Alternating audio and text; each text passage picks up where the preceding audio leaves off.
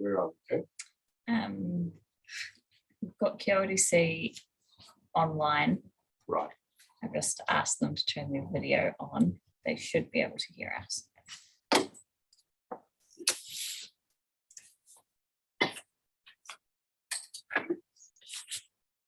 I'm sure you know where to go if there's an earthquake, Mr. Logan. Don't worry with the briefing. We're actually following you. I think the ale house, which is probably the briefing.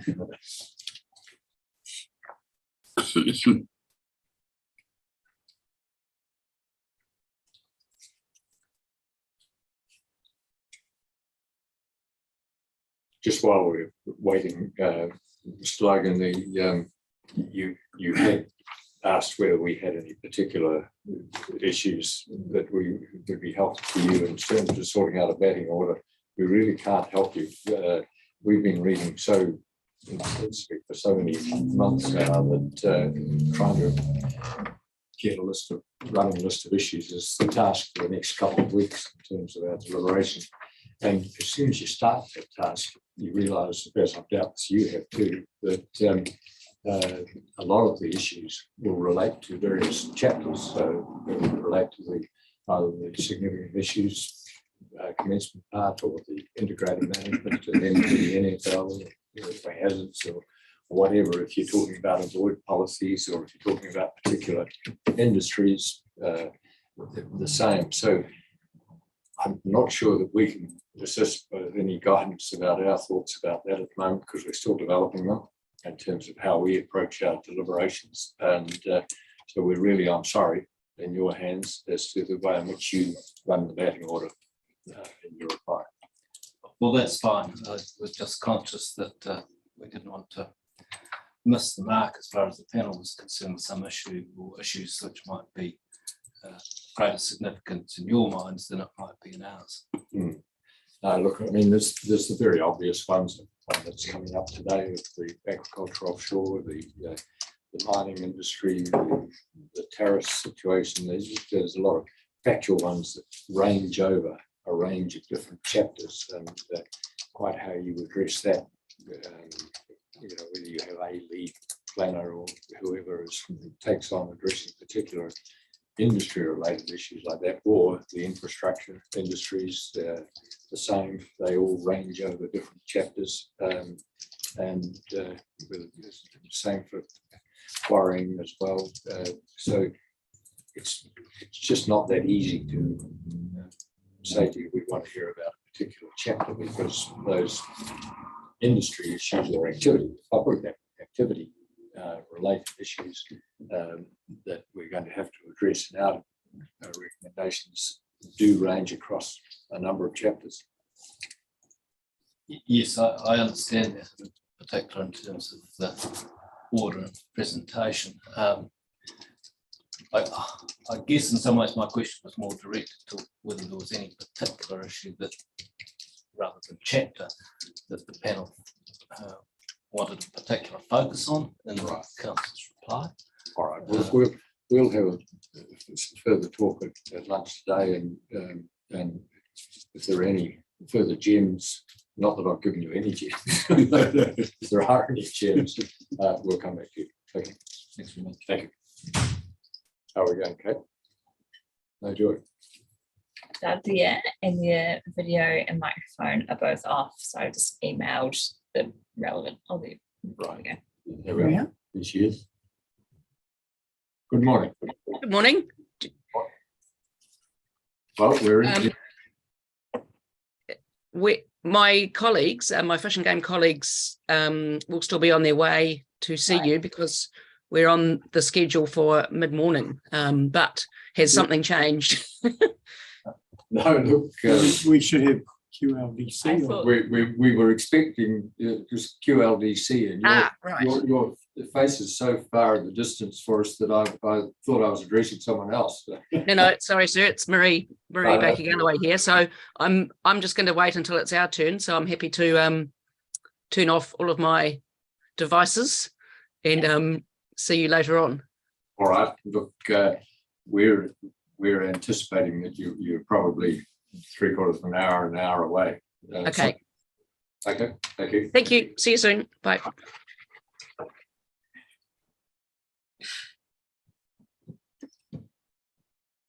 This is what happens when everyone labels their meeting rooms the same. It's just a meeting room. Is Victoria then to speak? Is she arriving in person or is she online too? I don't know.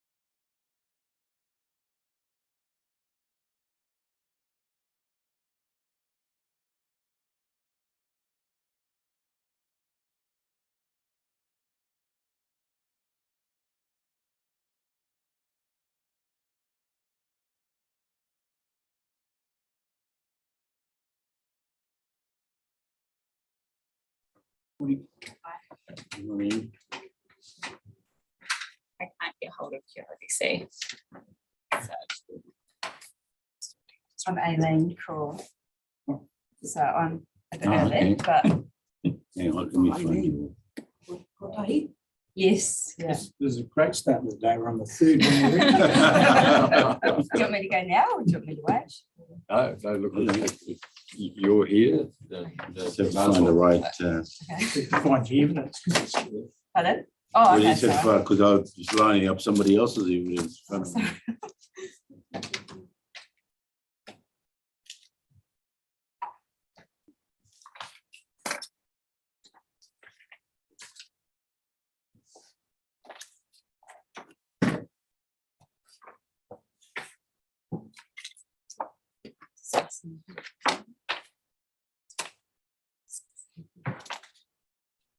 Gotcha.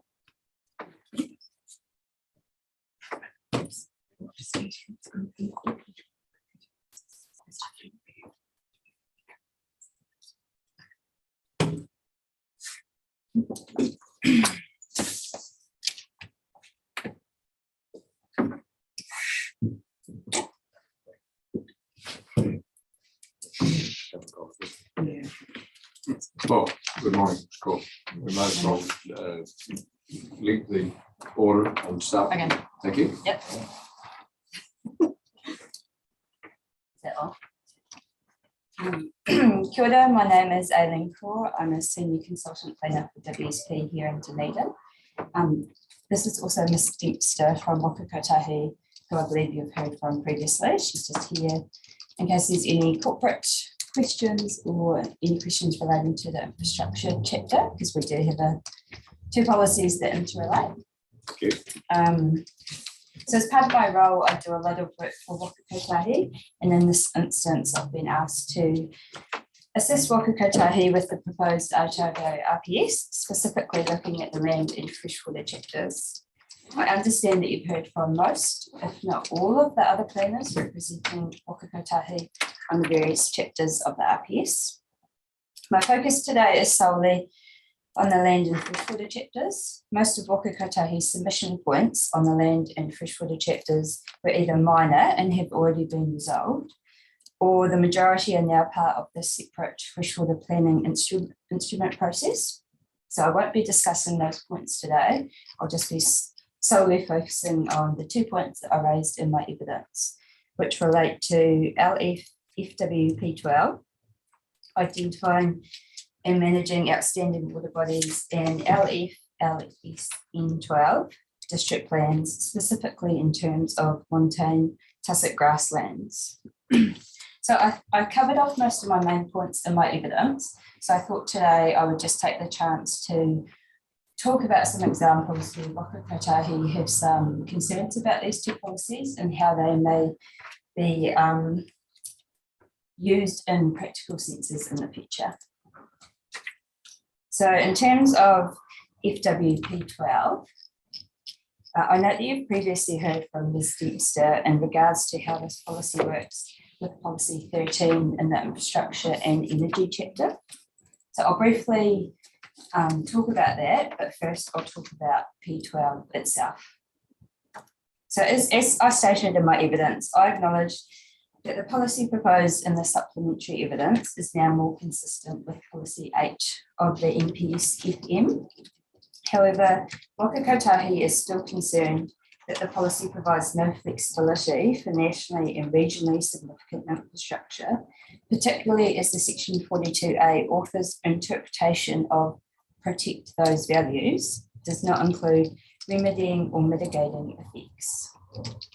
Based on this, and given the lack of a definition for protect in either the RMA or case law that I'm aware of, I interpret that the intent of the policy is that outstanding and significant values of outstanding water bodies are to be avoided. I understand that the ORC are currently going through the process of identifying the outstanding water bodies within the Otago region. However, I think we can expect to see the Kawerau River listed as one, given it currently has a water conservation order on it. And I also would think that we would see the Cliff River Mita'au also listed as one. These are just assumptions I've made. Obviously, we don't know what the outstanding water bodies may be. I just wanted to use these two as examples, as both these rivers have several Waka Kotahi assets located in, on, over or under them. There are also new bridges proposed over these water bodies in the future. So I just wanted to think about these rivers and how this policy might be enacted. So the Kawerau River Conservation Order lists some outstanding values of this river, such as for its wild, scenic and other natural characteristics, for recreational or historical purposes. Note that I have not listed all of the characteristics, but I'm rather just providing some examples that are already listed, which one would think would be carried over into outstanding and significant values if it is classified as an outstanding water body, if that makes sense. So from this, yeah, we might expect these values to be listed as significant or outstanding in the new Land and Water Regional Plan.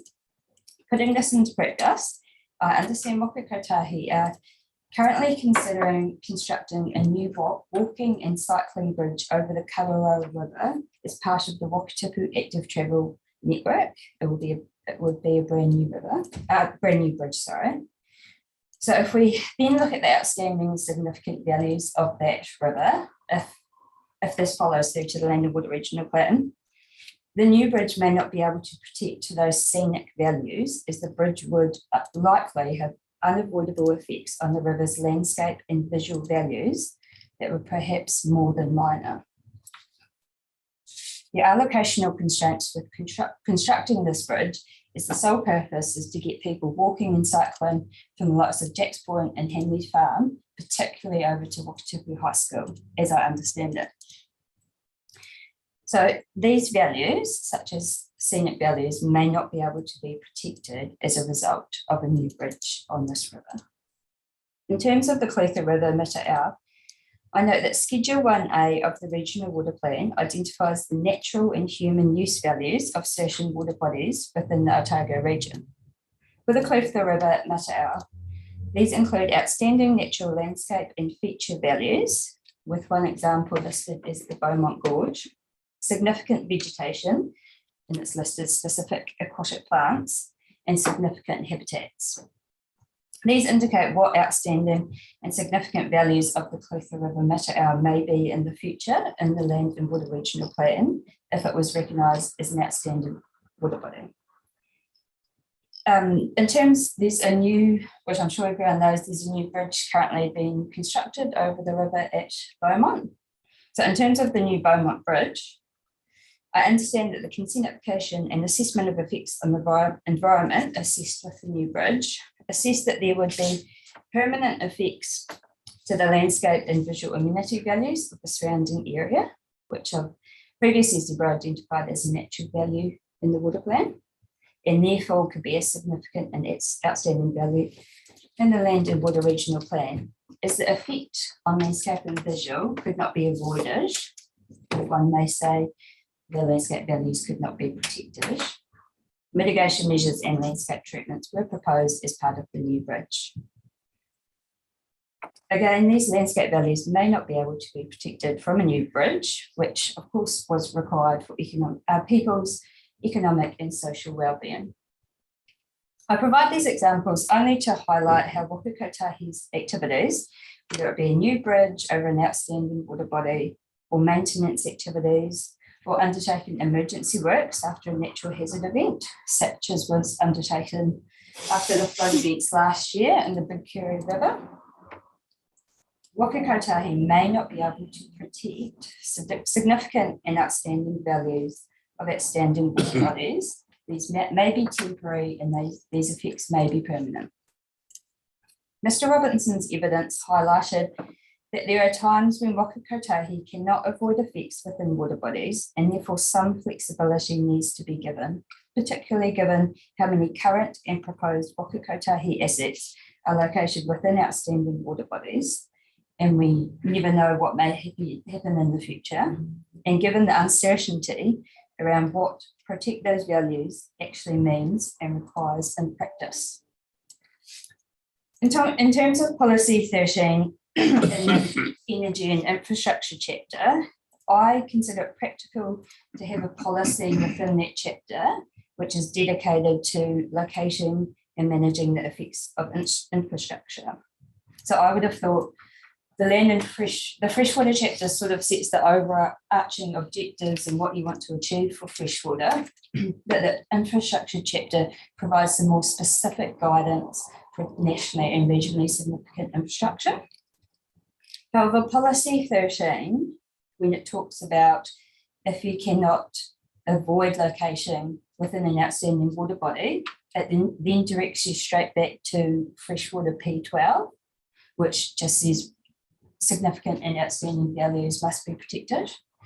So it doesn't provide any flexibility for nationally and regionally significant infrastructure at the moment. And I note that B of that policy, which is if you cannot avoid location it there and you're not nationally or regionally significant infrastructure, then it says that you must avoid adverse effects on those values. So that is P12. And I'll just quickly talk about LS N12. This will be very brief, because as stated in my evidence, I support the planner's recommendation in the supplementary evidence to revert back to the notified text of minimising the removal of montane tall tussock grasslands rather than avoiding, which was requested by another submitter. I also support the additional text that has been included to explain the reasoning and context behind the method, as the purpose of the method was a little unclear when it was first notified. And just to explain Waka Kotahi's initial concern and the practicalities of this, I note that the Wildlands report stated that montane tussock grasslands are considered to be widespread throughout the Otago region, although the exact locations have not yet been mapped. But considering it's widespread, Waka Kotahi assume these will likely be located near the state highway assets at some point, especially through the Lindis Pass and the Central Otago Rock and Pillar Range, which the Wildlands report did identify as potential areas. Completely avoiding, which based on the King Salmon case means not allowing or prevent the occurrence of. Completely avoiding the removal of these may be difficult for some of Waka Kotahi's projects, such as if they are required to widen the state highway to maybe provide additional passing lanes, or if they need to move the state highway because of a natural hazard risk, such as a potential landslip or flood hazard. They may also require land during the construction of a project for a laydown area to store stockpiles or construction machinery. So although Waka Kotahi would always try to avoid removing them, they would like the flexibility given the widespread area of them. So in summary, I support the change that has been made in the supplementary evidence in regards to that. Thank you, Ms. Court. There may be some questions. Bianca? Yeah, I did have just a question around P12. In your evidence at paragraph 714, you're referring back to being in accordance with EIT, INF P13 and P13A. And I can see what you're trying to achieve here. But I suppose when you go back to P13, it just refers you straight back to LFFW P12, which doesn't actually provide any direction. No. I'm just, I suppose, wondering how we get around. Yeah, so that was brought up during the pre-hearing discussions, that there was a circular loop. Yeah. So then that's my understanding, that's why they took out the P13 infrastructure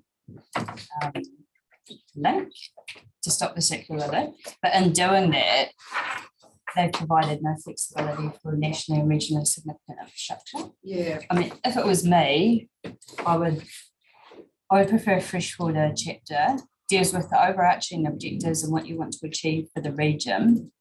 And then the infrastructure chapter sort of falls under that and just provides a little bit of extra guidance, a little bit extra flexibility for nationally and regionally significant infrastructure. The thing that I struggled with is that infrastructure P13, I would have liked to remove that reference to P12, so that if you're in a nationally or regionally significant infrastructure and you cannot avoid being located in outstanding water body, then you deal with it in P13 in the infrastructure chapter by way of an effects management hierarchy.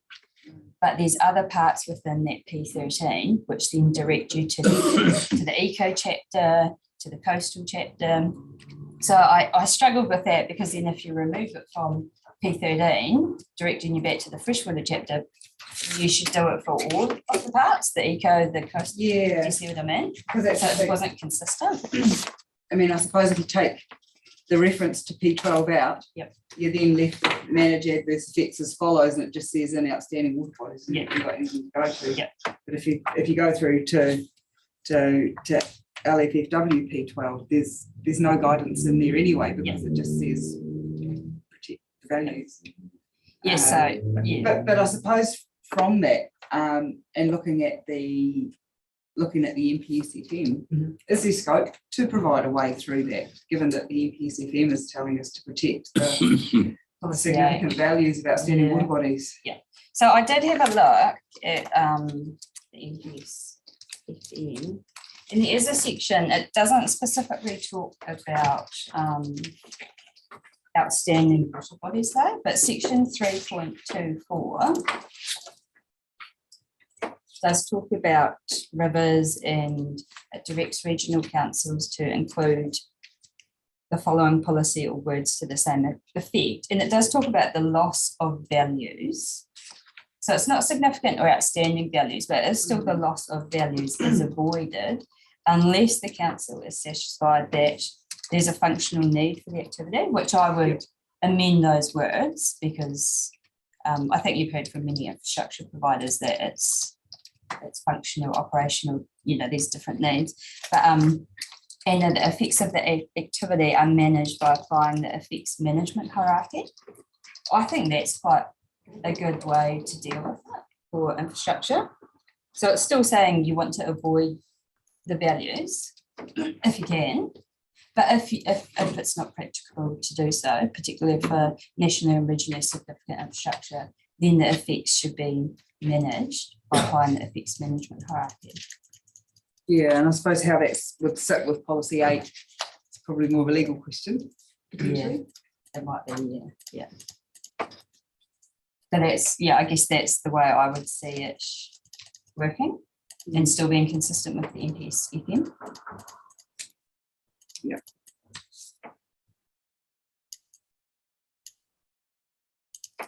Yeah, I can see the conundrum that you're putting to us, and also, What the NPSFM wants to Well, achieve. yeah, and the circularity that's in there at the moment. I'll just check. Questions. I think that was all for me. Thank you. Thank you. Thank you, Ms. Core, and Bianca's gone into the issue that I was going to talk to you about, because it is quite a significant issue that you've raised and others have raised it. And I'm just thinking aloud as you're talking about that, to give effect to the objective of the EPS, you have policy 8, which talks about the significant values are to be protected, but you also have policy 15, which is about communities need to be able to provide for their social and economic well-being. I guess those two policies have to be read together. Yep. And then when you consider what section 6 says, and probably here you've almost got section 6A and section 6C working in tandem almost. Both of those are qualified to inappropriate.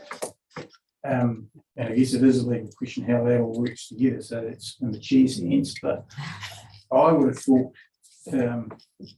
you have to read protect, but I've never come across protection not being able to be achieved by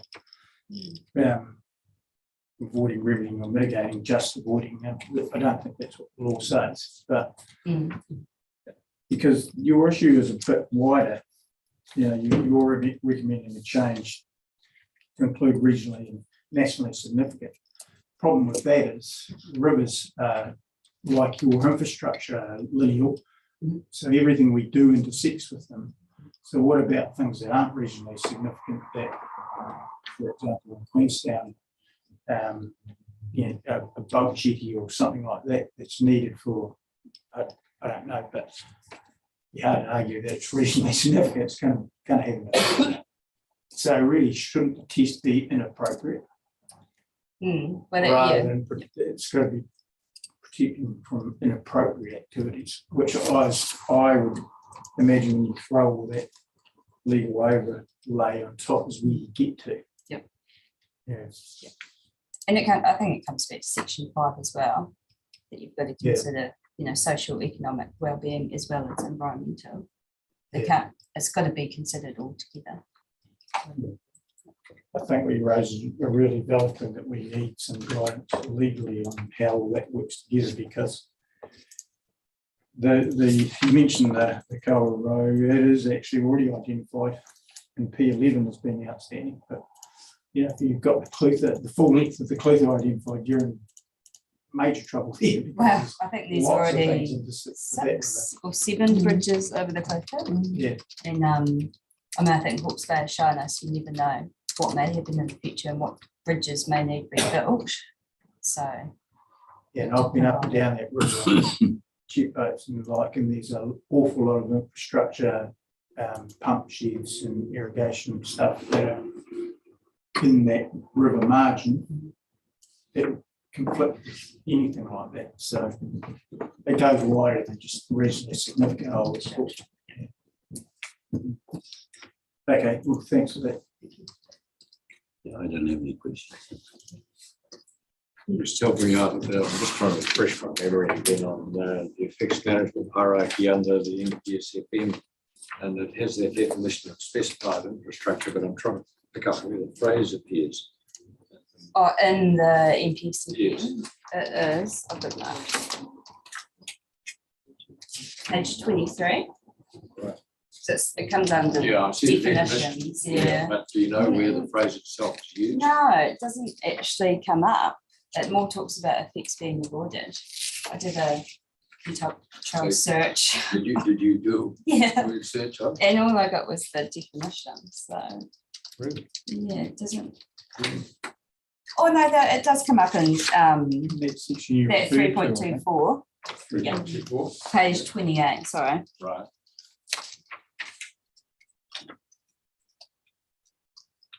Which clause? 1B. Sorry, 1B. B's right at the top of the page, I think. Clause 3.24. Yes, sorry, 3.24, You 1B. might have the old one. Oh, Here's the new one. Yeah, we just specified infrastructure.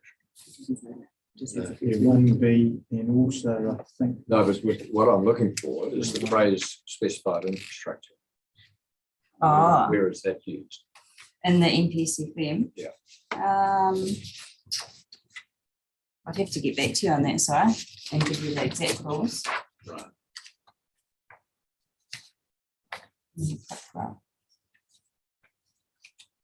All right, well, if you could, just a message back to the hearings administrator, Yep. just to save me the time. Yeah, that's fine. Yep. And, but otherwise, just looking at your 7.14, the struggle I had with your solution was just that it really just, by saying that, and protect those values, and then just saying broad sweeping, except for regionally and nationally significant infrastructure, it's just, although you do go on and say shall be managed in accordance with INF P13, but and 13A, but yeah, that's just not going to work unless that circular reference is out. Correct, yeah, yeah. So, yeah, extra work needs to be done in the Yeah. infrastructure chapter, yeah. Okay. Yeah. All right, no, look, that's very clear. Thank you very much. Thank you. And thank you, Mr. Dempsey, for taking the time. Thank you. So we're back on timetable. Yeah. Well, I probably shouldn't have been just in fairness to the presentation. As I said from a quick check I've done, specified infrastructure is used in clause 3.22 for natural inland wetlands, but not elsewhere. Oh, right. Thank you. so it's only in relation to it.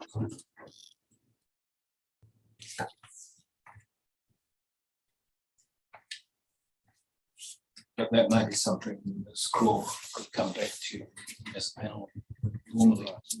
Sorry, Ms. Craw, you were being, I don't know whether you heard Mr. Logan. So it's in 3.22 in terms of wetland, Yes. but you still need to come back. Well, either confirm or not as to whether you've been able to find it elsewhere. Okay, yep. All right. I will do. Thank you.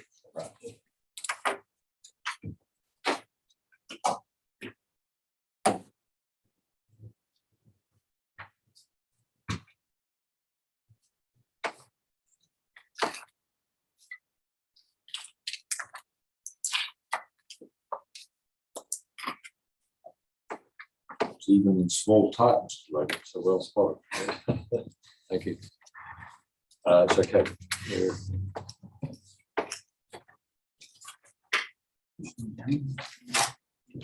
Ms. Jones, Good morning. good morning. How are you?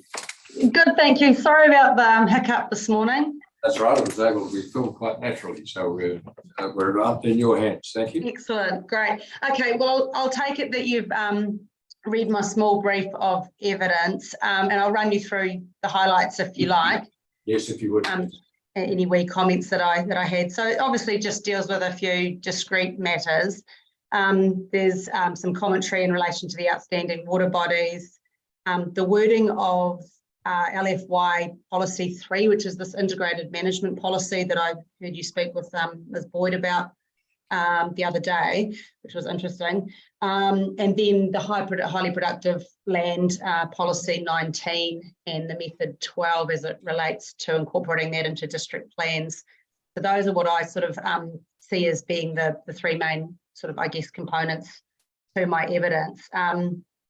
3 changes were sought in my evidence or suggested in my evidence to some of that specific wording of the integrated management policy part 4 and 5. So those are outlined in the evidence, the wording changes that I suggest, and also a wording change to the highly productive land method 12 in terms of just simply in terms of the timing of the district plans needing to incorporate that mapping.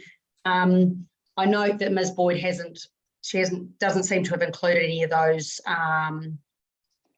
adopted any of that wording changes. And I note that Mr. Farrell for Fish and Game and Real Group and NZ Ski supports the amendments I suggested to the integrated management policy, that's LFY P3 part 5, just trying to I guess put some description about what we might mean by the word sustainable in that policy. In terms of the outstanding water bodies, just a couple of wee points, I guess. QLDC's submission originally sought to get some clarification in the RPS around what was meant by outstanding values and significant values, and what the difference between the two was. I don't know that it's, you know, an enormous issue, but I just raised the fact that that my understanding was that the work wasn't well enough advanced to really give any more detail around what was meant by outstanding values versus significant values. And I understand now from listening to Ms. Boyd that that's quite well advanced now, and I just wondered whether it would be useful to reconsider that, or for the staff to reconsider that point, and whether there is usefully any more clarity that can be inserted into the RPS to give people a better understanding about those two terms and what they mean. I'm not sure, I'm not familiar with the work that's being done in terms of the identification, but if it helps articulate those two terms, it may be useful. Just something I noticed when I was revising everything in the last couple of days was, I understand, so Ms. Boyd has recommended a change to FWP 12, which relates to the outstanding water bodies, and also method 5, and that she's removed the policy to avoid adverse effects on the outstanding water bodies, and has simply left it to the fact that they need to be protected along the lines of the NPS. I just noted a consequential amendment of that might be useful or necessary to method 7, which relates to the district plans needing to then map those outstanding water bodies and add provisions into their plan around. But so that has essentially, that hasn't, from my if I'm looking at the right version, I don't think that's been updated, and it still talks about district councils needing to put provisions in to avoid adverse effects on those outstanding water bodies, whereas I think at a higher level, the RPS is now directing simply that they be protected, and that may not always require complete avoidance. So that's just something perhaps to consider. And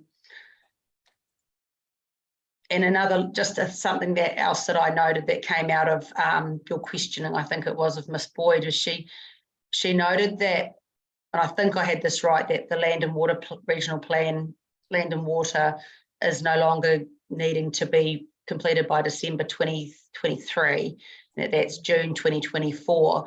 So I guess I just wondered, as a consequence of that, whether any of the dates that flow into the district plan methods and requirements, such as the LFFW method 6, just to roll some of that into the district plans, should also be pushed out. So that date hasn't rolled, it hasn't changed. So I guess if December has become June, then perhaps everything should roll out similarly, just to make sure that the district councils have sufficient time to do that work.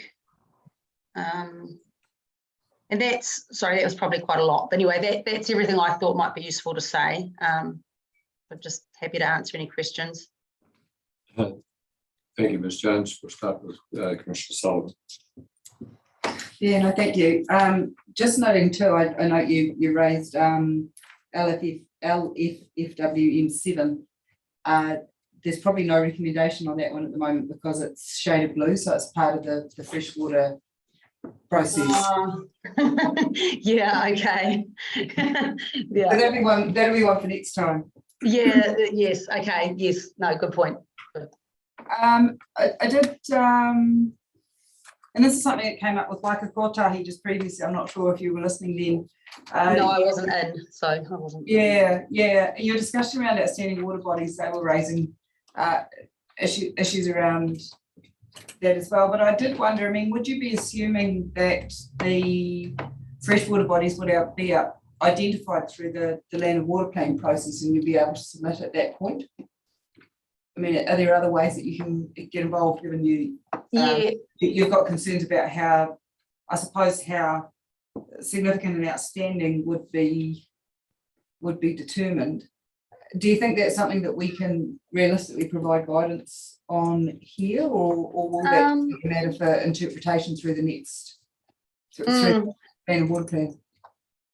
It's just a bit strange because it's all happening, as probably good in some ways, it's all happening kind of at the same time. Like, you normally expect the RPS might direct the regional plan as to give it some direction as to what's going to be significant and what's outstanding, and then that work would occur under the umbrella of that guidance, if you get what I mean. So yeah, I mean, I think, yeah, I don't know that it's fatal because the other process is hot on the heels. So it probably can sit in there, or it'll be debated at a more specific level when people do or don't think that they've got the outstanding water bodies correct. Yeah.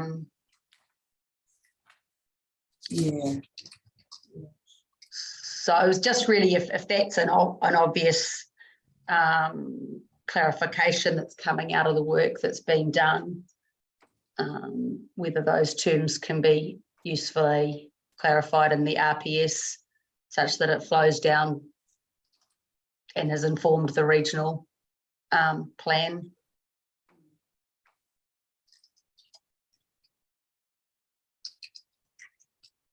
Yeah, thank you. I'm just checking. No,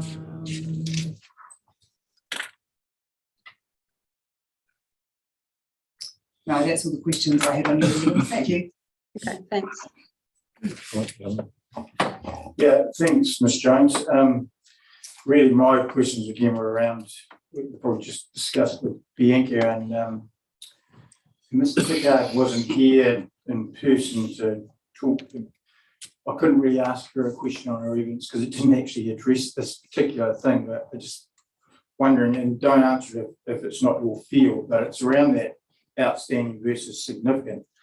In the context of water bodies, I know that's different because you're identifying outstanding water bodies, and then within that, there's outstanding significant effects. But when you're in the wider landscape context, you're identifying outstanding landscapes and then that lower significant landscapes. Now, just a question as to how you guys do it, because you're probably the premier in terms of landscape assessment. Sections, and there's always an argument with landscape architects, what's outstanding and what's significant, etc. And that's a professional view. And that's probably really helpful, I would have thought, at section 6 level, but your section 7 amenity stuff is more about what the community thinks, I would have thought, given the definition of amenity values. Is that, it may not be relevant to you guys because pretty much everything's outstanding up there, but how do you think about, how do you guys think about that? And I don't know if it would feed into this anyway, because this you are just dealing with outstanding water bodies here, because so that significant thing's not quite the same in this context. But do you understand where I'm going with that? Yeah, I mean, that's right. I mean, I can't really comment on, and that's where I guess I'm thinking it would be interesting to know what constitutes an outstanding value of a water body and what's a significant value of a water body, because it's not my field of expertise. So I would, as a planner, I would need, some more guidance to understand that better as to where that distinction lies. And I mean, in the land side of it, as far as landscape goes, we get that guidance from landscape architects at the zoning stage and at resource consent stage. And I mean, they have a process, the name of which escapes me right now, that they all use and all follow to determine whether it's a section 6B landscape or a section 7C landscape. And that's how we look at it, as if it has the values that constitute it being outstanding, then it's a section 6B, and otherwise it's a visual amenity landscape, which aren't necessarily values that the community holds. They're just of lesser significance. So I don't know if I can add much to that, apart from that's the way that that the planner puts it into RMA speak when we get it from the landscape architects. I understand that. Yeah, thanks for that. I guess it's different here too, because you're dealing with what's in the water, so there's probably an ecosystem component there as well. Absolutely, I would think. And I think you said you didn't hear a conversation with Waka Kotahi around the test around protection and how that works. I think because you raised the issue that you can't have avoidance all the time, that it really comes back to what's inappropriate in those circumstances. That's right, and that's certainly how we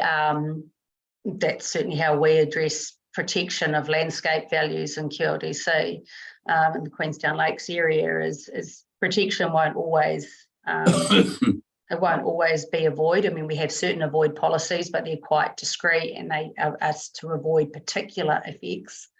But there's nothing that says avoid all effects in order to protect. So you're still meeting the threshold of protection without necessarily always avoiding every adverse effect. And I think there was general agreement amongst the experts on that in this, in regard to this chapter. Just hasn't flowed through to that last method yet, but presume perhaps it is because it's part of the freshwater planning. I was going to choose blue, so we're not allowed to talk. No, not allowed. So we'll probably hear from you again on that. But the only other question I really had was, actually, on that particular issue, even in relation to, which isn't blue, but YP3, your amendment to that in paragraph 4.8 brings in extraction limits are not exceeded and freshwater quality is not average. Again, that's probably a freshwater management hearing thing. So it might be something to bring over into your next submission. Policy 3 is still in, it's in this forum though, isn't it? Yeah, it is. I'm just wondering how that relates, how we can address something like that in this context, but it's there and noted. Yeah. No, so that's all I had. Thank you. Okay, thank you. When I listen to people talk about significant and outstanding values, my thoughts first turn to how kaitahu define outstanding and significant values, and in a water space here, as we're talking here. And I raise that because in 2.3 of your evidence, you refer to the inclusion of the definition of kawa under the mana whenua chapter as being something that was in line with your submission. But I wondered whether the QLDC had given further thought to that very question around significant and outstanding bodies, given that the statement you made there. No, I haven't in that context, Maridam. And really, as far as I didn't write the submission for the council, but I think as far as the submission was concerned, it was probably of quite a technical nature, where those were two of most of the terms are well, are well defined. Yeah. To help people's learning and so on. But there was two that weren't defined, the submission said there were two that weren't defined, and kawa was one of them. So that's now been included. But no, that hasn't been considered. Okay. But it's interesting to think about the lens that that kaitahu would look at those terms through. Yeah, well, I mean, it's a question of looking at the same thing through different lenses, isn't it, really? Yeah, so we could, perhaps learn something there. Okay, thanks very much. I must admit, Ms. Jones, my eyebrows were raised a bit by your querying what the word sustainable meant when it's used centrally in section 5. And what was that? Sorry, I missed the start of that. Right, I must admit my eyebrows were raised a bit by your suggesting that there was some uncertainty in RMA terms by the use of the word sustainable when it's used so centrally in section 5. Do we really need to concern ourselves about that? Just well, I think it was just, I think the reasoning behind the submission, I think, was just because it's in the guise of urban of growth, isn't it? Development of land. So I'm just trying to find it. And it was kind of trying to, given we're in the land and freshwater section, it was trying to focus, it was just suggesting that could it be beneficial to focus the effort or focus the policy on sustainable in terms of the health and well-being of the water, as opposed to whether the urban growth that was being proposed was sustainable across the board in its entirety, in terms of the way that we would, as land use planners would often look at it, just is it sustainable from a land use, transportation, density, etc. sort of, and you wouldn't want people to consider for a moment that that's what that policy was focused on, I guess. I see. Yeah, so that was really the reason. It was right in this context, sustainable, as it is understood through the RMA, is about this particular issue. Yeah, so it's more, your focus was more on the fact that the wording prior to it was referring to regional or urban growth, a land related issue. Yeah, it started to, in my mind, raise questions, what's the actual thrust of it. That's right. It's not that just that the urban growth is sustainable, it's in terms of what it might do to the water quality. So yep, okay, thank you very much. And that concludes it for you this morning. Thank you. Great, thank you very much. So Ms. Van der Speet, is it? You heard from her? No, Yeah, I've emailed her and she has not responded. okay, all right. I see Fish and Game are here, so if you can come forward, thanks.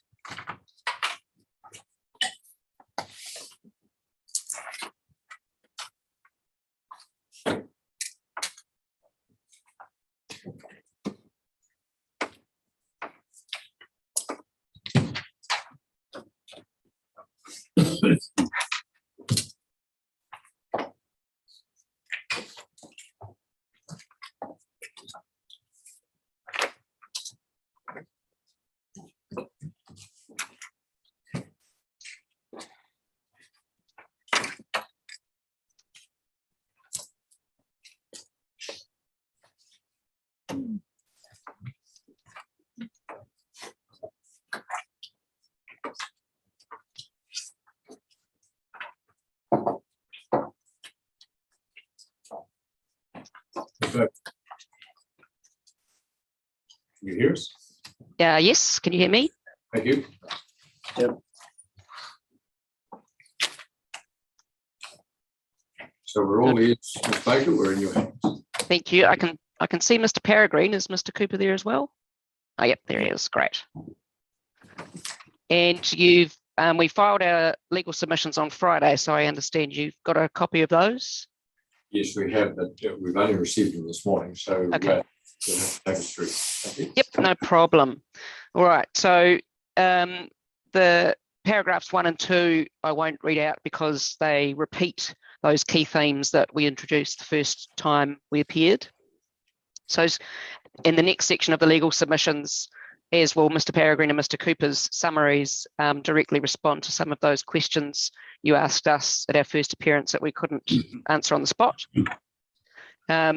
We've done an updated appendix of relief, which tries to fix some of those discrepancies that were in the first version and try to track more clearly, particularly for Mr. Farrell's recommendations.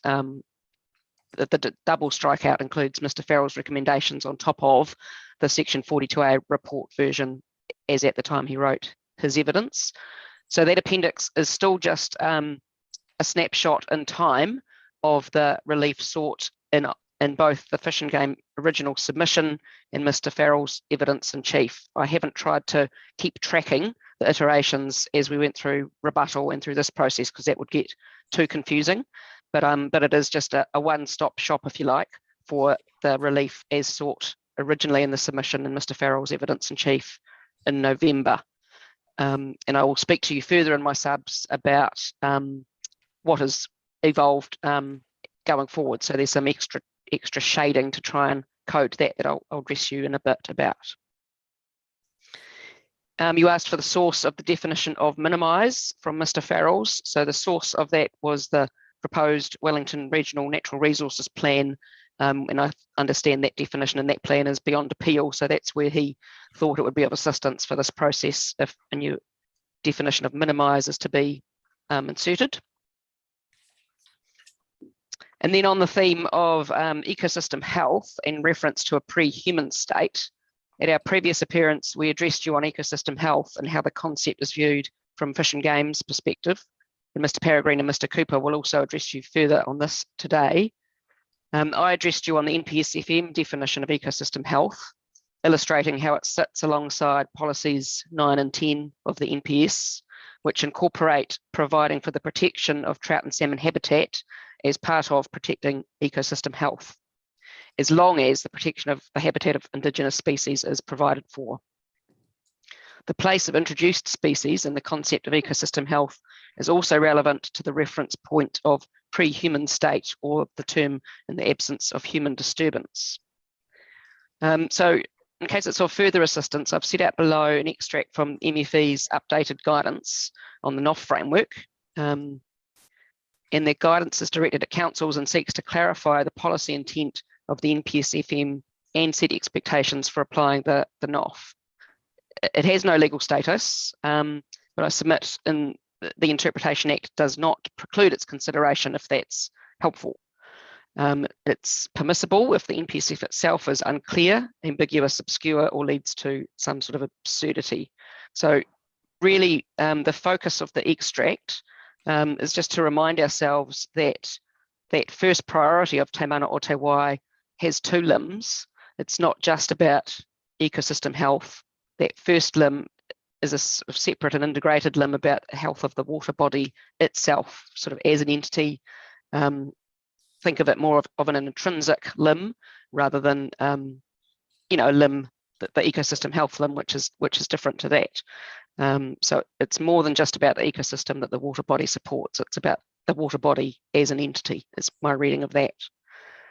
And then there's various phrases that emphasize that theme, like the first line under the health and well-being of water bodies. Again, it talks about the health and well-being of the Wai itself. The Wai itself has a mana of its own. Yeah, as you read through that, you'll pick up that there's several references in the guidance that try to articulate that concept. So I'll let you skim through that now and tell me when you're ready for me to carry on.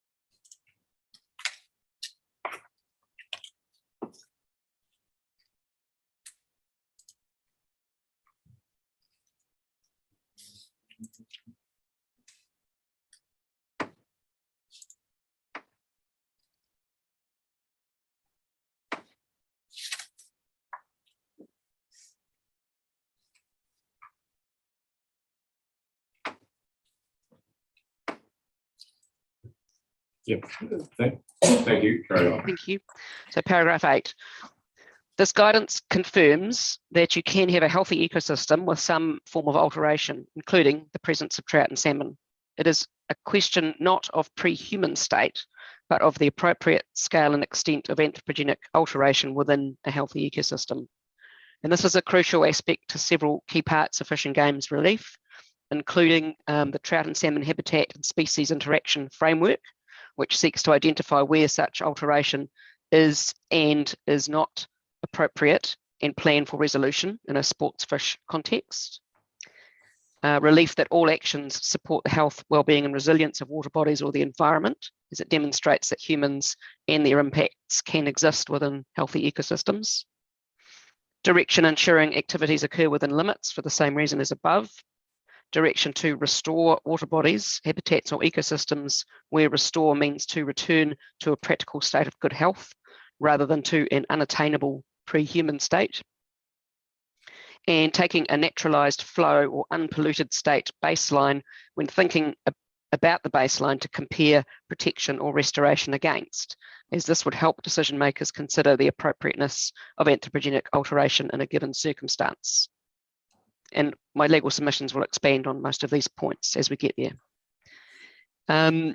Some questions were asked of Mr. Peregrine and which prompted an initial response in terms of Fish and Games statutory duties under its enabling legislation, the Conservation Act in Section 4.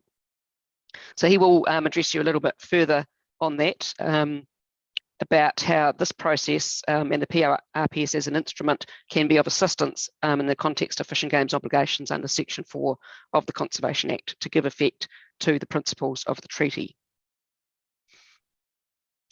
And my next heading, and I know you've been addressed by most counsel on this point, so I won't labour it. but the matter of what relief sought and topics generally can be addressed by this panel versus the Freshwater Commission was discussed at our previous appearance, and this was in the context of Fish and Game's discussion on species habitat and whether that strayed beyond the High Court declaration because of the obvious overlap between discussions on water quality and quantity and in-stream habitat needs of species. And it's relevant to whether or not this panel considers the new provisions sought by Fish and Game regarding the framework for trout and salmon habitat and species interaction, or whether this is a matter for the Freshwater Commission. It could well be that the provisions Fish and Game are seeking to give effect to the policies 9 and 10 of the NPSFM and address section 7.8 could actually be considered in either process, because they are both directly relevant to freshwater quality and quantity, but also focus on a particular species management. Fish and Game's preferred interpretation is that the freshwater planning instrument process is the most appropriate process for these particular provisions, but I do consider that both interpretations are available to you. I've set out there a couple of extracts from the High Court decision. You'll be more familiar with it than I am. And it just in my reading of it, it just does seem that at paragraph 236, the High Court seemed to inadvertently narrow what the actual declaration paragraphs read. But I can't really take it much further than that, I'm afraid.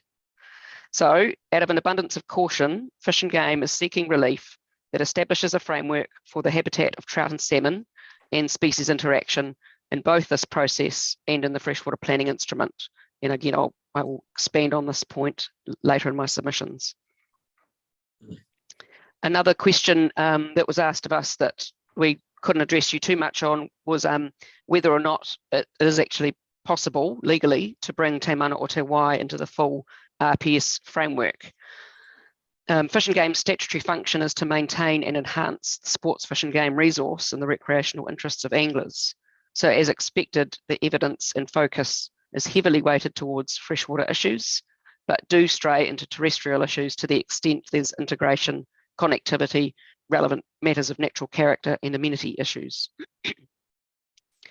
Fish and Game have supported the notified aspect of the framework and defer to Kaitahu in particular on the appropriateness of extending the application of Te Mana o Te Wai's priorities in an integrated way over the whole of the natural environment, particularly if that is considered to most appropriately recognise and provide for section 6E for Kaitahu. And I think you've been quoted by several counsel at the High Court statement in respect of Te Mana o Te Wai that I've set out below. I also note if there is concern as to where the statutory direction might come from, authorising or sanctioning the application more broadly of the prioritisation of the health of the environment first, section 7F's direction to maintain and enhance the quality of the environment is also a relevant matter for your consideration.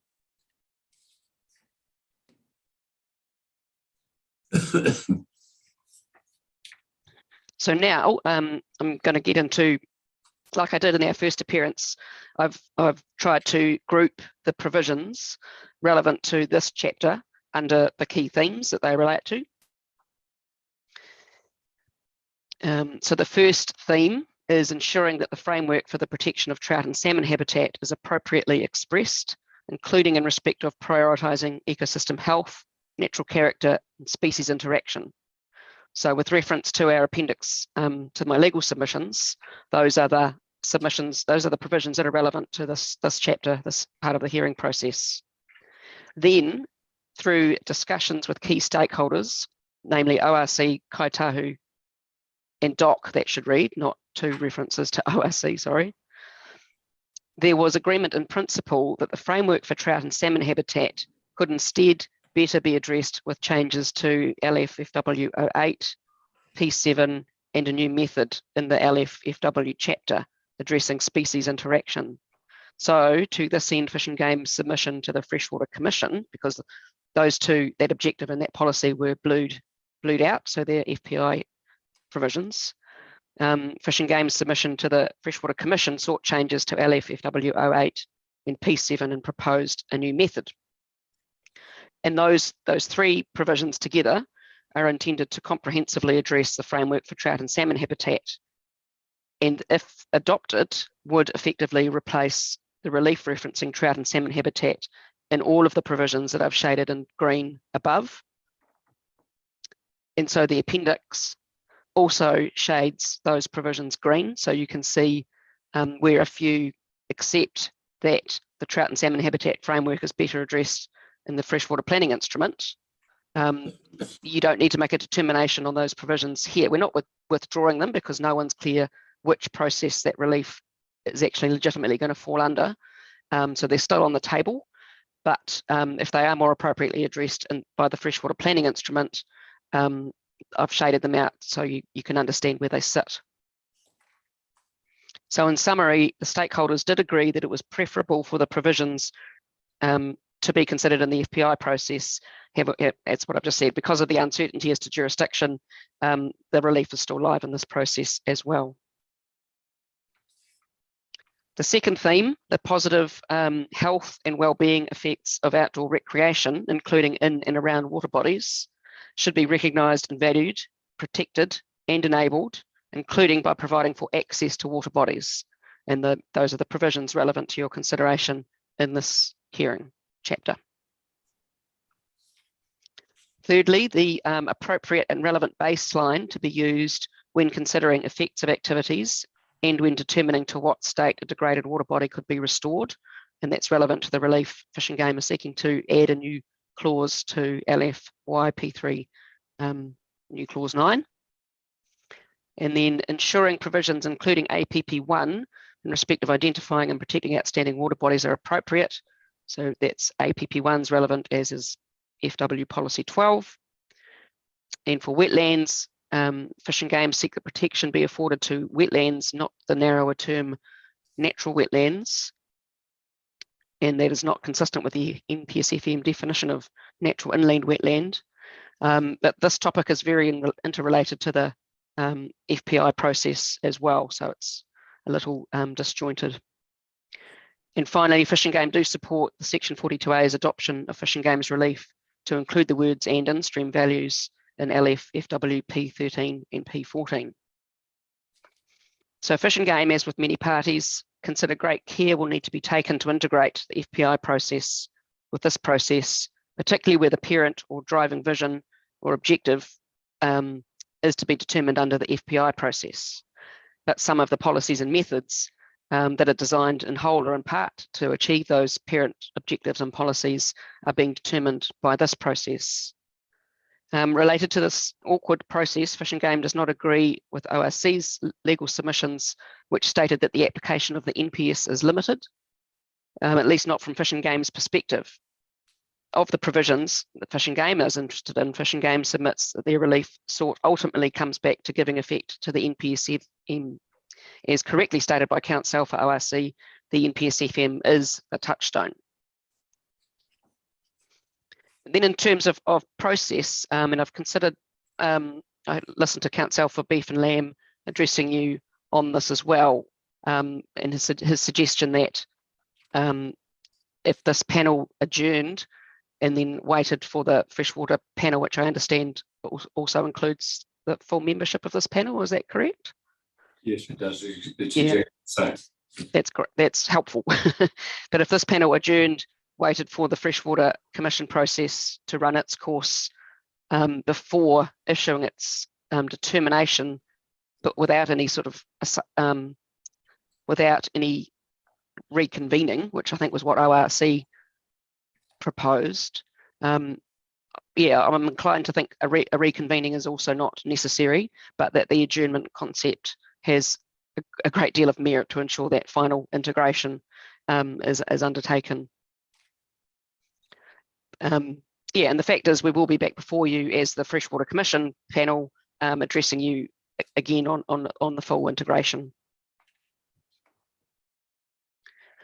Then on the topic now, again, of the trout and salmon habitat framework. So that's the provisions that I've highlighted in green. So this part of the submissions is relevant to those. As noted above, an agreement in principle was reached with DOC, Kaitahu and ORC as to where the framework for trout and salmon habitat should be addressed, So agreement was reached as to sort of process not all of the words, not the full detail, in order to give effect to both policies 9 and 10 of the NPSFM and section 7. Fish and Game submission to the Freshwater Commission contains the changes it seeks to LFFW 08 and P7 and a new method. And just for reference, I have also appended those provisions as Appendix 2, so you've got the full picture. Sorry, but in case I forget it later, so are you saying that Appendix 2 encompasses really your submission to the freshwater process?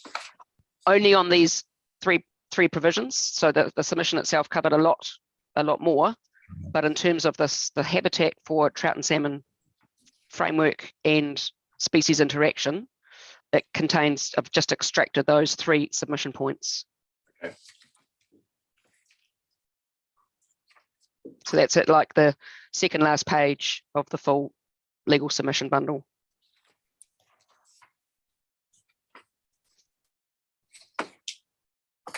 As submitted in our previous appearance, Fish and Game is seeking changes to this effect, which at the objective and policy level contain explicit references to protecting the habitat of trout and salmon, subject to ensuring that is consistent with policy 9 of the NPSFM, and is seeking a new method for managing habitat and fish passage to address species interaction concerns.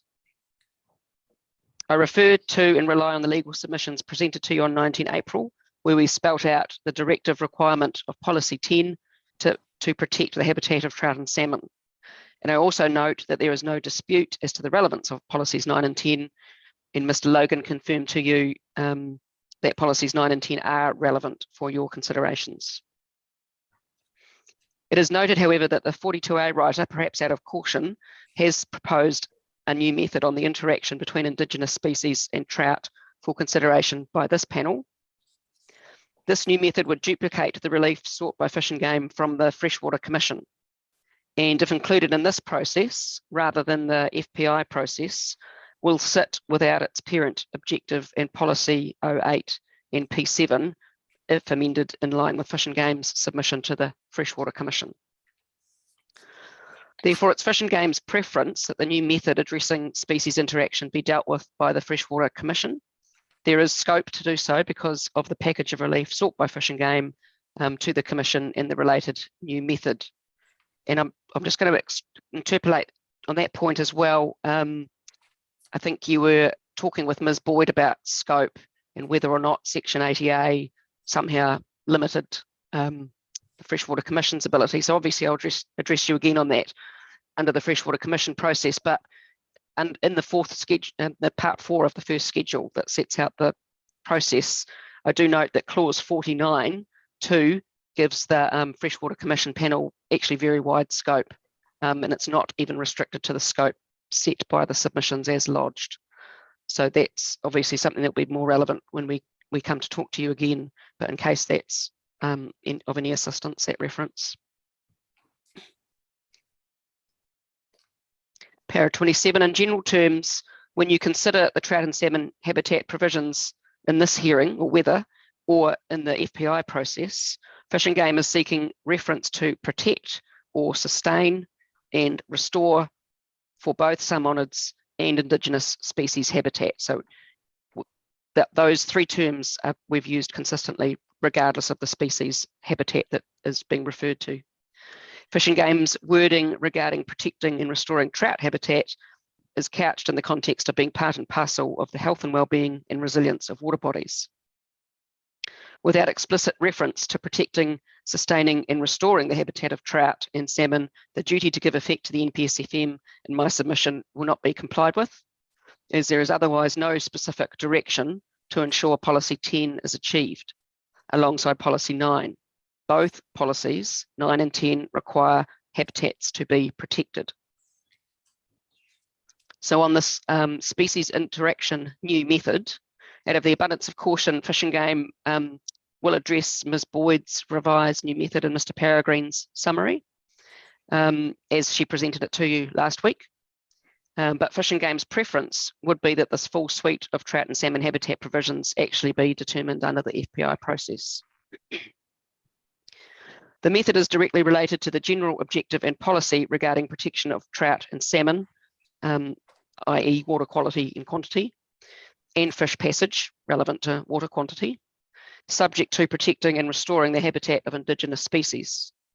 Fish and Game will be presenting more comprehensive evidence on this theme of habitat protection and species interaction to the Freshwater Commission to illustrate how manageable it is to both protect habitat of trout and salmon and the habitat of Indigenous species, and the nature and scale of the species interaction issue. When Fish and Game prepared evidence in November last year, it was on the basis of Ms. Boyd's October supplementary evidence in the introduction and general themes section, and also though the updated draft of the regional policy statement that as it sat in October. And while the evidence did address the species interaction method, the new method was not included in the actual full version of the RPS, neither in October or the updated version in February. So there's obviously uncertainty in both parties' minds as to where that method is best likely to sit, given that its parent objective and policy will actually be better placed under the FPI process. Turning now to the terms protect, maintain and restore. The panel is grappling with the interplay between the directives to maintain versus to protect. And as I understand it, while that tension's arising from the extent of the Act's requirements for protecting biodiversity and significant habitats of significant Indigenous fauna, for Fish and Game's interests, those terms are also relevant to section 7C and H, matters to which particular regard is to be had. You will also recall that Fish and Game is seeking a definition of restore be included, along with consistent reference that ecosystem health and habitats of Indigenous species in trout and salmon be restored, in line with both the NPSFM requirements to restore where health or state of water body is degraded. This is also consistent with section 7C and F. So in case it's of further assistance, but I think you've been addressed on this point a lot, I've just set out the extracts from the case law that I considered was helpful. I'll let you skim over those yourselves and let me know when you're ready.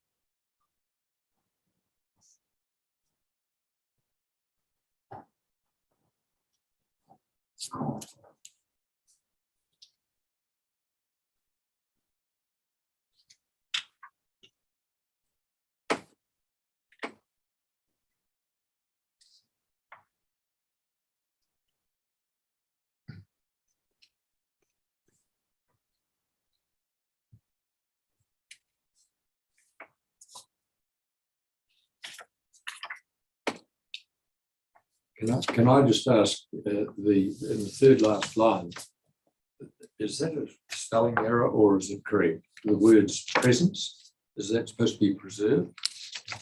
Which paragraph, sorry? In paragraph 34 is the quote, so the third last line, the words presence, is that supposed to be preserved? Yes, most likely, sorry. Can you check that? And yeah, okay, we'll check that. Yeah.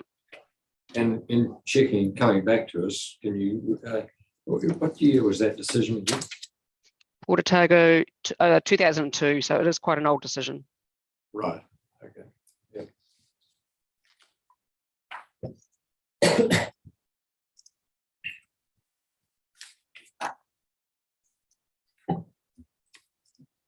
Thank you.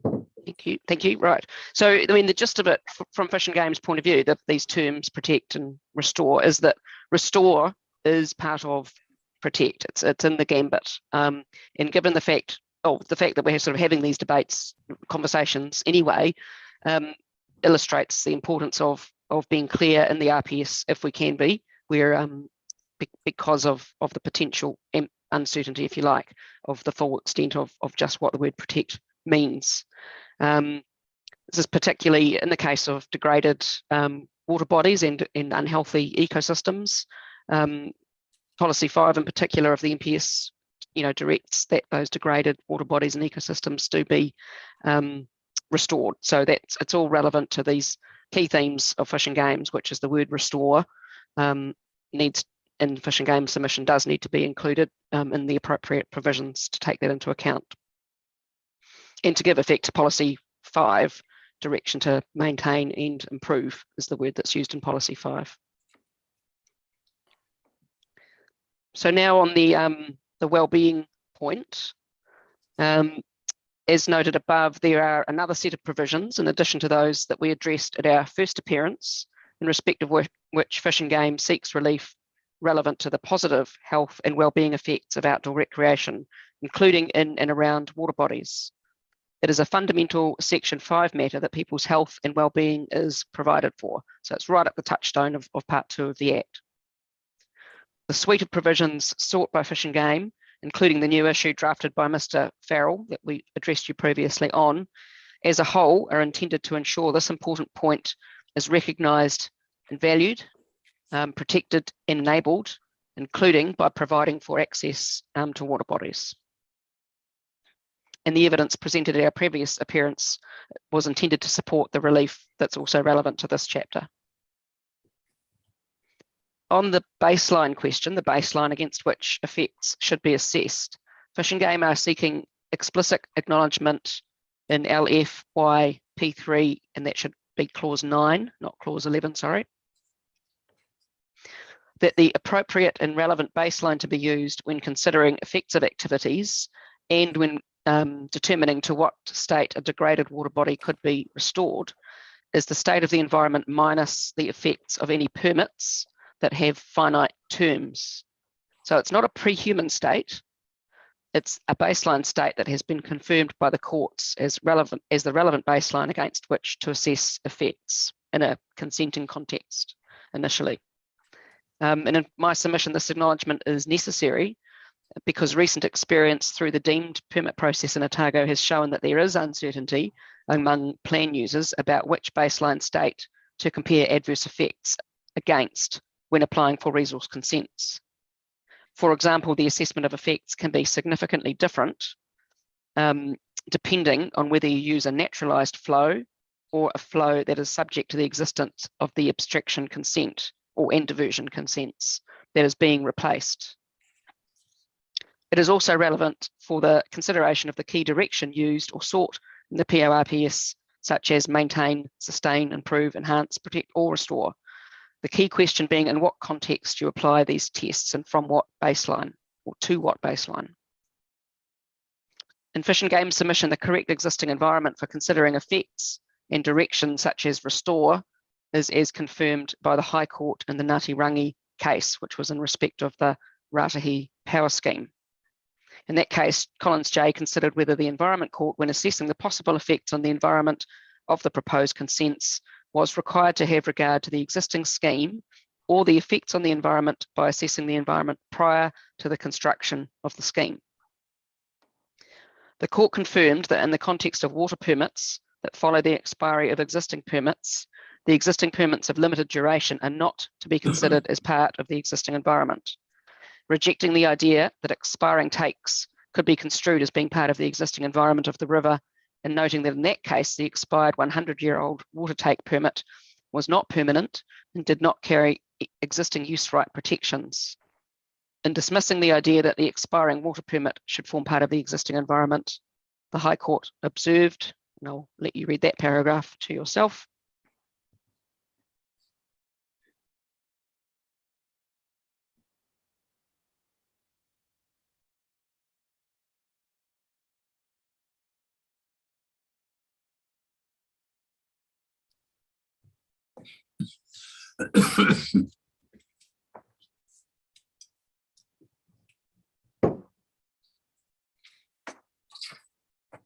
Thank you.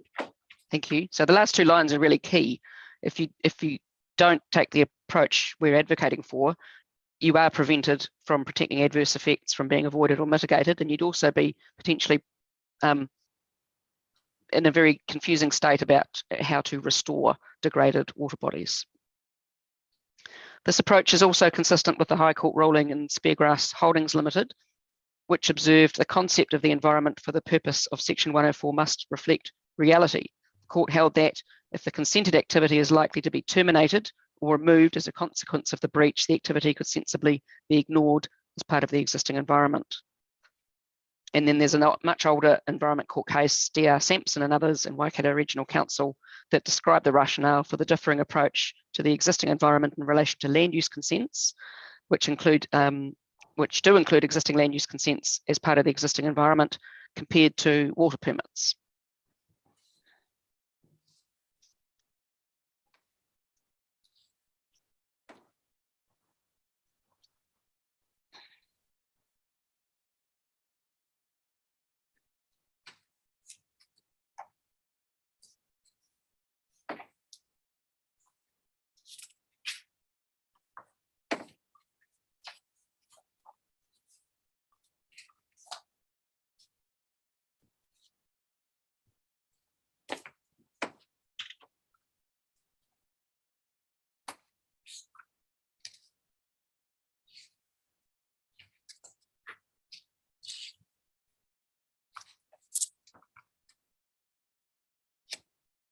Yeah, thank you. The reason Thank you. why is I'm just thinking through all this is I must admit that I'm intrigued by that Ngāti Rangi decision, because what structure and what names or what scheme was being considered there?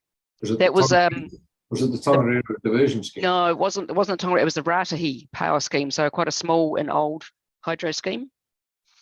Involving a dam? I think so, but I'd have to check that. I can check that. No, I mean, the reason, I'm sorry, I'm interrupting your train of thought here, but if you think of the Clyde and applying the approach that Collins says, well, it's very difficult to contemplate, isn't it? Anyway, That's right. It requires. We'll come back to that. Sorry, I don't want to Okay. interrupt. You That's carry on. right. So all of the authorities I've cited until I get to paragraph 45 are on Section 104. So they're all consenting decisions. As far as I'm aware, the only, well, to my knowledge, and I'm quite happy to be told I'm not correct, it's only been considered in a plan change context, in the context of the Lindis plan change 5A, and both the Environment Court and the High Court considered this in that context. Fish and Game appealed the Environment Court decision and asked the High Court to assess whether the Ngāti Rangi baseline should have been assessed by the Environment Court. The High Court went through the authorities and noted that no case was referred to that applied the Ngāti Rangi approach in a plan change setting, which is correct. There was no explicit authority at that point in time. The High Court then went on to find that the Environment Court did not treat Ngāti Rangi as irrelevant, and it did use the naturalised flow as one of its points of comparison. And that the weight to be attributed to the naturalised flow was a matter for the court in carrying out its expert assessment. And the paras 146 to 148 I've set out for you to read below.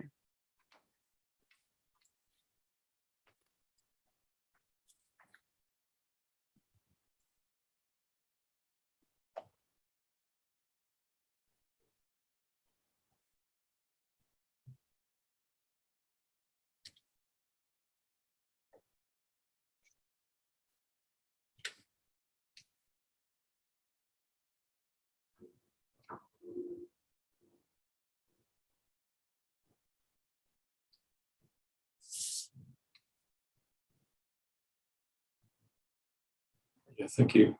Thank you. So the effect of this is that it is correct to apply Ngāti Rangi in the court's evaluative exercise, or in this panel's evaluative exercise in the context of a plan change. And Fish and Game's relief on LFY P3 new clause 9 is explicit on this point, as is the relief seeking reference to restore throughout the suite of provisions. So if I could perhaps get you to turn to the LFYP3 relief. So that's on, when you get to the appendix, it's on page 9 of the appendix.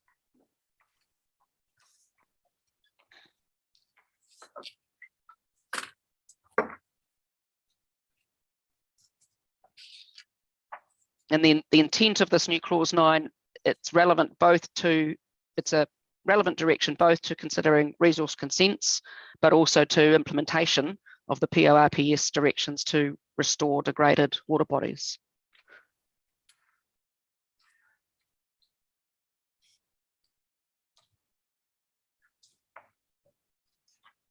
Just help me out. Have you in your submission or in any of your evidence suggested a definition for naturalised flow? No, I don't think so. Right. Carry on. I don't think so. But Mr. Peregrine's looking to check whether or not we might have. And by all means, ask myself and Mr. Peregrine and Mr. Cooper questions on this particular point of the relief. Yes, look, I will certainly be talking about naturalised flow. I'll try and stop interrupting you. So, Okay, we're nearly there. 46. Right. Thank you, sir. 48. 40. Now on the theme of outstanding, as notified, LFFWP 11 specifically identified the known outstanding water bodies, so the ones that have water conservation orders on them. And then at clause 4, provided for other water bodies to be identified as outstanding in accordance with APP1. APP1 as notified did not contain detailed criteria, but instead listed the general categories for values, a general description as to outstandingness for that value category, and some examples of sub-values that might fall within that category, but it wasn't an exclusive list, an exhaustive list. Fish and Game and other submitters raised concerns as to the generality of APP1. And in response to various submitters' concerns, the Section 42A report recommended adoption of a schedule used in the Hawke's Bay context. Fish and Game has concerns with the adoption of a schedule based on a different region's water bodies. As from Fish and Game's perspective, it's not appropriate, at least from a sports fishery point of view, to simply cut and paste, as the makeup and character of each region's sports fisheries is different. So Mr. Cooper's evidence set out some key changes that would be required to APP1 if it is to be pursued in this more detailed form. Some of the changes he would recommend no matter what region the criteria are applied to, but others reflect key differences between Otago and Hawke's Bay that illustrate it can't just be copied over. For example, Otago has important sea-run salmon fisheries and Hawke's Bay does not. There's no evidence to counter Mr. Cooper's recommendations. Therefore, if the more detailed APP1 is to be advanced in this process, Mr. Cooper's recommendations should be adopted. Further refinements are going to be talked through with you by Mr. Peregrine, because as you keep looking at something like this, you keep spotting more issues with it. Fish and Game also notes a broader concern with the adoption of such a comprehensive APP1 without the input of directly affected stakeholders. So Fish and Game's allies, in a recreational sense, if you like, are not present in this process. So there are, APP1 as notified was about recreational fishing as a value. It didn't specify trout and salmon, but perhaps inadvertently by adopting, if you adopted the Hawke's Bay schedule, all of a sudden recreational fishing for any species other than trout and salmon is excluded from being considered as a outstanding recreational experience. So white baiting wouldn't be included. Other fish that are fished for recreationally wouldn't be included. So that's an inadvertent but significant change, and the people who might have been interested in such a change aren't present. Same with kayakers, rafters, jet boaters, they're not present. And they've not been consulted as to the appropriateness of the new recommended APP1 for Otago. There's no expert evidence as to the appropriateness of these very detailed criteria, and no opportunity for those stakeholders to comment. And in my submission, this panel has no evidential basis to accept those criteria. And there is a natural justice issue for sure. A more detailed APP1 is necessary, and whether it's to be placed in the pORPS or the proposed land and water plan, the ability for input from a wider range of stakeholders is important, both to ensure it's right, but also in terms of natural justice. And this is an attempt to be helpful, not just throw up a problem for you to figure out. If the more detailed criteria or thresholds, which would be of assistance to provide all with certainty as to what the threshold is to be developed through the proposed land and water process, APP1 as notified could remain, for example, and perhaps there could be a signpost in LFWP 11.4 amended along the following lines.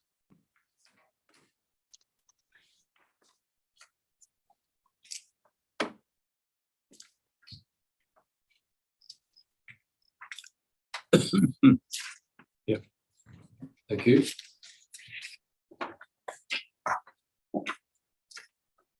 Anything further? No, I'm happy to answer questions. Right, thank you for that. And just before I do open it to other commissioners, when you were at paragraph 50 in the second line, I noted paragraph number. Can you give us the paragraph number you're referring to in section 42 report? Because in our copy of the recommended provisions, appendix 1 is still coloured blue. I know.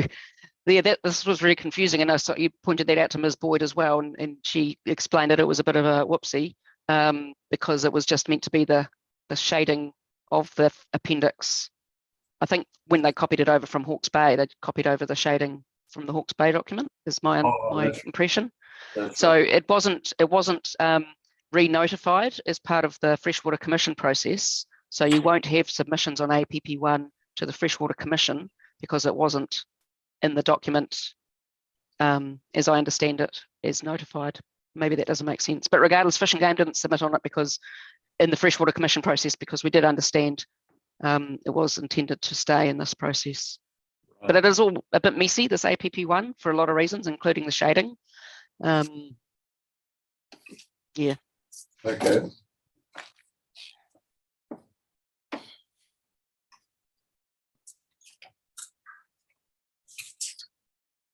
Yeah, that's right, because you're refreshing my memory now, because I've drawn attention to the opening lines of APP1, which weren't shaded. Right. Well, Mr. Logan, that's definitely something of a reply that we need to get some clarity if we can. Just as to what is or is not recommended in APP1 by the report writer. And is what we've got before us in the 31 October version, which is shaded, was that not intended to be shaded, and is that the Hawke's Bay one? And if so, where's the crossed out? Well, is the crossed out one the one that appears below that shaded? Yeah, the crossed out one, page 278, is the version as notified. Oh, right. Okay. Yeah, which is what you could return back to. Right. Yeah. Okay. Yeah. Yes, and it's not part of the freshwater planning instrument. Right. The other process. Okay. All right. Look, I'll open. Oh, sorry, there was one other question mark I had as paragraph numbers. If I can just get that out of the way first, because maybe Mr. Paragon can help you if you don't have it to your on your hands. It was paragraph 26, and you said it's noted that the section 42A report writer packs out according as proposed in the method, etc. Again, can we just have a number for that? I could definitely do that, especially I guess we'll have a break soon, so I can do that over the break. Yep. Okay. No, that's well, in fact, that's a good suggestion. We'll have a break now. All right. Okay. We'll break for a quarter of an hour and come back just after 11. Okay. Thank you.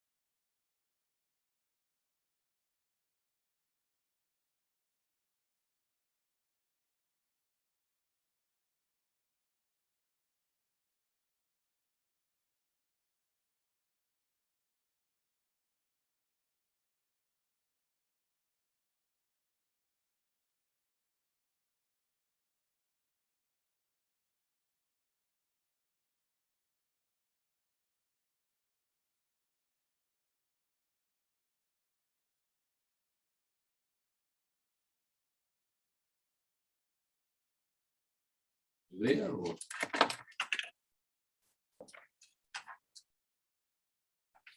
Yes, you are. Thank you. Do we have that paragraph number for paragraph 26? I've got a few of those details for you.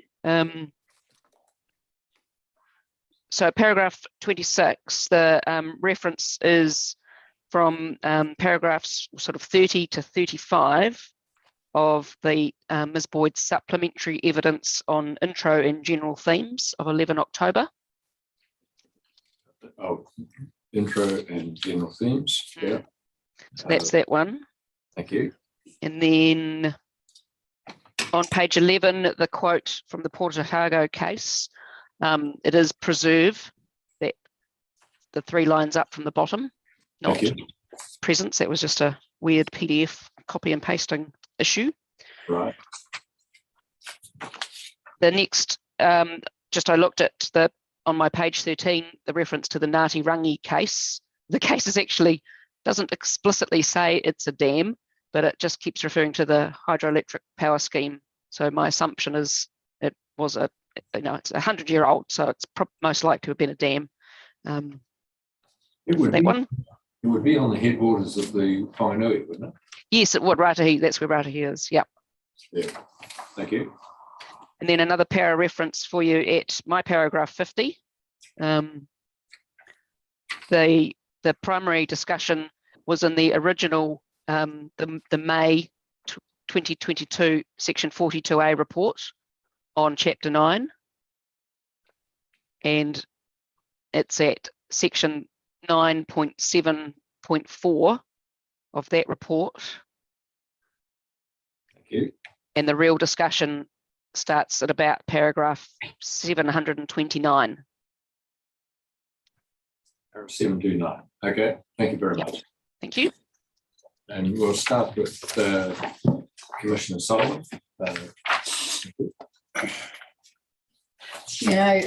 First, thank you for trying to remove some of the complexities that we're dealing with. That's much appreciated. And look, I just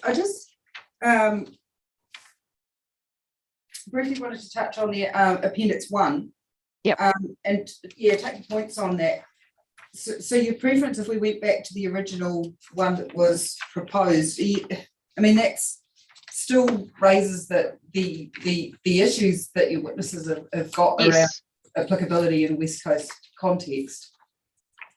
So, well, because I mean APP1 as notified, so that much simpler table it's very general and inclusive. So in terms of the matters that I'm familiar with, there's nothing that's excluded from there or that's incorrect in an Otago context. It's a safer option if you want to look at it like that. yeah. But we all acknowledge that more detailed criteria is helpful because it provides everybody with more certainty. Yeah, and I take it sort of that coupled with what you're proposing through relief, where that's further developed through the land and water plan.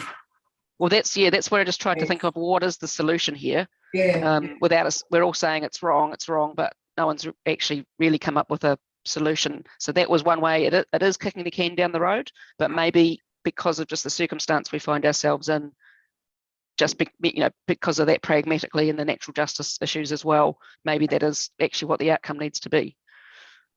Would that work though? Because I mean, I would be assuming that outstanding water bodies would be identified through the land and water plan.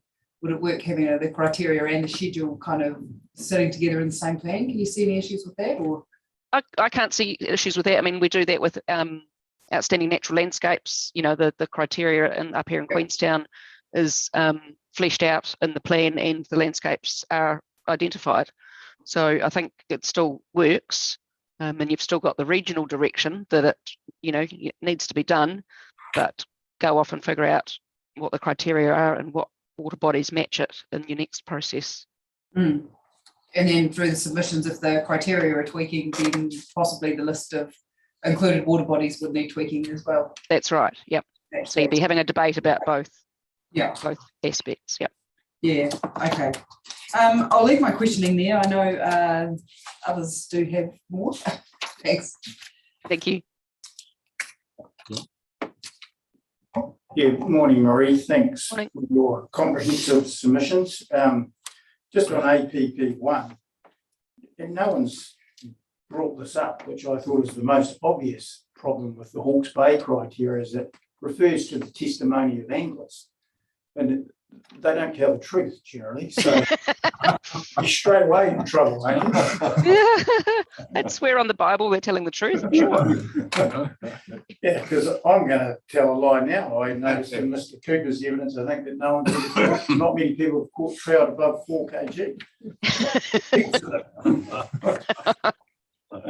No, in a serious note, because I wrote beside your paragraph 52, well, how do we fix this? But then you proposed a solution of 54. My only question around that was, is there scope to do that? Because it seems to be the only way to get around the issues raised with it. Yeah. Well, I mean, it's not, if you're retaining APP1 as notified, the reality is, because of the generality of it, it is going to be fleshed out anyway in the land and water plan and tested, because they're not very, it's a very general description of what outstandingness means for the full range of values that could be found to be outstanding. So regardless of whether there's an explicit signpost or not in the policy, it is going to have to be addressed in more detail in the land and water plan process anyway. Yeah, okay. It's just being more honest about it. Yeah. Of interest, and I'm not sure how far we go, in your paragraph 7, when you quote the guidance on the MPS, and the top of page 3, you talk about, well, you don't talk about it, but the quote talks about providing for the Maori of the water body. Did you hear Phil Page's legal submissions or have a copy of that? I had a skim through of them. I didn't listen to him, but I did read them quickly. He might be offended by that you didn't. There was just a comment. Phil made the point that, and this is contrary to what Phil was saying, around that the Maori should sit within priority 3 because it's a cultural matter that only one particular group can actually determine whether it's been met or not. So it's not really an objective test as such in terms of the life supporting capacity. And I saw you frown then, and I'm just wondering, what was your view around that? And I think it's pretty clear from what we've got here where it sits, but I can't see how the Maori of the water body could be considered anywhere else other than in priority 1. I'm surprised at that submission. To be fair, I think you did say that there are aspects of it all and throughout the 3 priorities. But yeah, I was just interested in your legal view on that. So thank you. Now we'll getting to the matter that I will open on, but I'm sure the chair will have far better questions than me for you on it. And it's this baseline issue. And I have to say I'm slightly confused about everything that's been put in front of us here, where it's all heading, because when you talk about, so we go into your paragraph 42 and the quote from that particular case, that, and I understand what they're saying, if you're locking in hydro water takes and flow rates for so long, that's not considered part of the existing environment. But then 43 paragraph below says that particular case says that environment for purposes of 104 must reflect reality. And we've raised the issue of the Clyde dams, or the dams on Clutha, which probably aren't going to go anywhere. And then we go over to the Lindis case, and the Environment Court, well, the High Court there said, well, they assessed several options and decided that perhaps the status quo was the most appropriate one there. So none of this is really aligning. And your recommended P39 sort of adopting just one of those, that's the naturalised flow argument is the base. Yep. And you mentioned the deemed permits, and that was a big argument around, well, what are they? Because if you take all that infrastructure out, we don't really know what those, and this came up in one of the cases I've been on, is like we don't really know what the natural flow was pre all that. We don't know what the vegetation was. So it just gets quite confusing, and I'm not sure I'm any further ahead. And you've done a good job in actually highlighting all the different sort of views on this. So we should just sit. Yeah. Well, what we're trying to say is that the target is not always going to be reversion to this naturalised state pre-permit. We're not saying that the Clutha River dams should be aimed to be removed. It's not saying that. It's saying when you come to consider whether it's policies in the plan or the reconsenting of the Clutha Power Scheme again, that consideration needs to be informed by information about what that river was like without the dams as one of the relevant baselines. So not saying it's the only relevant baseline, but what we're trying to ensure is that that pre-consented baseline is squarely considered relevant and important when talking about restoring degradation or that sort of theme. So in the real example of the Clyde Dam, when it went through its reconsenting process maybe 10 or so or more years ago, the kayaking fraternity who I was acting for, just to give you this example, there was large important rapids that are now under Lake Dunstan that were sort of world-class type rapids, and there was no mitigation when the Clyde Dam was originally approved through the Empowering Act of that particular loss of amenity. So by taking the Ngāti Rangi approach, through the appeal process, mitigation for that particular loss of amenity was approved with the creation of the new artificial wave at Hawea that Contact was asked to fund the cost of, which was a significant sum. Yeah. So so that's just one example of where making sure you know what the naturalised state was and the effects of it, and if they haven't been appropriately mitigated already, it gives you the ability to do that. So gives you the basis for it. In your suggested change, that word preferentially is probably the key. So you're not actually ruling out other options. That's right. We're not saying everything must return to that state, but we're saying that's the most relevant baseline against which to make these decisions. So, and we need to probably read that, I guess, in context with the definition of restore means to return to a state of good health, well-being and resilience. That example you just gave about the wave, would that fit within that restore? Or would that well-being maybe? Or? Yeah, that's right. Definitely, it would fit within that definition of restore, because it's not saying, restore to what it was. Yeah, I guess in the same context of trying to get my head around the amendment to might be policy Y3 P3 as well, adding the word natural connection in terms of that approach. From a legal perspective,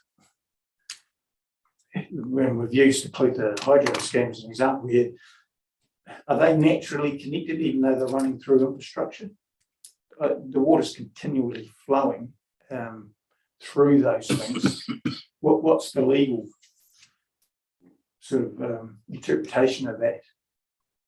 I'm not sure I understand the question, sorry. I'll find the policy. Yep.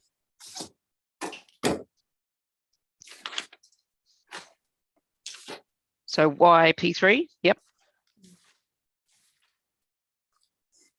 So yeah, P3.1, Oh, 1, when we talk about this, we're talking about right. this integrated management approach.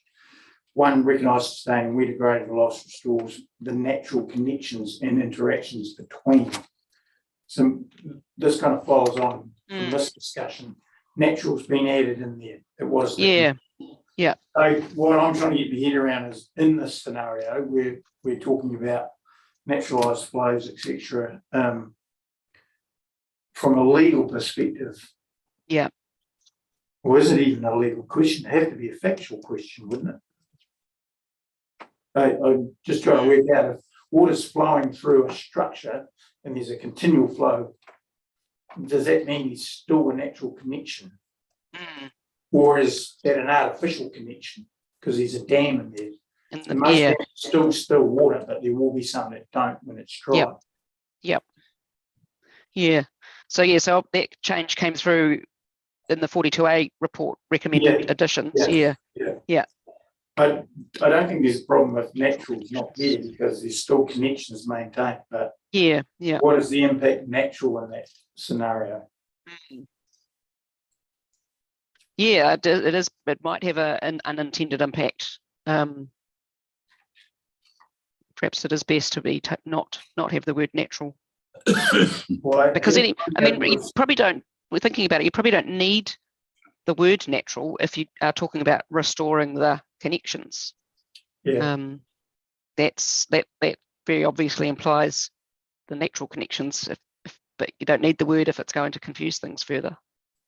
It's used in several other contexts as well. So I'm just because I had a feeling I did think you guys submitted on that.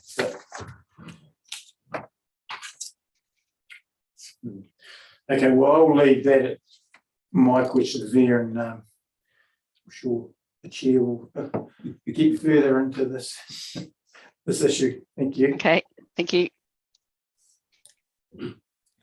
Kia ora, Marie. Kia ora.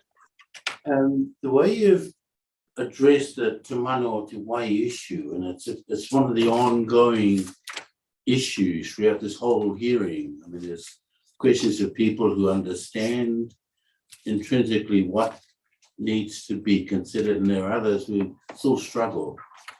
And the way you've dealt with it appeals to me very much. Even when you refer to the NPSFM comment, Kei te ora te Māori, I mean, that's fairly basic, it's kind of there. I have a question though, and that is whether or not, dare I say, others are sufficiently informed or on board with what that the first principle in the Te Mano o Te Wai, the health of the water. I mean, you've grabbed it in one fell swoop and saying it's if the kai is good, the mahinga kai is good, then the mauri of the water is fine. And I guess my question is, why is it so difficult for some people to sort of pick that up? Yeah, I agree. Why is it so difficult? We heard in the Plan Change 7 context, which was about those deemed water permits, we heard very clear evidence from Edward Ellison and Dean Whanga about, and some of the other kaumātua about that, and it resonated, and I understood it. So I also don't understand why it's so difficult. And perhaps it is just a matter of being exposed to that sort of information and explanation, and perhaps people just haven't had that opportunity. But I suppose they're not representing clients like yours who are as interested in the health of the water as iwi are, for example. Yeah. Indigenous species, trout and salmon, if the water ain't healthy, none of our species, the ones that we're interested in, are healthy. And I guess there is an affinity there. I understand that, I accept that, but to think of, I don't know, I'm still kind of struggling a wee bit to understand what's so hard about it, Okay. Now that's the only thing I wanted to raise. Thanks very much, Marie. Thank you.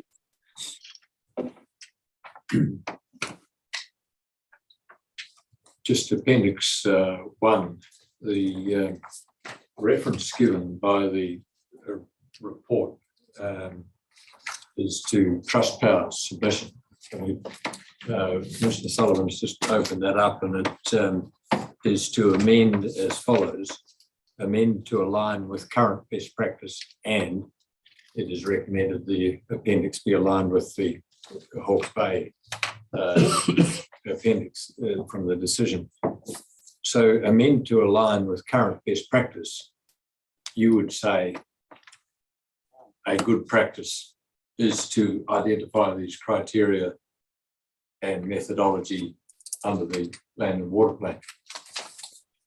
Well, that is an option you've got, yeah, and that would still allow the determination of what current best practice means for Otago in terms of criteria.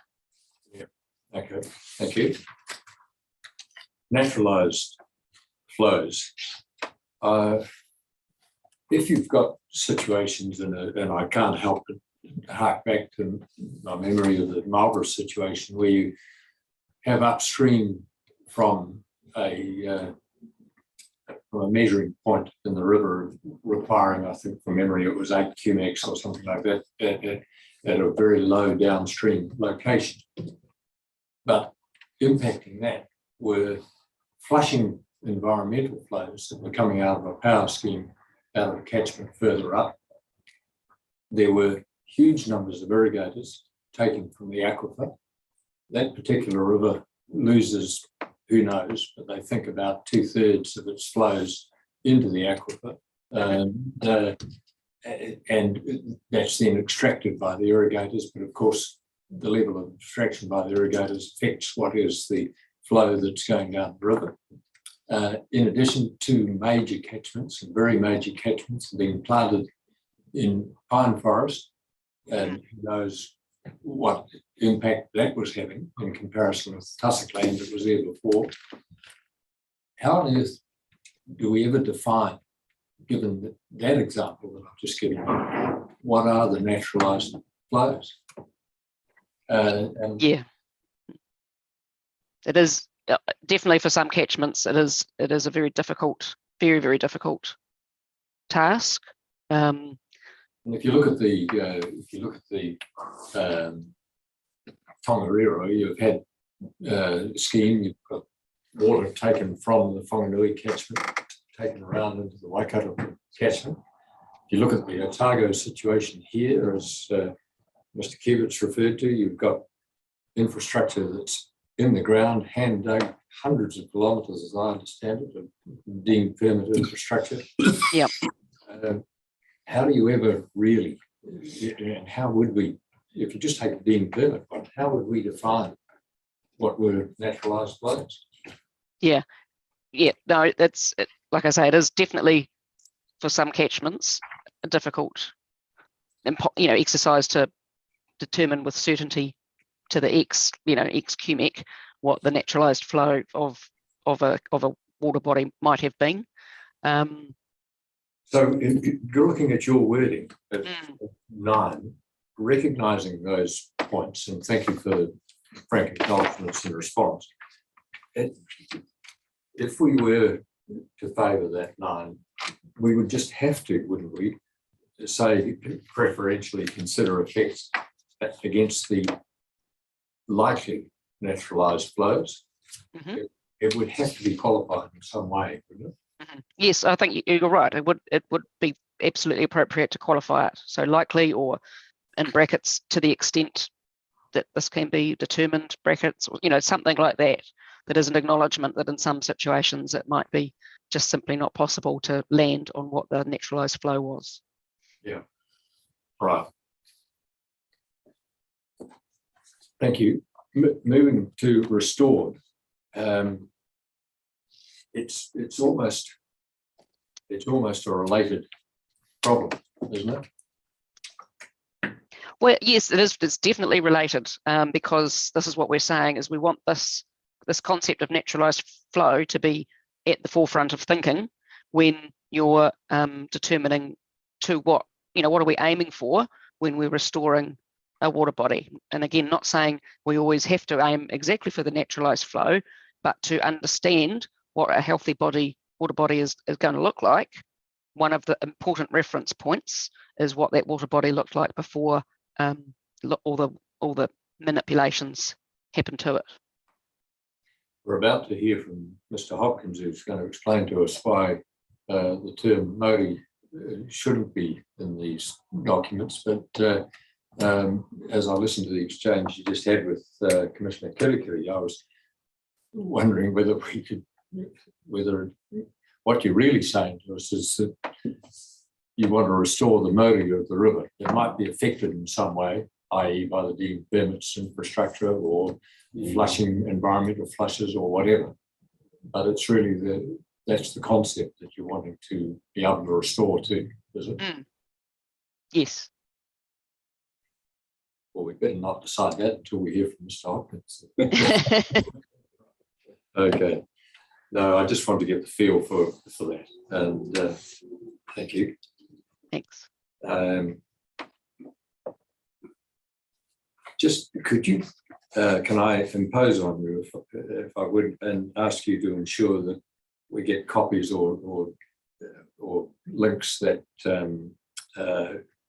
Kate could print out for us for the Ngāti case, the Spear Yes. Case, all those cases that you've referred to, so that it's obviously a rather important legal issue. Thank you. Yes. Yep.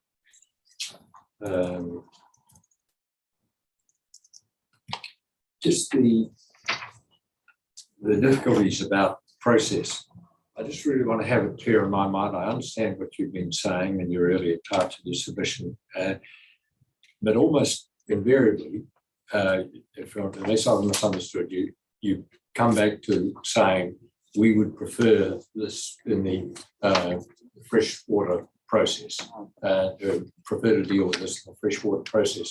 And I just want to be quite clear in my mind that in making that statement, that you're, and I'm sure you are aware, but that you've taken into account the restriction to appeals on points of law. Yes, it is a strategic call. Okay. Yep. No, good. Thank you. I wanted that to be very clear.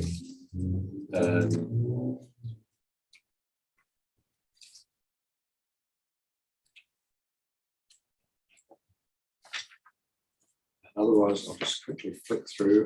We've come in.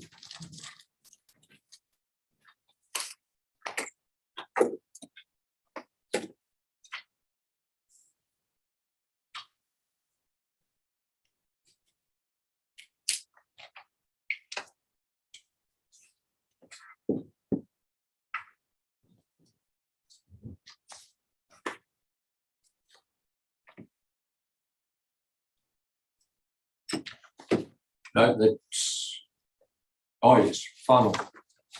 Hold on a minute. Final point, just back to Act 1 again.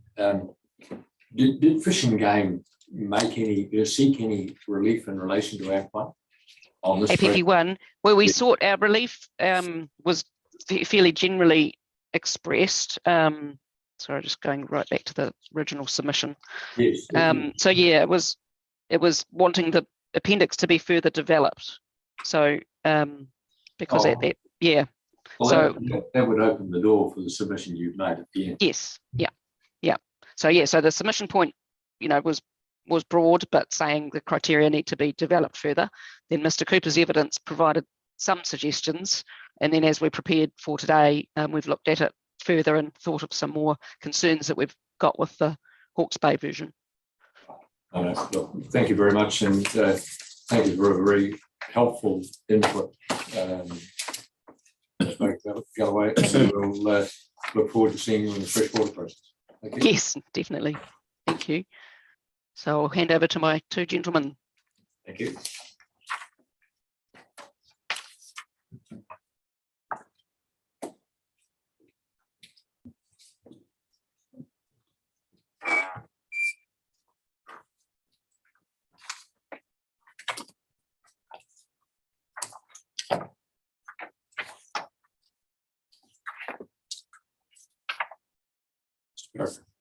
Thank you for that. I should say before, so I apologise for the length of these summaries. The summary of the evidence is short. There is a number of questions that are dealt with, and Ms. Boyd's recommendations to the method on trout and salmon, which I deal with here, which I hope will be helpful, which is really bulked out. So I do apologise about that. I'll begin paragraph 1. Fishing game statutory function related to the sports fishing game resource. This concept is rather abstract, but we can think of it practically as simply the sum of sports fishing game populations, the habitats they rely upon, and the natural character or other features that contribute to people's enjoyment of fishing or shooting. Fishing game has direct control over the conditions of harvest for the species themselves, but is limited to advocacy to affect the management of habitat and amenity values. Sports fishing game populations rely almost entirely on the natural environment to reproduce and survive. Similarly, the biomass and energy produced by these populations is utilised by other, in brackets, indigenous species, such as shags or eels, who heavily predate on them.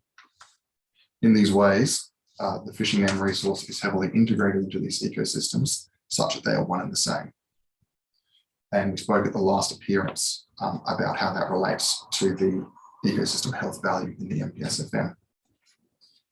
The impacts on the resource can generally be put into 2 categories. Firstly, long-standing water quantity issues in Central Otago resulting from abstraction, which has often but not always been associated with deemed permits. And secondly, water quality issues in coastal South and North Otago. These are often more recent, having largely arisen in the last few decades. Since the 1970s, fishing game has taken an ecosystem-based approach when managing the resource, protect the wider ecosystem, and the resource is protected in turn. This has created a focus on protecting ecosystems which are in good health and seeking to restore water bodies and freshwater ecosystems which are in poor health. And that's the wide environmental philosophy we spoke about at the last appearance. When thinking of restoration, there is always the question, restore to what? The same question is relevant when different tests are applied, such as sustain or improve. So that's what does sustain mean, or improve to what? Tests like these have been sought by many parties in the process. Fishing Game's clear preference is on restore and has provided the simple definition to which a clear standard has been aimed at making clear what standards have been sought, one of good health. That is intended to apply both to water bodies and to freshwater ecosystems. And reading the submissions and evidence, I think the attainment of good health is a common trait sought by many parties. At this point, I think it would be hopefully helpful to reiterate the importance of the MFE guidance on implementing the MPSFM that Ms. Baker-Gallo has referred to in illegal submissions. It seems that has been recently updated since we last spoke. So it is very recent, and it is written, as I understand it, specifically for the implementation of the MPSFM. And as I understand it, this is the first panel that will be looking at doing so in a rewritten RPS. So it's almost as if that document was specifically written for this panel. I'll continue on in my paragraph 6. At the last appearance, we spoke about how different people may hold different perspectives on what ecosystem health means. The rubber hits the road with these perspectives when we start to think about what that means. Are we restoring, improving, or sustaining to attain pre-human health, valued species and processes, or the human-environment relationship characteristics? My expectation is that a strict pre-human interpretation will be impractical in this PRPS, and I think we've explored some of those questions this morning with Ms. Baker-Galloway.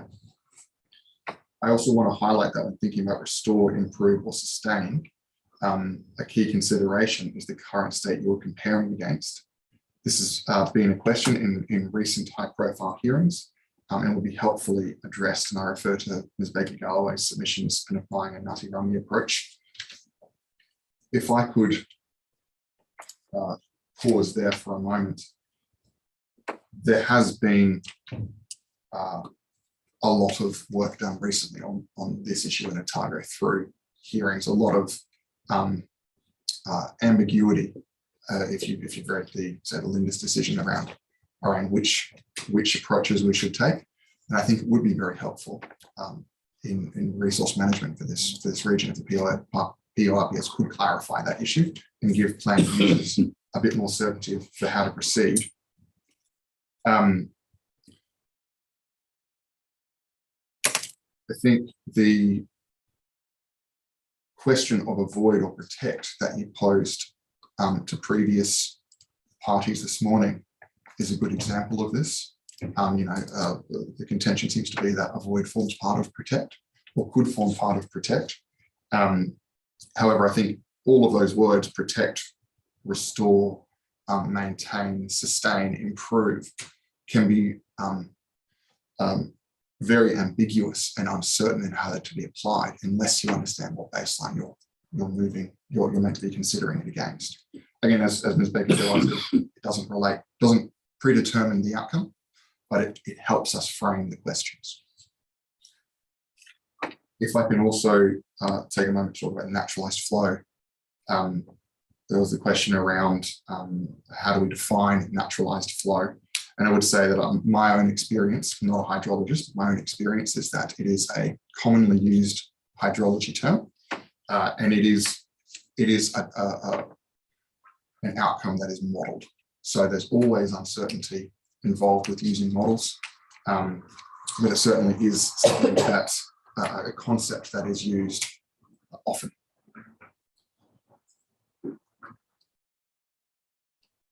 If you're comfortable with that, I'll continue with my paragraph 8. At the last appearance, I introduced the issue of species interaction and the need to intervene in some instances when protecting and restoring when protecting and restoring the water body and ecosystem will not be sufficient. This is most applicable to interactions between salmonids and non-migratory galaxids, though the concept can be applied to other species interactions. I'll give an example on that. We recently received a report back from an electric fishing authority that we provided for some galaxid management work in the Maniharakia in a creek called Leahy's Creek. Electric fishing from that day, which was taking place at a known population of Central Otago roundhead galaxids, found 8 brown trout, 3 large longfin eels, 4 upland bullies, and no non-migratory galaxids. So the obvious suggestion that or explanation would be that population has been predated, and either is at such a small level that you cannot find them anymore and there's some sort of sampling error, or simply is not present anymore. The trout were removed. However, we're not clear if the eels were removed. If those eels were to stay, they would still be the top dog in that ecosystem. So that the predation risk would not be removed unless those eels were also removed. So I highlight this to show that interaction between Indigenous species is a thing. And in fact, it's the way ecosystems are meant to work. They're species in competition with each other. There are places where humans may feel the need to intervene, and the framework that we're discussing puts some method around that. I'll continue with my paragraph 9. Fishing Game originally proposed a framework for trout and salmon habitat protection and species interaction within the eco chapter in its submission. However, this was developed at the time without the input of other parties with statutory responsibility for the species involved. After the submission process, Fishing Game engaged with those parties, represented as a Manawhanawa, Department of Conservation, the Otago Regional Council, and from those discussions, agreement emerged around the concept and wording of provisions in the general sense. Most of the wording was agreed, with small differences sought. And you've heard about this general agreement from Ms. Boyd, Ms. Bartlett, and Ms. McIntyre already. I think it would be helpful to speak to Ms. Boyd's recommended changes to LFFWM8A, which is the new method for this framework. And that's from her LF chapter opening. I have included in my appendix 1 to this document my recommended changes alongside the proposed provision that she provides. And I've also included in there related changes to LFFW P14. So I'll just quickly take you to that Appendix 1.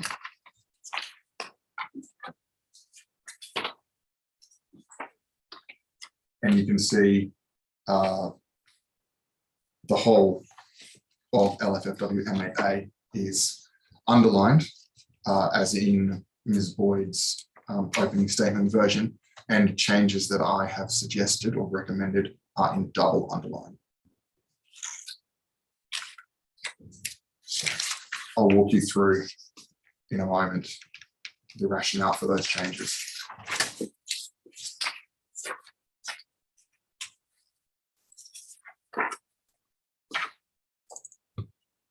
Continue on at paragraph 11.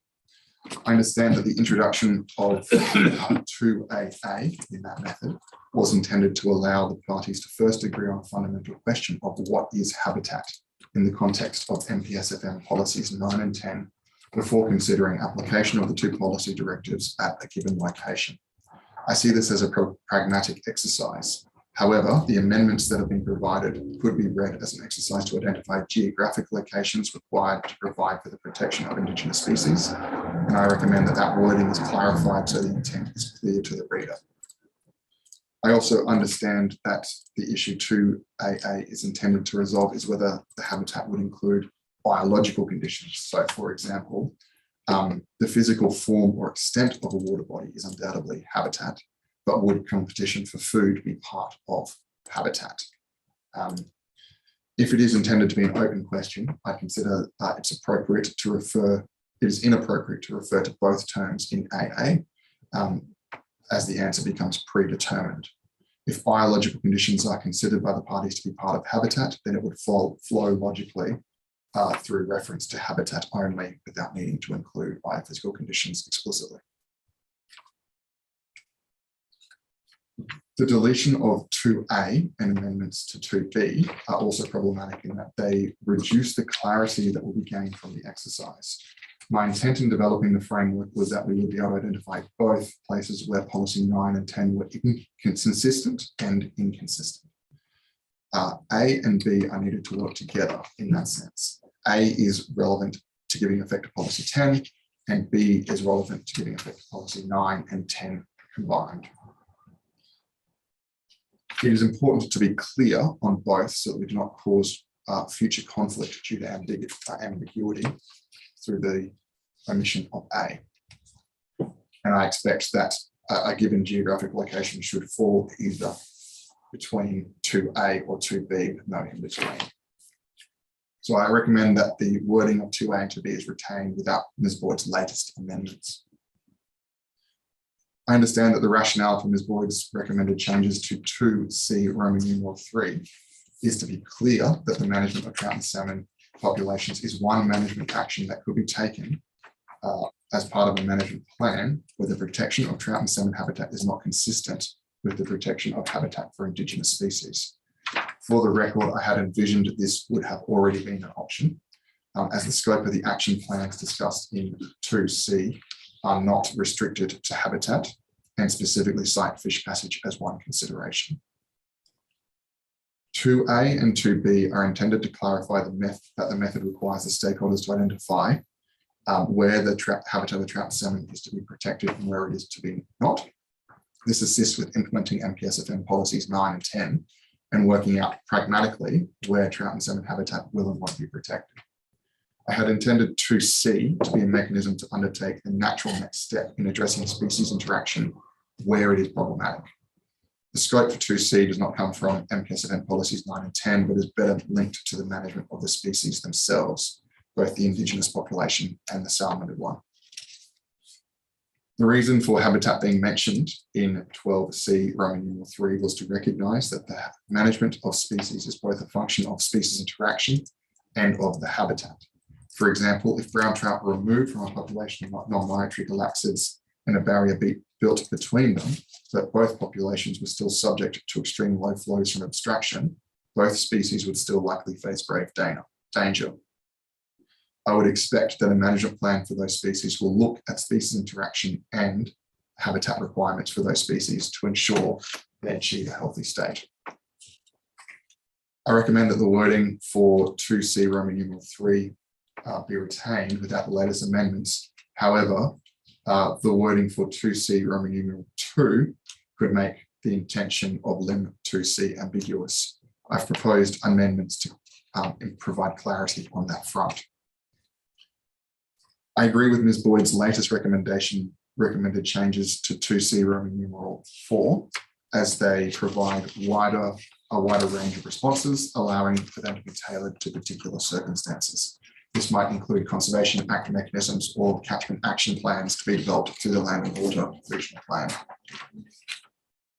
I also note Ms. Boyd's recommended changes to LFFWP14, which is also shown in that Appendix 1, to clarify wording around fish passage requirements. I support those changes as they provide more clarity, particularly by using the phrases undesirable species from the NPSFM. It is important to use this general term, as undesirable species in this context may be introduced or indigenous, depending on the circumstances. This provision has clear and helpful links to the proposed method LFFWM8A, which allows collaborative input from statutory parties to species interaction issues, including fish passage. There are also links to recommendations and relief sought for the supporting objectives and the policy for that method, which refer to fish passage explicitly. The recommendations I've made for the above provisions would enable them to work in concert and allow the parties to plan cooperatively for holistic action on species interaction, looking at the habitat and fish passage together at the local or regional scale. Finally, there's been an unusual degree of ambiguity about which hearing the trout and salmon habitat framework would be considered within. As such, the preferred wording that was produced in evidence by Fish and Game was not produced in evidence by Fish and Game over and above what was sought in the submission. As we had thought at the time, it was obvious it should be considered in the freshwater portion of this process. On the questions on the Conservation Act from the last appearance, we spoke about the ways in which we can use the pORPS process to assist with Section 4 of the Conservation Act, which requires Fish and Game to give effect to the principles of the Treaty of Waitangi. At the time, I spoke about how the mechanisms of the Conservation Act and the Resource Management Act meant the scope for this was limited, and further reflection and discussion with staff from Okaha and Te Aomama on this point has reinforced that opinion. Subjects I would anticipate might be part of future Section 4 discussions, such as cultural harvest, representation on fishing game councils, regulation setting, or coordination on operational tasks, do not have mechanisms which fit neatly with a link to this pORPS. The clear place such a mechanism can be made is on species interaction, and my hope is that this will contribute to the resolution of a long-standing issue of fragmented responsibility in this area. We have attempted to pursue an approach of genuine cooperation in the spirit of Section 4. I want to make explicit that my comments relate only to the opportunities to further the conservation within the pORPS, and I do not intend for this to detract from Fish and Game's Conservation Act requirements. It is also important to note that the development of Fish and Game's input generally into the pORPS has been undertaken with an eye to Section 4. We have specifically engaged with representatives of Mana Whenua to look for areas of mutual benefit where we can provide support for improvements Kaitahi have asked for, encompassing a holistic approach to enhance habitats for all species being one example.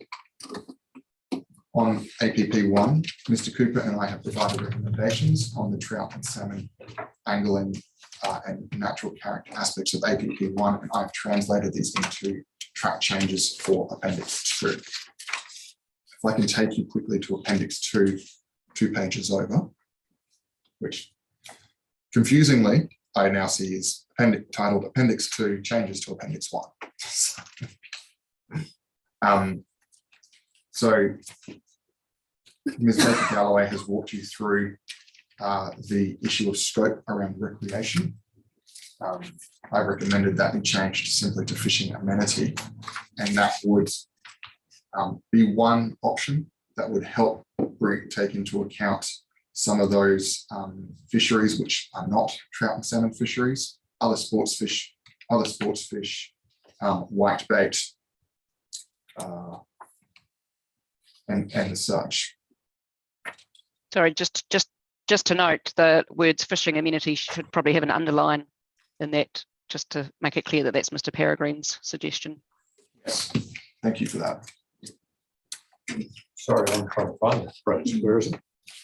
In the title of the, that used to read trout and salmon fishery, I believe it's right next to the word recreation. So it is 1, 2, 3, 4, fourth row down from the top.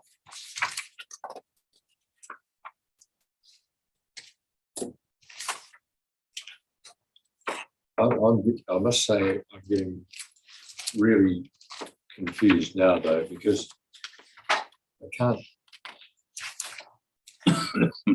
seem to link the wording. What's the wording we're looking at? That doesn't seem to be taken from the blue one. Oh, apologies. It is taken directly from the blue one.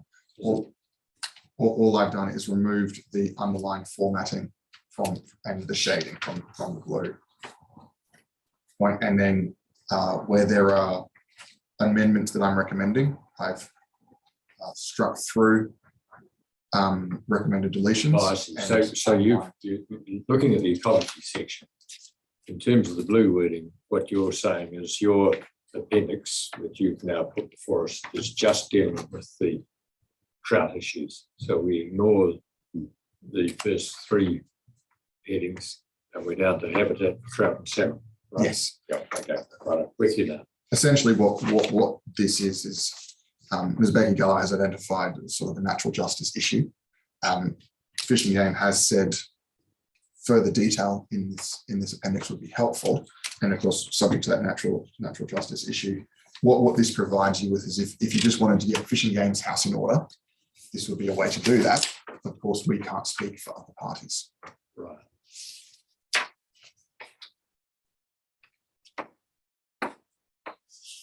Right. Okay, thank you. Thank you for that. If I take you to the very last page, there are 3 important notes that would be useful. I won't read them out now. I'll leave them. They just help with the rationale and explanation of those changes that I've proposed.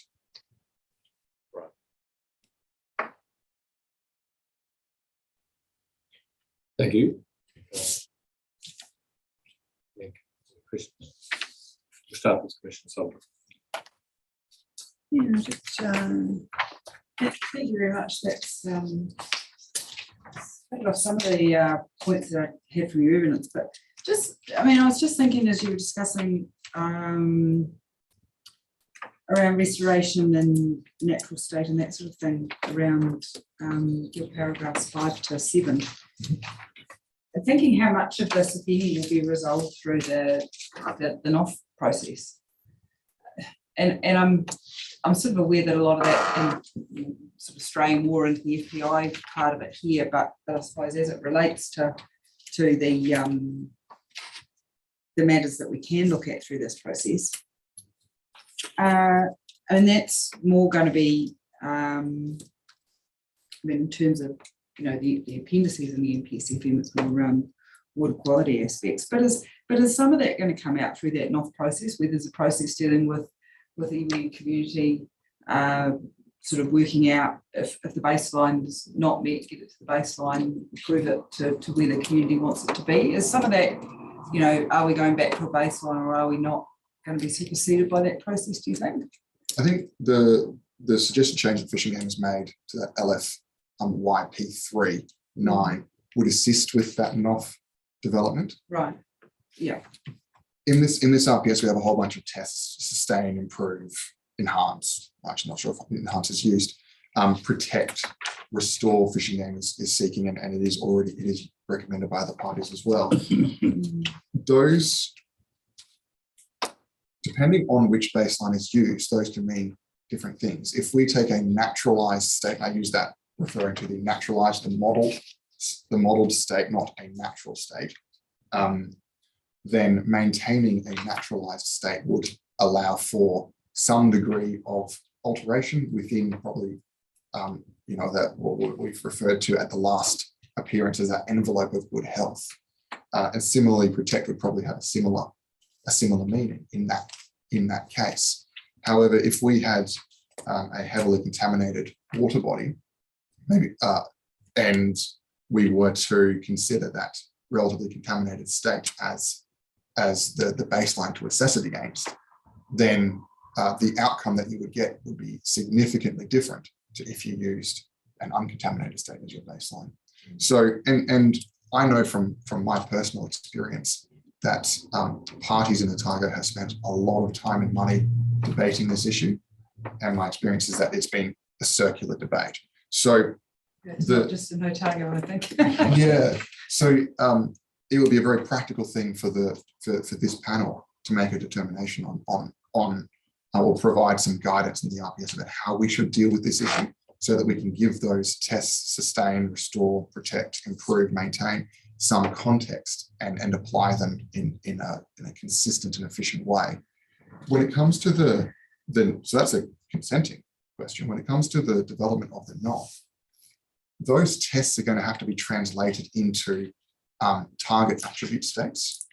And it is an open question where we set those target attribute states. For some things, like water quality, we have lower limits, and we have upper limits. The upper limits being very, very good water quality, lower limits being, I assume, very, very poor water quality. Where this RPS will provide some guidance over where regional council decides to set those limits, and the community will also provide some guidance, and regional council is going to have to amalgamate that information and come out with proposed attribute target attribute states and plans to get us there. So I see this change that Fish and Game is proposing as assisting us both with the consenting side and that implementation, and also with the development of the land and water plan, and being directive so that the parties know which way we are heading with resource management in the region. Yeah, thank you for that.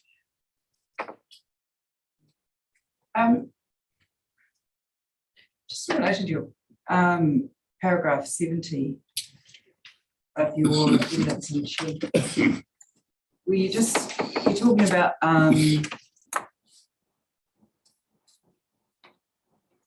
that it's a real legislative jumble trying to manage this, and I think you're talking about here about species interactions. Is there any? I'm just wondering. I mean, and I suppose we're trying to sort of interpret and make put some clear guidance in here. But is there anything going on between those parties? And I suppose I'm talking about sort of UniDoc and yourselves, that's trying to streamline those legislative requirements so that they're a little bit more clearer. Yeah, probably the most prominent one would be an MOU that was signed between the Otago Fish and Game and the Department of Conservation. Yeah, back in 2017. Might have been 2016. Yeah. That took a number of years to negotiate, and what it essentially says is the parties get to try and work together and talk together. Fish and Game, there was also a bit of a flurry of activity in this area perhaps 4 years ago, when those same parties got together and tried to work out if there were some common principles that we could apply to these issues, to try and see if we can get that joint process. And it kind of fizzled out, which was unfortunate. Unfortunately, a lot of these processes fizzled out, which is why Fish and Game is trying to embed them into a statutory process to, I guess, crack the whip a little bit on all the parties. And I don't mean that as to cast shade on any of the other parties. Fish and Game has, I'm sure others will say, done just as good a job at letting things fizzle. So from those discussions, even though we couldn't get a agreed joint outcome, Fish and Game actually took those discussions where they lay and developed its own species interaction policy, which the framework that we're proposing in this process is based on. What that policy essentially says is Fish and Game will work with the other statutory organisations to resolve species interaction issues when they arise. In my evidence, I spoke about the evolution of Fish and Game's response to species interaction issues, going way back to when the bad old days, as you might call it, when shags and eels had bounties on them and being actively removed to try and protect trout and salmon populations, moving into the late 1900s and early 2000s, where it was viewed more of it as a DOC issue, and then moving into the more modern era where Fish and Game is saying, yes, we want to work with other parties, we all have shared responsibility in this, and we're going to work together and try and do a good job of it. So this is very much moving toward, like, it's all a progress. And I hope if this framework were put through by this panel, that it would be another evolution, and we'd take a step closer to trying to get some genuine action and genuine resolution in some of these places in a coordinated manner. If not, then I guess the next step is conservation law review, which is outside the scope of this hearing, of course.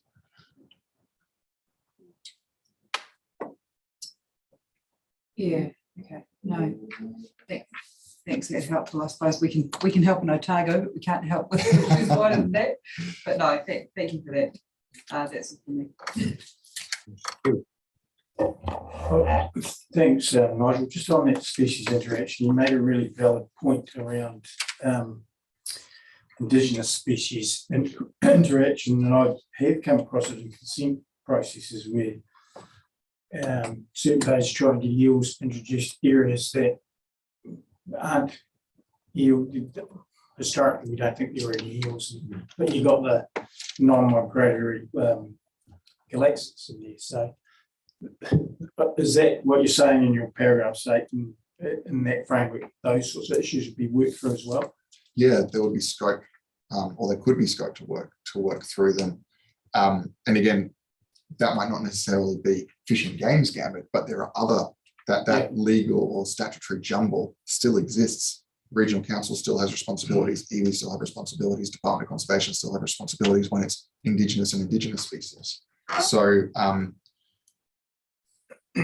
I would imagine that some of the discussions around, say, undesirable fish passage, which can be considered in the framework that we're putting forward, would be discussions that would naturally flow, whether it be trout and salmon or native species.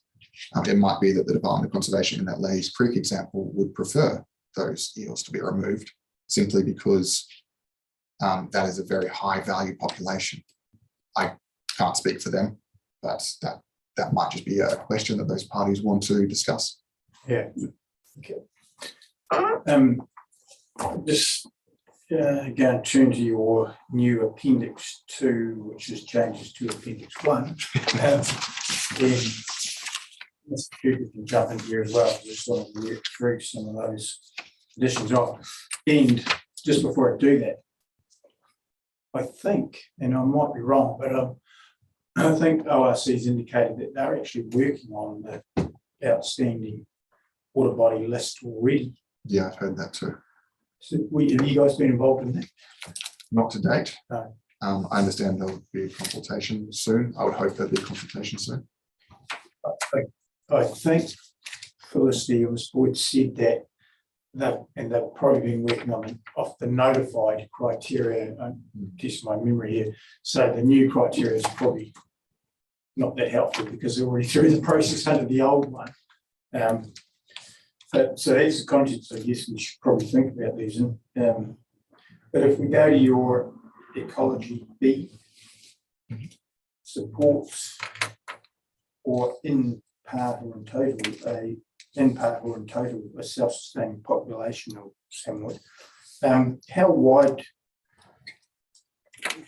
is that? Is that quite a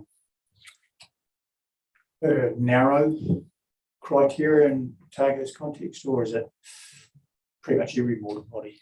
Most water bodies have self-sustaining populations. I think the key parts for the key thing that part of the list would achieve would be to make sure that salmon fisheries that have some augmentation are not excluded. So the salmon fishery might be mostly mostly self-sustaining and wild spawning. However, there might be some salmon that are raised and released at site to go out to sea and come back for the next years. The other thing that does, which I think is quite important, is it makes sure that habitats supporting trout and salmon populations, where the population itself is artificial, wouldn't be considered to be outstanding. So, for example, Sullivan's Dam, Tomahawk Lagoon, Southern Reservoir around Dunedin, they all have hatchery raised fish put into them. And that's generally because they don't sustain a self-supporting population of fish. Now, that habitat obviously is not suitable,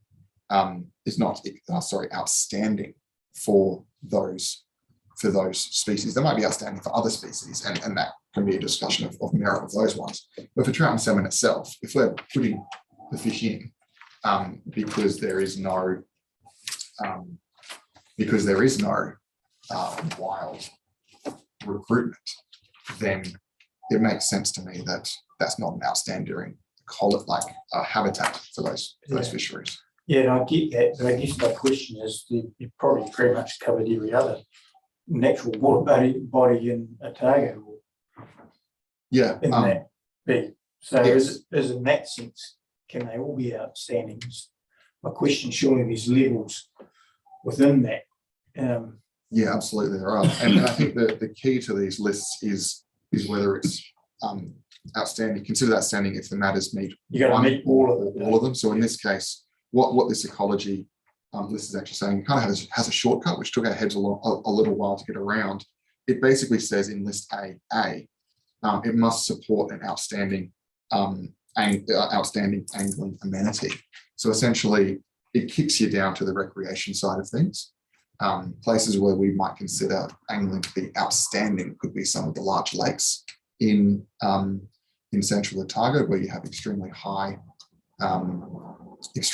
usage, or perhaps some backcountry areas where there might be low usage, but very good fishing opportunities, specialized fishing opportunities, and interesting landscapes to fish in.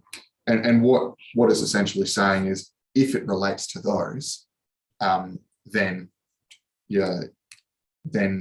it's essentially going to be a candidate, but not in all cases would it go through, because it needs to be. Well, Lake Onslow will fall, I think. Yeah, it would.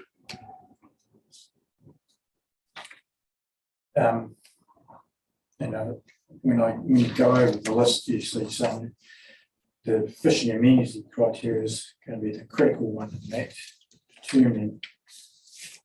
And then that, I actually noted there in D, evidence is provided in support of the outstanding recreational experience when you've added place attachment, meaning of place, etc. So where does that evidence come from? Because in my own experience, I grew up in the Clutha, and that's rivers in my blood. I have to make a confession here. I have a fishing hut on Lake Onslow, so I know that area. So if I come along and say, well, I've got evidence that this is outstanding and it means an awful lot to me, is it picked up by that? How do you determine that? Because it could be a little bit like the testimonies from anglers over there. We might actually blow it a bit higher than it actually is. I'm not sure. How do you determine that?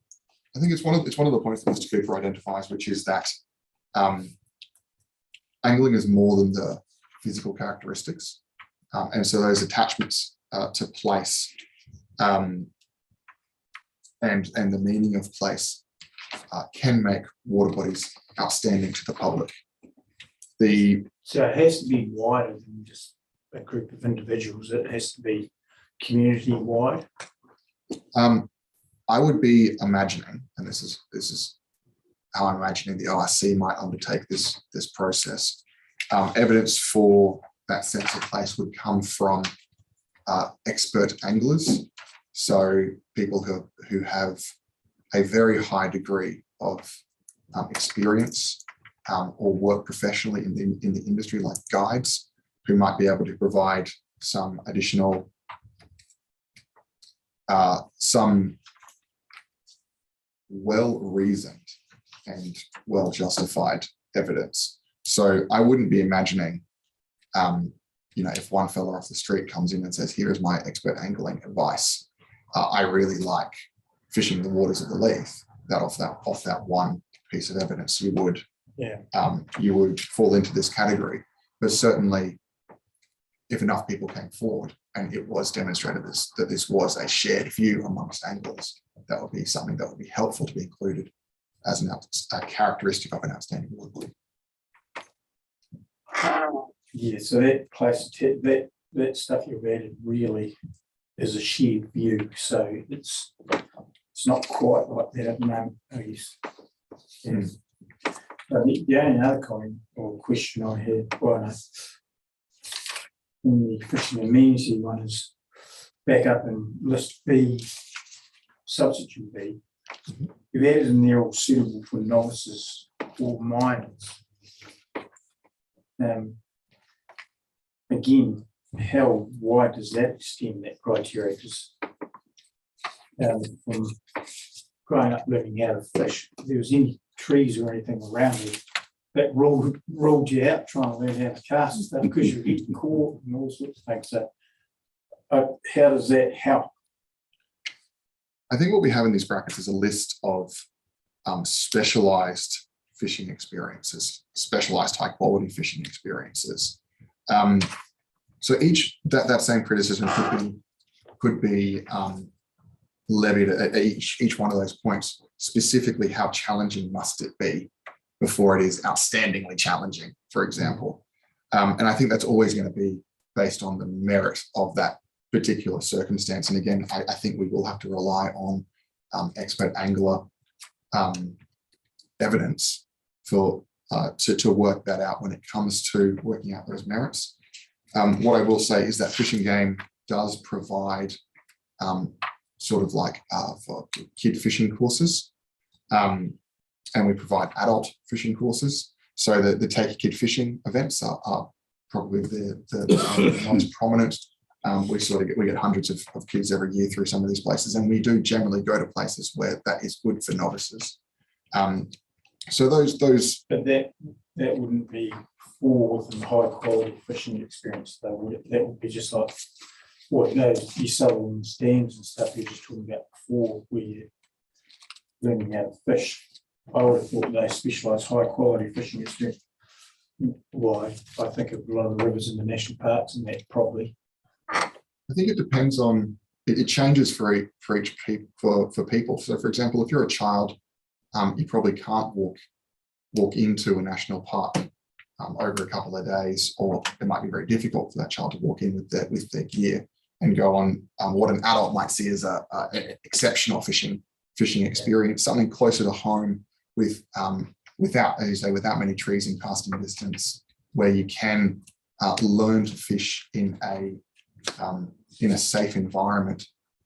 That could be outstanding for that person. So can you give me an example where you would put in what you would put into that list, just from around Dunedin, or something will be at the top of your mind? What would it be? I think Southern Reservoir is a very good example, and it's an interesting example because the fishery itself is a fishery that is stocked. I wouldn't expect it to fall into the outstanding category for ecology, for habitat of trout and salmon. However, as a fishery itself, it is one of our more important fisheries in the coastal region, and it is quite. I'm not going to say if it is outstanding or not. We need to go through the merits of that exercise, but it is exceptional in terms of providing fishing experiences, high quality fishing experience to a certain portion of the fishing public, close to a large population centre. Yeah. Okay. If I can help, there is also precedent in the context of water conservation order cases for this type of value being found to be outstanding, and that's on the Rangitata. So Judge Jackson's decision on the Rangitata found that the section of the Rangitata downstream of the Rangitata diversion race outtake, so downstream of the gorge, the hard bit, was found to be outstanding for teaching beginners and intermediates for a range of reasons. So it wasn't an expert part of the river, but it was an outstanding part of the river to learn on. So if you needed to get, if you need me to forward that decision and highlight the places in his decision, I can do that if it helps. That'd be useful, thank you. Okay. And I guess in the natural character change, you've taken out the human modification thing, but it's got to meet all those three, doesn't it? Because a lot of water bodies would exhibit high natural character in the target. Yeah, we were one of the examples that we think of explicitly there is Lake Harwell. It's a lake, and it's been modified, and so the lake level changes rapidly. You wouldn't say it's a natural lake level, but certainly the natural characteristics of the lake are exceedingly high and certainly remarkable in the Otago context. So yeah, we didn't think it should only be national parks that should be able to fall into this category.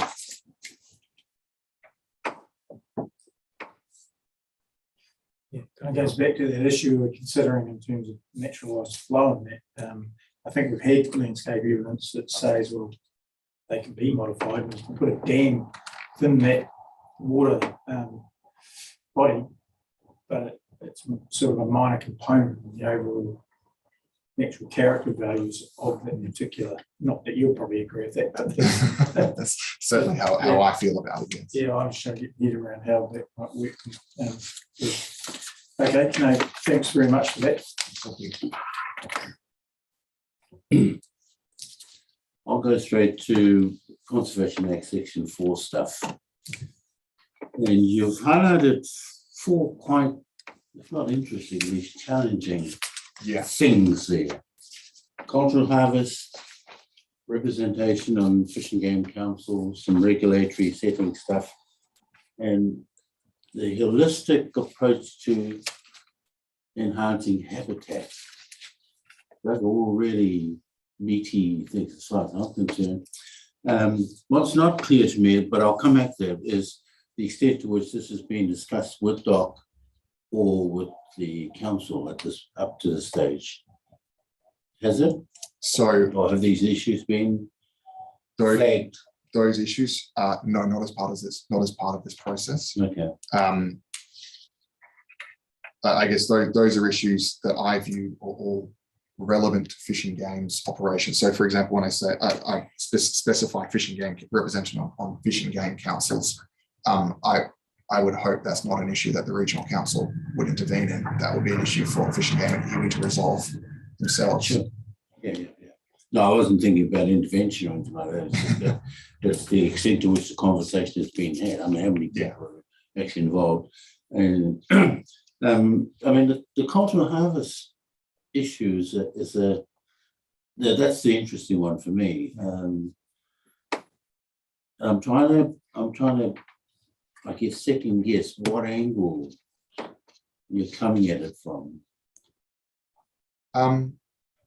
I'm simply saying that it's a possibility of like that discussion is something that I imagine could come up. In other regions, say in Canterbury, I believe, the discussion of cultural harvest has come up, and it's led to things like harvesting eggs, which would not otherwise be permitted within our regulations. So I'm in a difficult situation here because I don't want to predetermine discussions, but I also don't want to rule things out because they just simply haven't been had. And I would hope that there will be discussions that we are able to have in the next years, however long that takes for Fish and Game to meet its obligations. I guess that's where my mind is anyway at this stage. Yeah. I don't know, but I'm just curious and interested in just sort of trying to, second guess is the wrong word, but just to get a picture of where those discussions might actually land. And you're right. I mean, I agree with you. I'm not disagreeing with you at all. But the last one on the enhancing habitats for all species, along holistic lines. Again, that's kind of where the rubber didn't meet the road in earlier discussions. I would have expected, between NATO, for example, mana whenua and anyone else really, even Doc. So, but again, that's just to follow on from your response to my earlier question. This is still something in progress, I guess, in your own mind. Yeah. The question was put to Ms. Becky Calloway earlier around, why don't people understand Te Mana o Te Wai? Yeah. And I think we're one of the parties that has benefited from a close relationship with our peers, at least that as in the staff of Te Mana and the staff of Okaha. Yeah. We get exposed to, by working with them, for example, we might try and align cases where we can in consenting processes for deep permits, to approach the same position, which would be holistic restoration of degraded ecosystems, but from different perspectives, perhaps. So I feel like through osmosis, we're starting to get an idea of some of these concepts and starting to understand them. So the development of this case, that's one example where we've gone and asked, where are the places where we can working together, where we have shared interests. Yeah. Well, I look forward to listening or learning how those discussions go, because they are quite important. Oh, me too. Yeah, all right. Thanks very much. Thank you. I've only got two very simple questions, one of which shows my ignorance of things, but I underlined when you said paragraph 2 on eels, you predate heavily on them, and then you went on and gave us the detail of the Ladies Creek recent events. So I take it that eels have always predated on galaxias? Yes, as I understand it, I mean, in ecosystems, big fish eat little fish in aquatic ecosystems. That's just the way it works. Galaxias are pretty small. So there will be places where there will be big fish and small fish. And I think one of the things that's changed is the anthropogenic pressures can exacerbate those species interactions. So species interactions that might have been okay when there was a lot of water might now not be okay when there's not much water, and then the populations get crushed in closer. Similarly, trout and salmon, introduction trout and salmon has its own role to play in that and exacerbating some of those issues. And what the issues that we find in every specific place will be specific to that place. And so the question is there scope, is there an ability for those parties and the statutory requirements to resolve those issues when they arise? And I guess what Fish and Game is driving to is, yes, we think that's something that could be helped with this PORPS. Seems odd though, PORPS to be asking to have mechanisms or mechanisms to be put in place that affect natural outcomes between indigenous species. I think the choices that we make, yes, I agree. I think the choices that we make for resource management have flow-on effects, and because ecosystems are so complicated, it's very hard to work out what those outcomes will be. For example, in the Meneherakia, the regional council over the last couple of decades has asked people to switch to or suggested spray irrigation might be an efficient way to reduce water use. However, that has changed the hydrology of some of these catchments, as water that would have been recharging either naturally through its own water channels or by being put onto paddocks and then recharging the aquifers that way. That water in the Meneherakia springs up in other places. And if you're putting it on very efficiently, it may not spring up again because all the water is used either by evaporation or by the plant. So I reckon, and this is just my thoughts about what the frame of mind might have been a decade ago, that they probably weren't thinking about non-migratory galaxids and the where that water comes from back when that was a suggested approach, switching to spray irrigation. And I'm not saying we shouldn't go to spray irrigation. It's something that we are now thinking about. So our human decisions will impact on the natural world, whether we intend them to or not. It's just about whether we can build that complexity into this RPS in a way that helps us deal with it. Because the problem barriers for eels is that beggars likely to just wander around the sun. Hmm. They can go over it. Yes. It is an issue. Okay, no, look, thank you very much. And Could I just ask one further question there, sorry, Mr. Chair? Because your response to the highlight question that I forgot to ask, is probably because Ben's not here. And I probably missed the start of your conversation because it was around that P20 removing the efficiency of water use. So, and Ben's evidence didn't really go into too much detail on that context. So was it around that thinking, the aquifer recharge issue? Let me just pull up Ben's evidence. Right.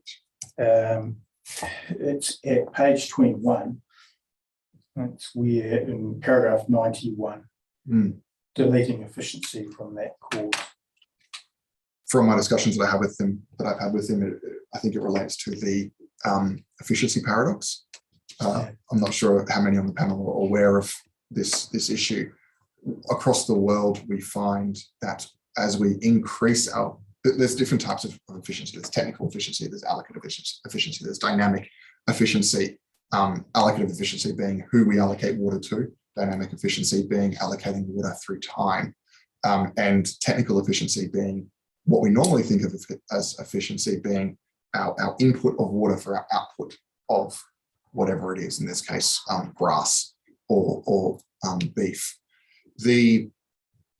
Across the world, we see an issue where as we increase our technical efficiency, we don't necessarily return water back to water bodies. And it's been labeled the efficiency paradox, because even though we all think, oh, well, if we use water smarter, then we're going to help the environment by returning water, what we actually see is that more land is used for irrigation, or sometimes more water is used, and the issues can get worse, not better. So what I understand Ben's suggestion there is that if you just talk about sustainability without the issue of efficiency, then it actually simplifies things, and it helps you see that bigger picture. Yeah, okay, got it now. Thank you. I was going to add the efficiency of confusion when you started talking about all those things. Sorry. That's helpful. Thank you. Thank you. Was the presentation intended to be by yourself and Mr. Cooper, or was this a separate brief for Mr. Cooper? Separate brief from Mr. Cooper. Thank you.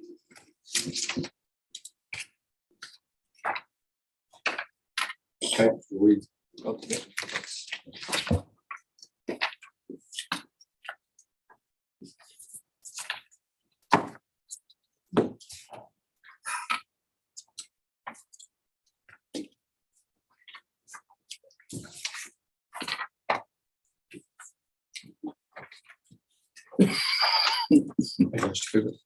Yeah. So following on from questions received by commissioners, I researched further the loss of tussock lands in the Otago region and other usages of the term Indigenous ecosystems. So in terms of the extent of tussock loss, looked into the loss of tussock lands, and it suggested the rate of loss had likely slowed down. The best evidence for this that I have found is the data set from Stats NZ, and that was reproduced in Dr. Keesing's evidence for Manawa Energy. Dr. Keesing's chart specifically looks at all Indigenous clearance, but the data specific to tussocks follows the same pattern. And that chart shows an accelerating loss for the period 1996 to 2012. This rate slows down between 2012 and 2018. However, there was still further loss. The loss was primarily conversion to exotic forest, followed by exotic grassland. And with that data on either side of that chart, particularly for 2018 to now, it's hard to say whether the rate has changed or if the smaller loss experienced between 2012 to 2018 was an outlier. And I just noted that Fish and Game staff regularly receive disappointed feedback from anglers about the loss of tussock lands, particularly around valued fisheries that benefit from the tussocks. In terms of Indigenous ecosystems, following on from commissioners' requests, I searched for other uses of the term Indigenous biodiversity. The term was used in numerous plans and scientific papers. However, I was only able to find one attempt to define the term in a paper in the New Zealand Journal of Ecology. Let's go through that. The definition of Indigenous will influence maintenance of biodiversity. We suggest that the presence of Indigenous species should be the primary determinant. A quantitative definition with an arbitrary threshold is problematic because it would exclude ecosystems and habitats important for Indigenous biota. Many ecosystems and plant communities dominated by non-Indigenous plant species are essential for maintaining Indigenous species. For example, dryland plants, weta and gorse, endangered black-billed gulls and non-Indigenous pasture, dotterels on motorway margins, kiwi, bats, velvetworms and land snail species in plantation forests, and geckos and skinks in urban areas. I agree with the above analysis as it acknowledges the difficulty in setting an arbitrary threshold and acknowledges that healthy ecosystems can support valued Indigenous species despite and sometimes because of the presence of introduced species. For the above reason, and due to my previously discussed concern about the lack of any true Indigenous ecosystems, I still feel a more generalised term would be more suitable. The relief sought by Fish and Game to refer to habitats and ecosystems generally, rather than Indigenous habitats or ecosystems, would achieve this.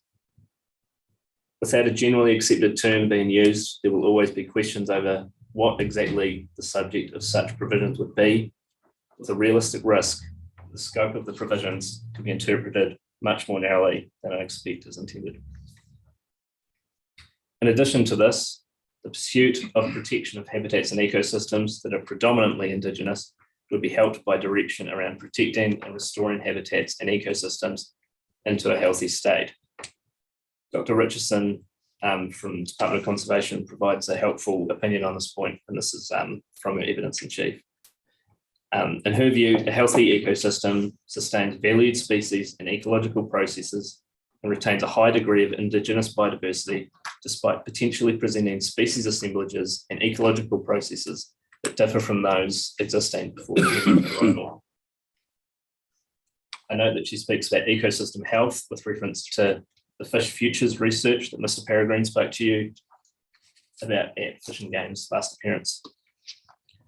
I take Dr. Richardson's opinion here to mean that if we focus on ensuring ecosystems and habitats are in a healthy state, this will drive towards a high degree of Indigenous biodiversity. By taking this approach, we can avoid the complexities and challenges of defining Indigenous ecosystems or habitats.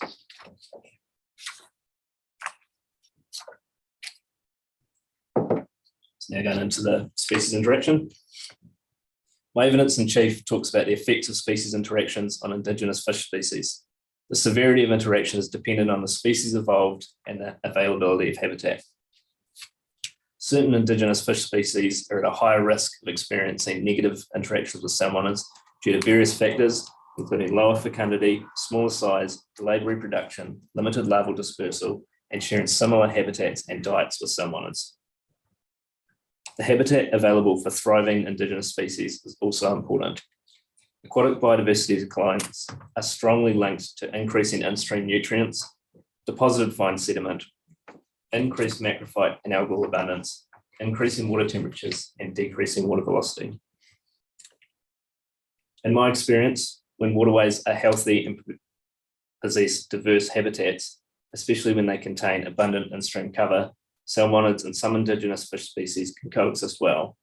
This is the case in most of Otago's water bodies and tends to be associated with larger waterways and species including eels, kanakana, smelt, and most of the bully species. It is important to note that this is not always the case, and some species, notably a number of non-migratory galaxids, will be severely affected by salmonid presence, even where the habitat is suitable. Otago is home to some of the species that are likely to suffer the worst effects of species interactions. These include dusky, lowland longjaw, and Eldon's galaxids. To safeguard native fish populations, the holistic management plan may involve aspects of addressing species interactions and habitat protection or restoration. For places where salmonid predation is problematic, installing barriers to prevent salmonid intrusion, removing salmonids, and restoring the natural flow and habitats of the waterways would be helpful. The framework proposed by Fish and Game could greatly assist the decision-making process regarding the most effective interventions and their respective locations. It is particularly helpful in that it allows the parties to consider both species, interactions, and habitat in a holistic way. In describing this proposed framework, Mr. Peregrine has noted the need for habitat to be defined in the context of MPS FM policies 9 and 10. I can see difficulty in this as there are numerous definitions of habitat.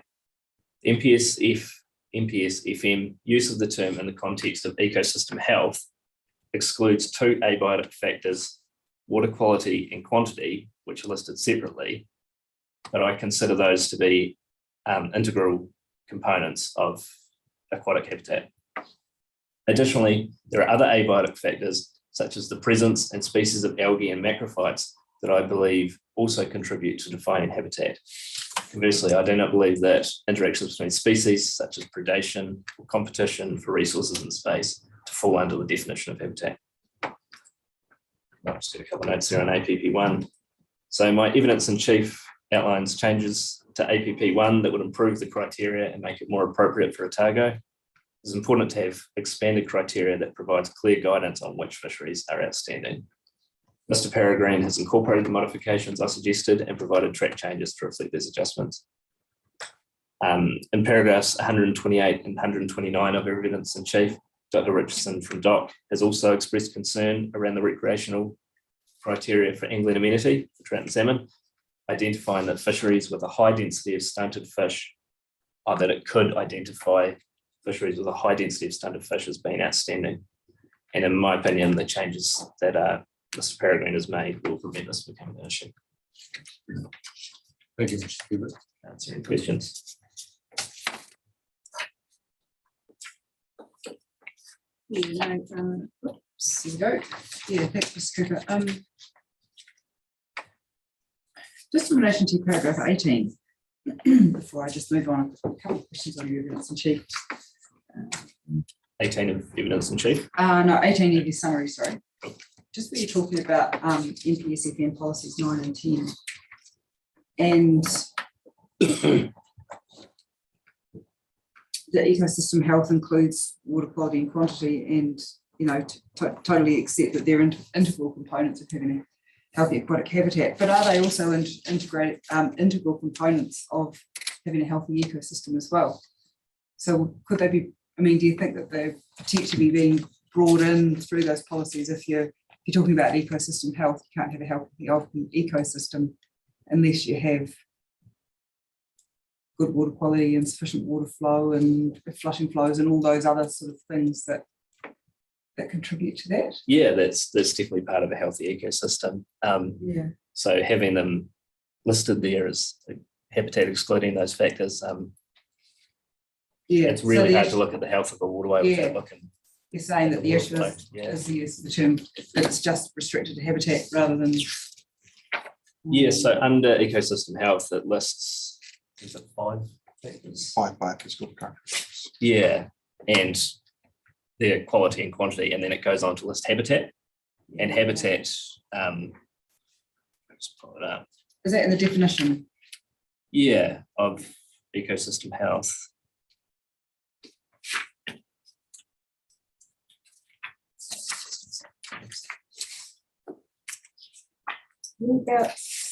Is that you just looking it up? I'm trying to find it, but Yeah. it's used 36 times. So. So it's page 39 of the NPSFM Appendix 1A, the compulsory value of ecosystem health. Yeah. And it lists the 5 biophysical components. Under that, the definition of health, of habitat, sorry, is the physical form, structure, and extent of the water body, its bed, banks, and margins, its riparian vegetation, and its connection to the floodplain and to groundwater. So there's a definition there of habitat that's struggle with a wee bit.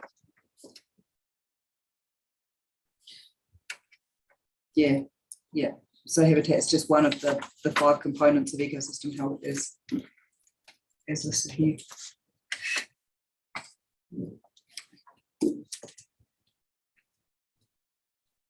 sorry, now my screen's turned off, where I have your evidence in chief. And I'll just check because I think there were a couple of questions that I had here that you've actually covered off. But while I'm finding those, just in relation to Appendix 1, and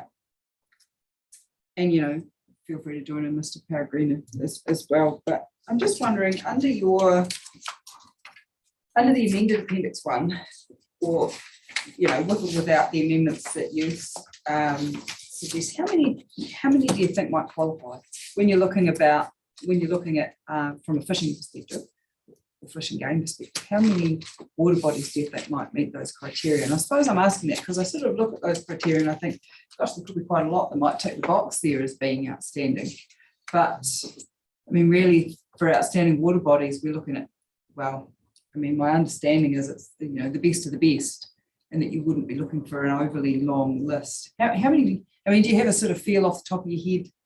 Are we talking 5? Are we talking 20, 50?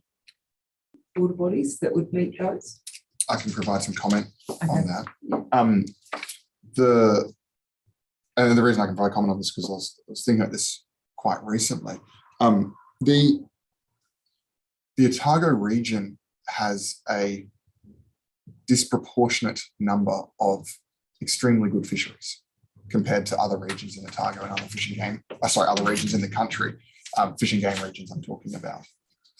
It's probably due to the environmental context that we find, the landscape context that we find ourselves in.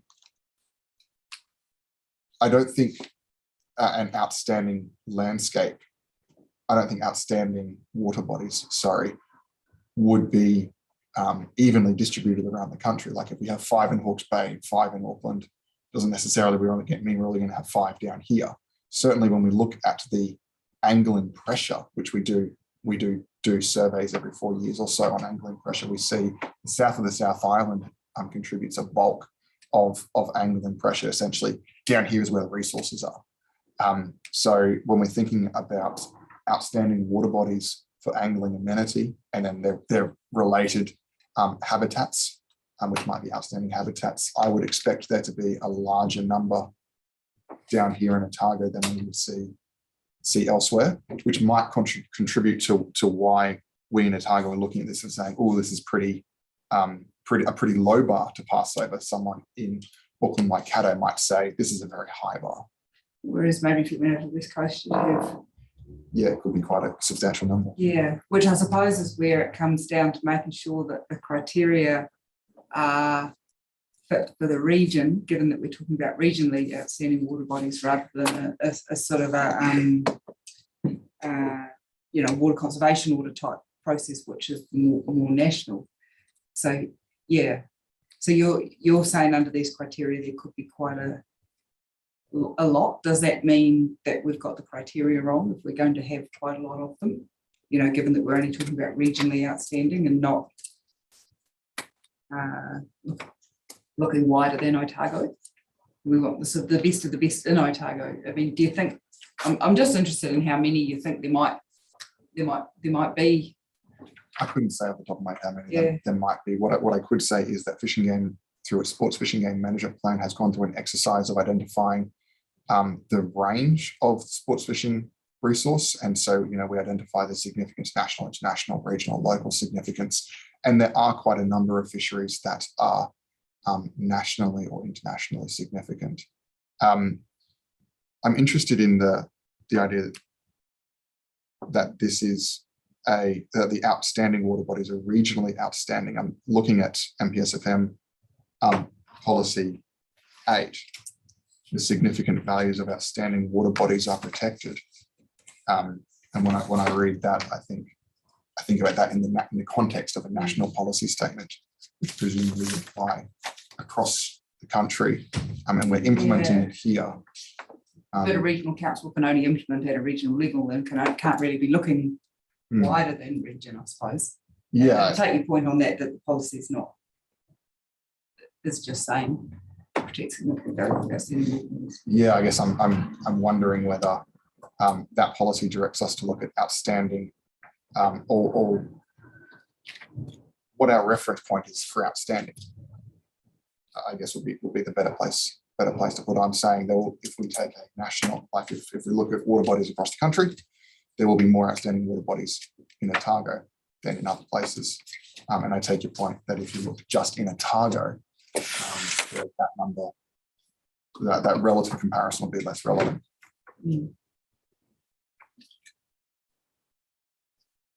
Yeah, thank you. Look, and what, just back to you, Mr. Cooper. Just at your paragraph 71 of your evidence in chief, were you discussing water data around flows and abstractions, and you're saying that it's quite poor. Are you seeing improvements? Is that something that, and I don't know, and I can't recall whether that was in your submission or not, but is that something that, I mean, I sort of read that and thought, oh, well, should there be a method in here that talks about sort of, you know, data capture and those sorts of things? Yeah, I probably don't have the long-term experience to say whether things are improving. Essentially, I looked at where we're at now. But yeah, some extra guidance on that would be great. There's a lot of good information on flows and things, but in terms of abstractions, it's quite hard to find. Yeah, I suppose I'm just sort of thinking because, you know, there's a lot of things that you can't do if you haven't got the data. Yeah. I mean, I don't know if we've got scope for that or not, but I just wondered if it's something that you thought of, whether you thought about whether it was in your submission around whether a sort of a method on data, yeah, would be useful. Yeah, some sort of way to combine it all and make it easily accessible. Yeah.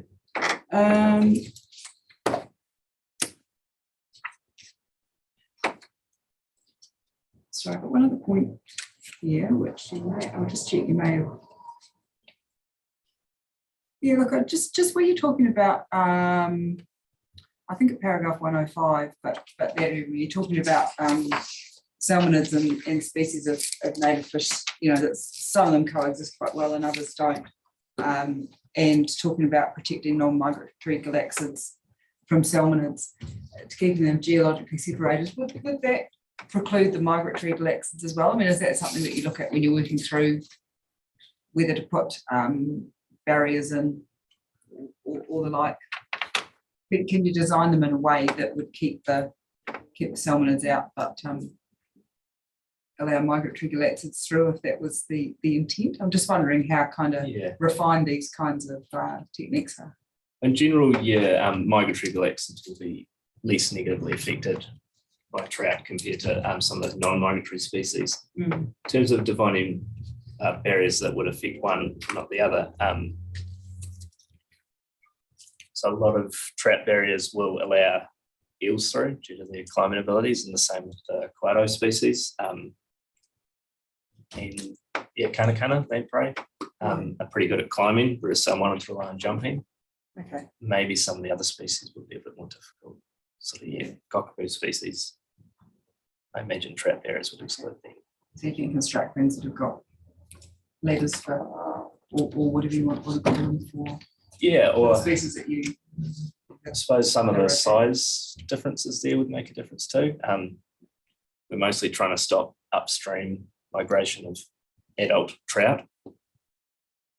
So it's possible just size of bars and things could prevent those and still allow some of the migratory galaxids to get through. No, that's all I have. Thank you. Cool. Thanks. Thank you. Just before I get on to your Mr. Cooper's summary, just in relation to your response, Mr. Peregrine, to Commissioner Sutherland's question around, because that was kind of where I was going with APP1 amendments. This appears to be a lot of waterways that could be caught in that. And you said there's a disproportionate number of extremely good fisheries in Otago.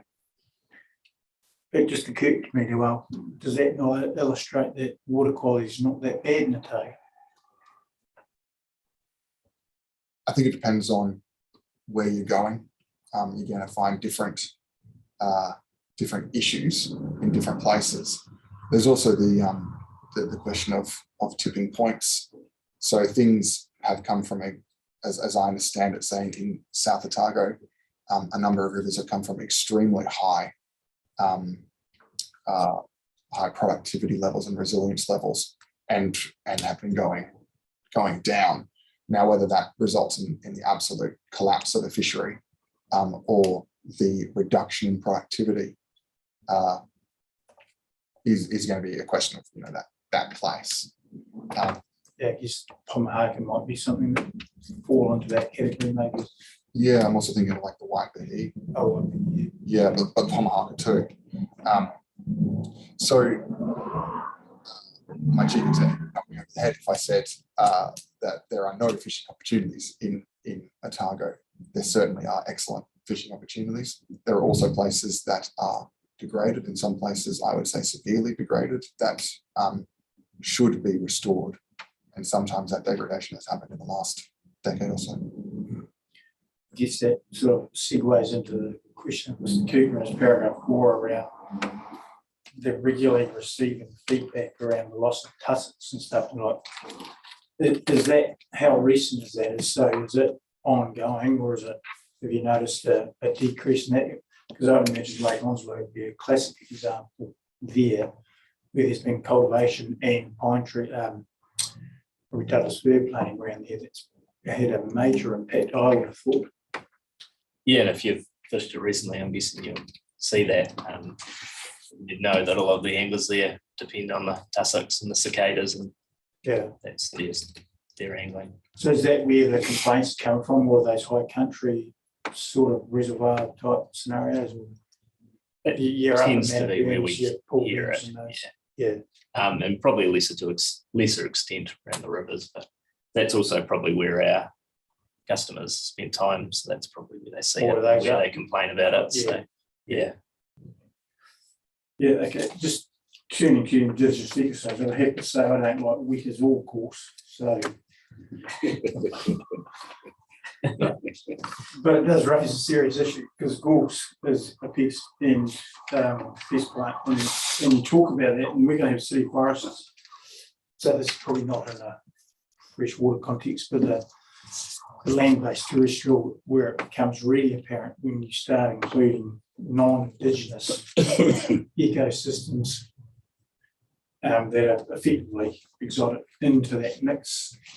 Because the concern is around, well, what control is going to be placed on us, because the classic is, and you mentioned it, the plantation forestry, where you have a lot of rare native birds that roost in there and made that their home. So how do you deal with that when currently in the RPS there is a bit of a lack of recognition of the socioeconomic and well-being side of human element of it? If you're going to bring in your definition, where does that leave us in that situation? Well, I would say I've stuck mostly to freshwater, so that's kind of my area. Yeah. So, but you have mentioned plantain forest, plantation forestries, and that's the other thing. Those criteria apply across, rather strangely or not, I don't know, to terrestrial, freshwater, and marine. So I'm not sure if that has been done deliberately. I'm not sure on that, sorry. Essentially, my thoughts are that we're heading towards healthy ecosystems that act the way we expect, water quality and quantity as we expect, and they have those species that we value. Yeah, I guess when you apply there was Dr. Richardson's definition there, talks about a high degree of Indigenous biodiversity, so it possibly rules out the sort of concern I was raising. Yeah, I thought she gave a pretty useful opinion there.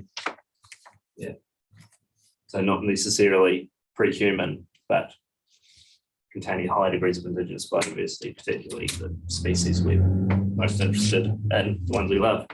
Yeah, I think it's a good definition. Yeah, thanks for that. Cheers.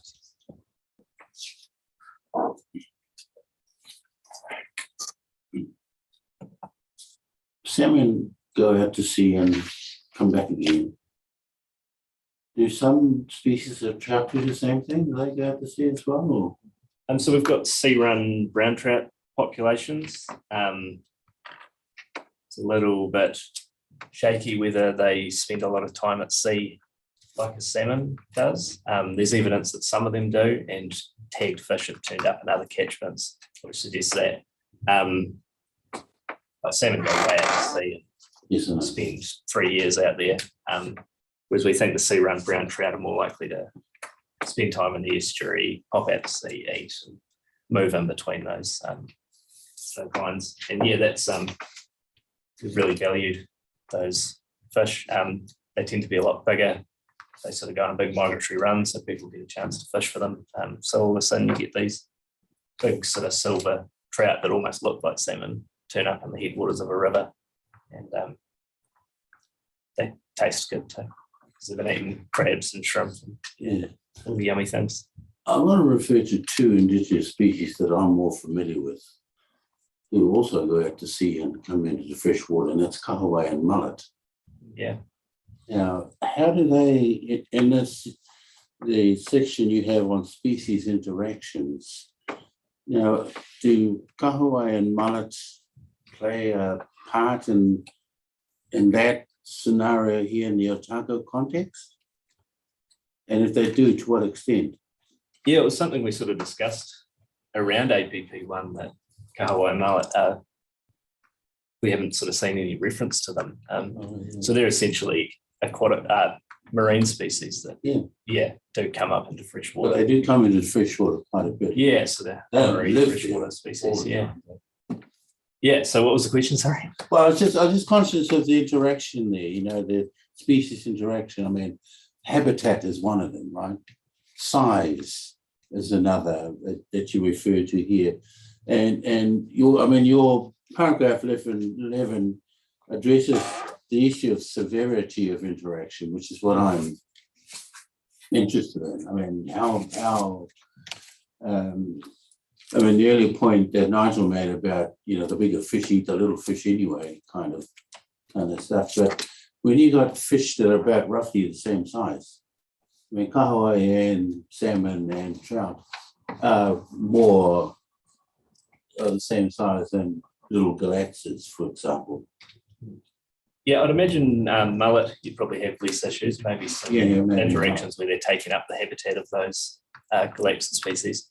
Kahawai must, you see those football fields of kahawai around the mouth and moving up the lagoon. Absolutely. They're pretty voracious predators. They're pretty impressive.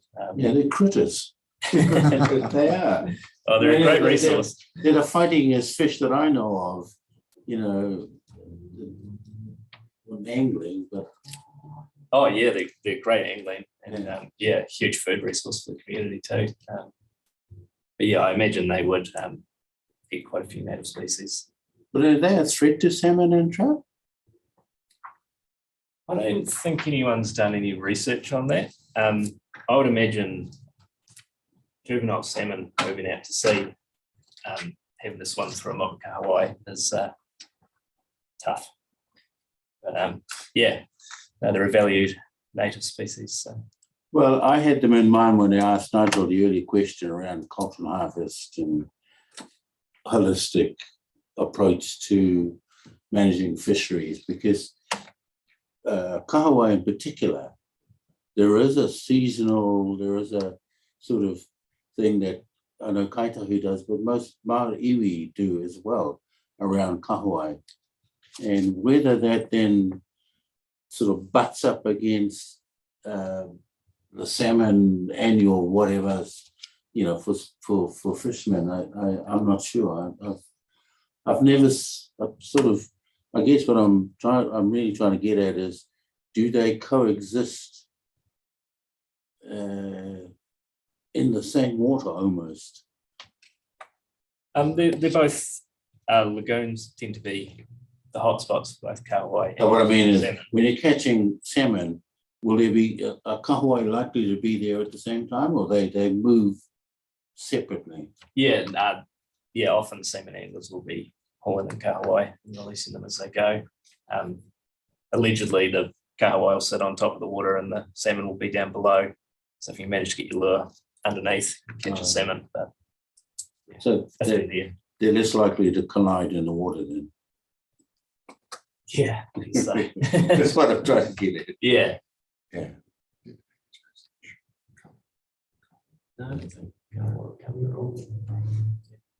No, that's all I have. Yeah, sort of prompted me to look at the research on kahawai. Some interesting questions. Everybody's been asking you a fishing question, I'm going to ask you one at the end. But just listening to the exchanges has taken me to an issue really probably more addressed to Baker Galloway or to Mr. Peregrine, and it is one that I noted but forgot to raise with you, Ms. Baker Galloway, and it related to the fact that you were talking about the issue of restore and referring to policy 5, and I'd underlined at that time, I forgot to ask you about the fact that policy, correct me if I'm wrong, but it seems to me that the NPS FM uses in relation to rivers, really, the terminology in policy 5 of ensuring that health and well-being of degraded water bodies and freshwater ecosystems is improved. Whereas in policy 6, there is reference to restoration, but that's only in relation to wetlands. That natural inland wetlands, the values are protected and their restoration is promoted. Now, I've only had a chance to really, do a once over in terms of the NPSFM, but it does seem to me that the concept of restoration is aimed at wetlands, but against the background of promotion rather than requirement, and that in respect of rivers, the issue is improvement as distinct from trying to achieve a restoration. Do you disagree with that or not? Well, and Mr. Peregrine has his own view on this, but yes, you're right. The word improved is the word that's used in policy 5, but restore, I think, would be consistent with improvement. So you'd still be giving effect to policy 5 if you didn't use the word improve in the relevant places in the RPS, but you did use the word restore, because, and also, improved is not a very helpful word, because if you just improved the health of a degraded water body a tiny bit, someone would argue you've given effect to policy 5, but you haven't really given effect to prioritisation of the health and well-being of water bodies by doing that. So I think restore, when you look at the requirements of the NPSFM as a whole, restore is the more appropriate word to use. It's a goal beyond improving, though, isn't it? And if Yes, you look it at is. 5 and what it goes on to say is that it talks about degraded water bodies and freshwater systems, that their health and well-being is improved. And then it continues on and says, in the health and well-being of all other water bodies, i.e. the non-degraded ones, is maintained and, if communities choose, improved. So what I'm really just opening for discussion, or want to give you the opportunity for response on is, where does the concept, or are you able to point to a concept in relation to rivers where the NPSFM requires restoration? Because I can't see it, and I certainly don't want you going away without having the opportunity of drawing that to our attention. You don't necessarily have to answer it now, today, Yep. But I wanted to raise it because I definitely want to raise that issue in the freshwater part. And Okay. have it Okay. responsible. All right, thank you. Okay, thank you. So having dealt with the serious stuff, the big pictures, we can just move to the light-hearted stuff before we go to lunch. I've, on about 3 occasions, caught big trout. I'm sure Mr. Hewitt would say they're skins, not trout, but none. Big trout from Marlborough that have the very distinct marks of the eel on the belly. And one occasion, trying bringing the fish over to the side of the bank and standing about 6 feet above the fish, and it wouldn't move. And I thought it must have been stuck behind a rock or a log. And in the end, I managed to clamber down the bank, and lo and behold, the reason it wouldn't move was because the eel was holding on to it. Now, it would only just be moved over to the bank. Has anybody done any research on whether and how big trout have to be before eels predate? I'd say that number probably changes in your circumstance. It probably sensed essentially a wounded fish and saw its opportunity. Right. Yeah. But there hasn't been any research on that interaction. Not that I know of. Eels against trout. Yeah. So some of the guys in the Southland have been working on some interactions between eels and introduced species down in some wetlands, and it was showing far higher densities of eels in wetlands where introduced species were available. Densities, yeah, conditions similar, but yeah, and it suggested that the eels, particularly large longfins, were eating significant amounts of introduced fish. There's another river that's very hard to get to. You got to climb over 1,500 climb to get to it. It's the deep water, deep dark, sorry, that flows into the Buller, and on the other side of where the highway is on the other side of the river, the Buller. But the deep down, as you fish it, you're just constantly seeing the eel moving up the base of the river, rising up towards the trout moves back, and it just goes on all day. That's the only river I've ever seen it, but it's a very common phenomenon. No, look, I was just wondering whether there was any research on it. So thank you very much, Mr. Cooper. Thank you. There's just one thing, though, sir, that maybe Ms. Galway could provide us with her response to your last question is, just in relation to what you'll be talking about, is just a map of all the best secret fishing spots in the table. Help us understand the breadth of outstanding fishing. Yeah. And with the access code, and that will. I started writing that down, you know. I was taking this. Well, it's a I'll have serious to take instructions. If you want your outstanding water fishing, we need to know what they are. It's possible at a price. Make on like. Thank you, See you at Ms. lunchtime on that. Right. Thank you, Ms. Galloway. We'll break for lunch till 2 o'clock. Thank you. Right. Thank you.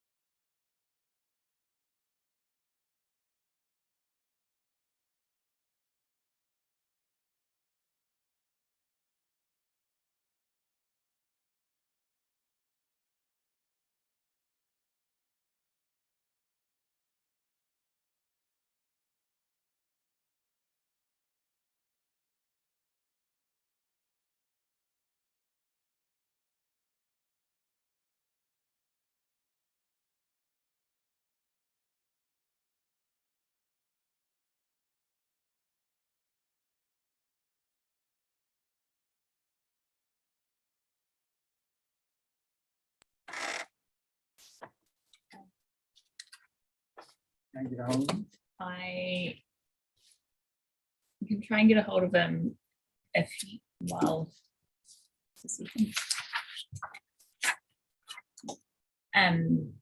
we do have Lynette Beish online for Ernst Law 1 if you wanted to go to them while I try and get in touch with Jim Hopkins.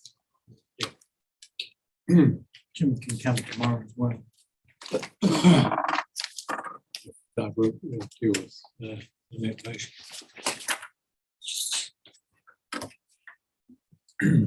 So who we got? Ernst Law 1. Lynette. Ernst Law. And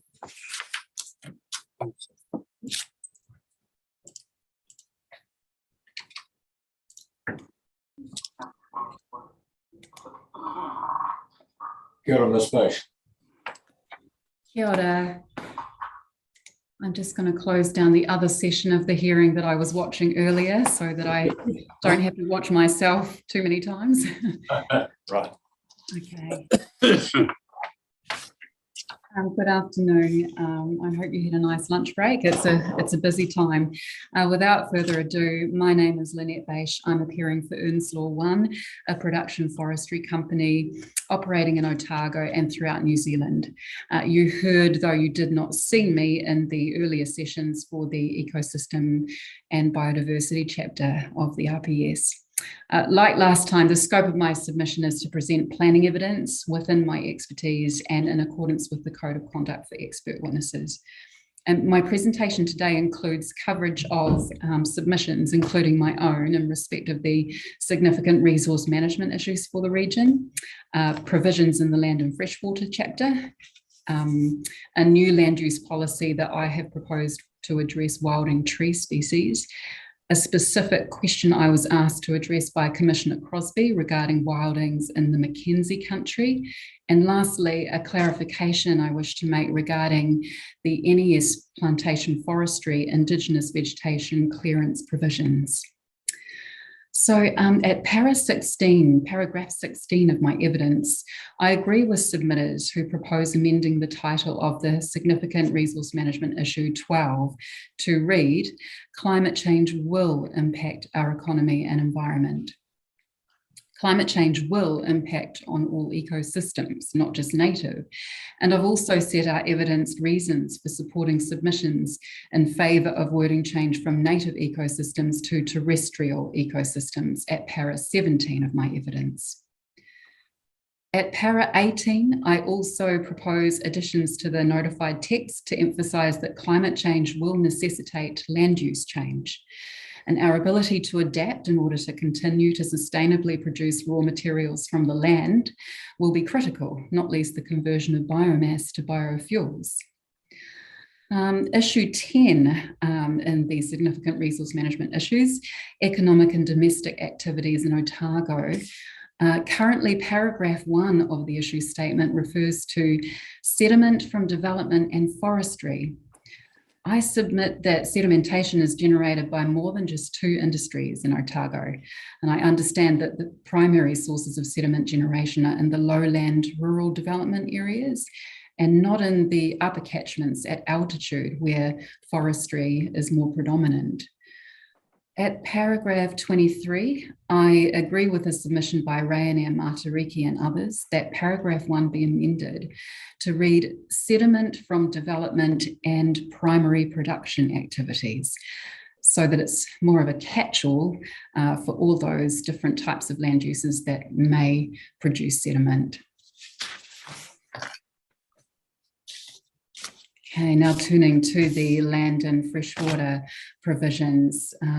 I've given evidence on method 12. Method 12 prescribes how district plans should be changed to reflect the management of land and soils. And at paragraph 37 of my evidence, I set out a proposed amendment to the wording of clause 1A of this method. And for the reasons set out in paragraph 33, this change would, in my view, be more effective and efficient if it was applied to ensure that new or any spatial extension and expansion of land use activities is sustainably managed.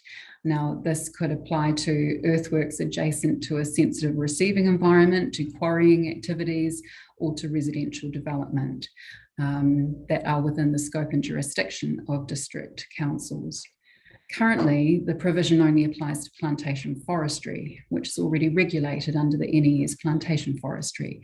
And I've seen no documents under this plan change which record any evidence that the NESPF is not efficiently and effectively regulating forestry. At paragraph 38, I further propose a new clause 4 to the method 12 for district plans, which would require district plans to maintain the availability and productive capacity of highly productive land in accordance with Land and Freshwater, Land and Soils Policy 19. I think that this change will ensure the method is consistent with the intent of the National Policy Statement for Highly Productive Land. Moving on now to the issue of wilding conifers. I concur with the range of submitters who have made the point that wilding spread is not specific to pines or indeed to conifers, and wilding species, including conifers, are not an issue whose adverse effects are confined to areas of Indigenous biodiversity either. So it has to be recognised that plantation forests are not the only source of wilding conifer spread. And while regulation of plantation forestry as a wilding source exists under the NESPF, no such regulation exists which would manage and control wildings from land use activities in general. I concur with the submission by DOC that a wider scope policy applying to all land uses and all land types is needed. At para 60 of my evidence, I've set out a new policy, which I called policy 23, but please take that as policy X. And I had called it management of conifers.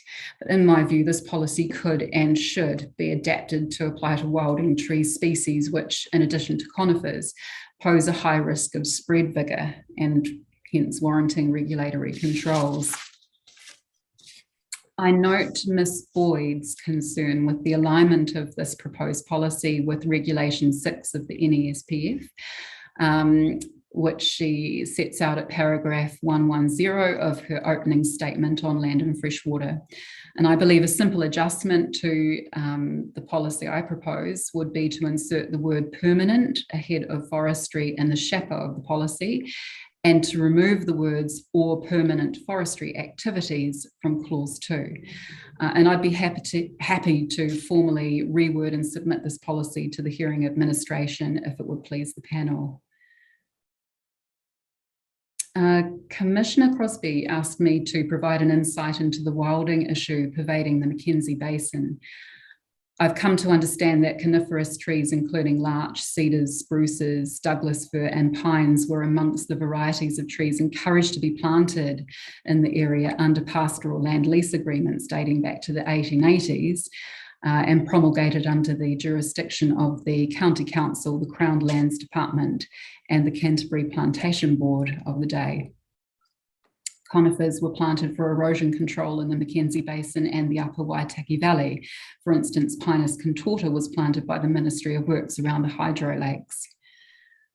Conifer varieties were planted to enhance the landscape and beautify picnic areas, for instance, at Lake Pukaki foreshore and Benmore Dam. And shelter plantings were established for protection against the harsh winds, for instance, at Lake Oho Lodge. Earnslaw 1 has no plantations in the Mackenzie country, and I'm not aware of any other plantation forestry located in this area.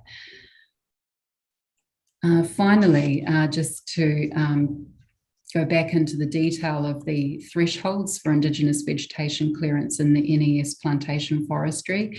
In my previous appearance, I was asked about those thresholds, and listening back to the recording, I think I misheard or misinterpreted an example question that was put to me.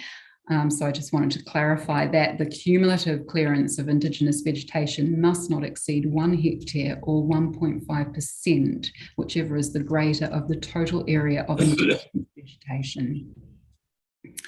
So if a forest was 1,000 hectares in total and it contained 200 hectares of Indigenous vegetation, then no more than a hectare or 1.5% of the 200 hectares of Indigenous could be cleared, and 1.5% would equate to 3 hectares. Besides the NES plantation forestry, there are district plan rules which constrain the amount of Indigenous vegetation that can be cleared, and most forestry companies, by virtue of their membership of the New Zealand Forest Owners Association, are subject to even more onerous restrictions on clearance of native under the New Zealand Forest Accord or under the New Zealand FSC standard. That brings me to the close of my presentation, and I'd be happy to take questions from the panel. Thank you very much. We'll start with Commissioner Sullivan. Thank you. Yeah, thank you, Ms. Page, and thanks for referring back to your previous appearance as well. I did have one question, just at paragraph 37 of your evidence, and here you're talking, I think this is around LSM 12, clause 1A. And I thought it was interesting.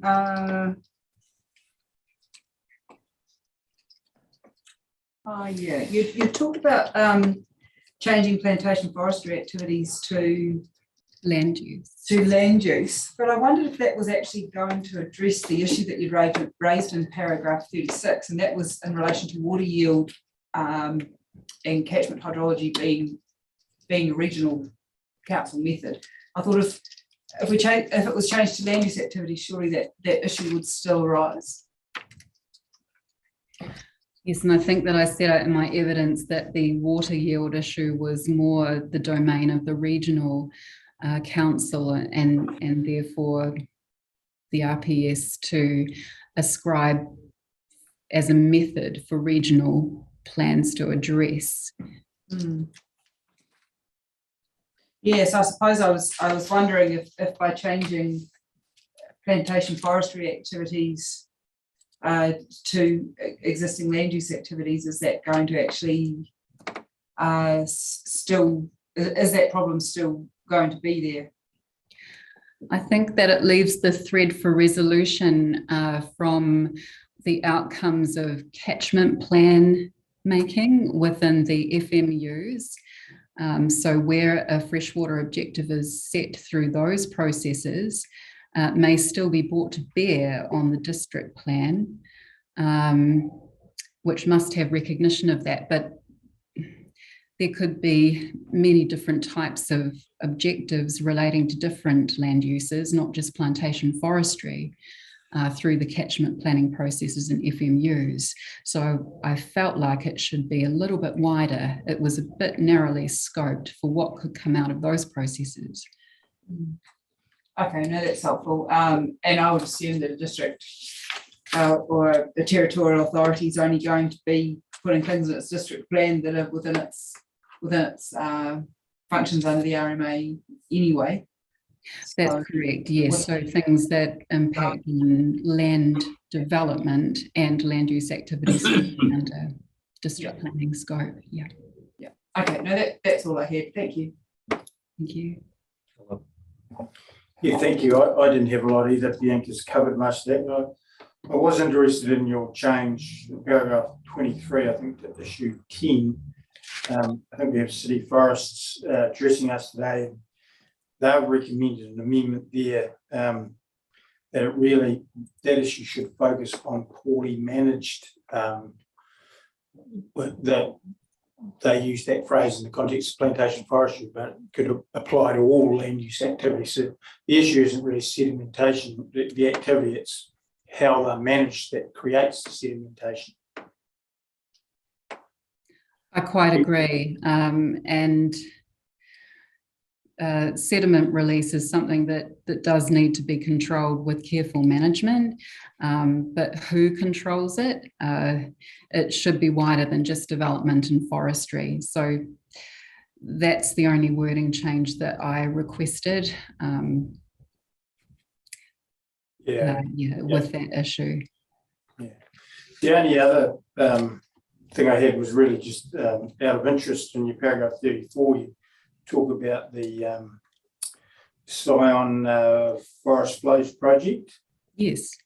What are the interim results of that showing? Is it showing up anything now, which is how that works? I think that it's in year 2 of a 4-year project term, and there certainly are some interim results available. I know for a fact that Forest Flows has now set up a website about 4 months ago. I don't have the information to hand on what the initial findings are, but I could certainly provide that to the panel. Okay, thank you. Thank you. Yeah, I have no questions.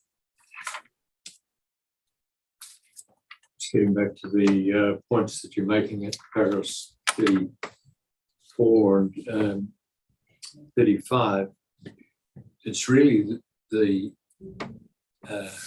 commencing words that you're concerned with, isn't it? Whereas at the moment it says territorial authorities must prepare or amend and maintain their district plans. Aren't you really suggesting that that needs to read and maintain their regional or district plans? Yes, definitely. If it's applying to all territorial authorities, that would be correct. Yeah, all right.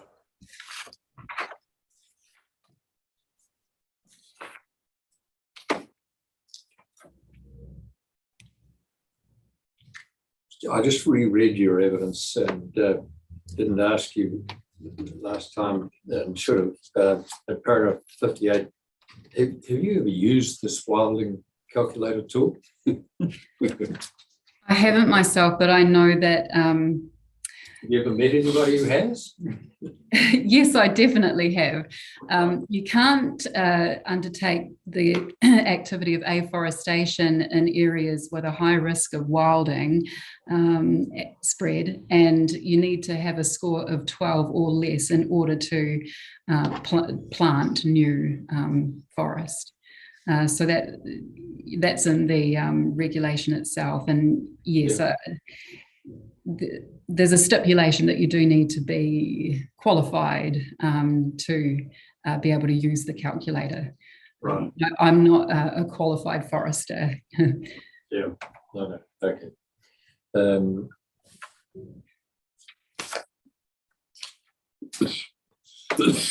look, otherwise, your evidence is very clearly put together. Thank you. I was a bit askance about I think I had a word really by it at paragraph 58, and but that was in relation to the calculator. And no, look, otherwise very clear. Thank you very much. And thank you for your evidence today. Thank you. Thank you. How are we getting on? Thank you. City Forest, yeah.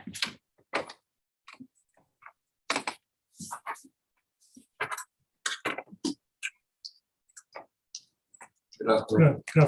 Do I need to turn the on, or is that on? No, Press the right hand. Yep. Yes. Thank you. Right. Okay.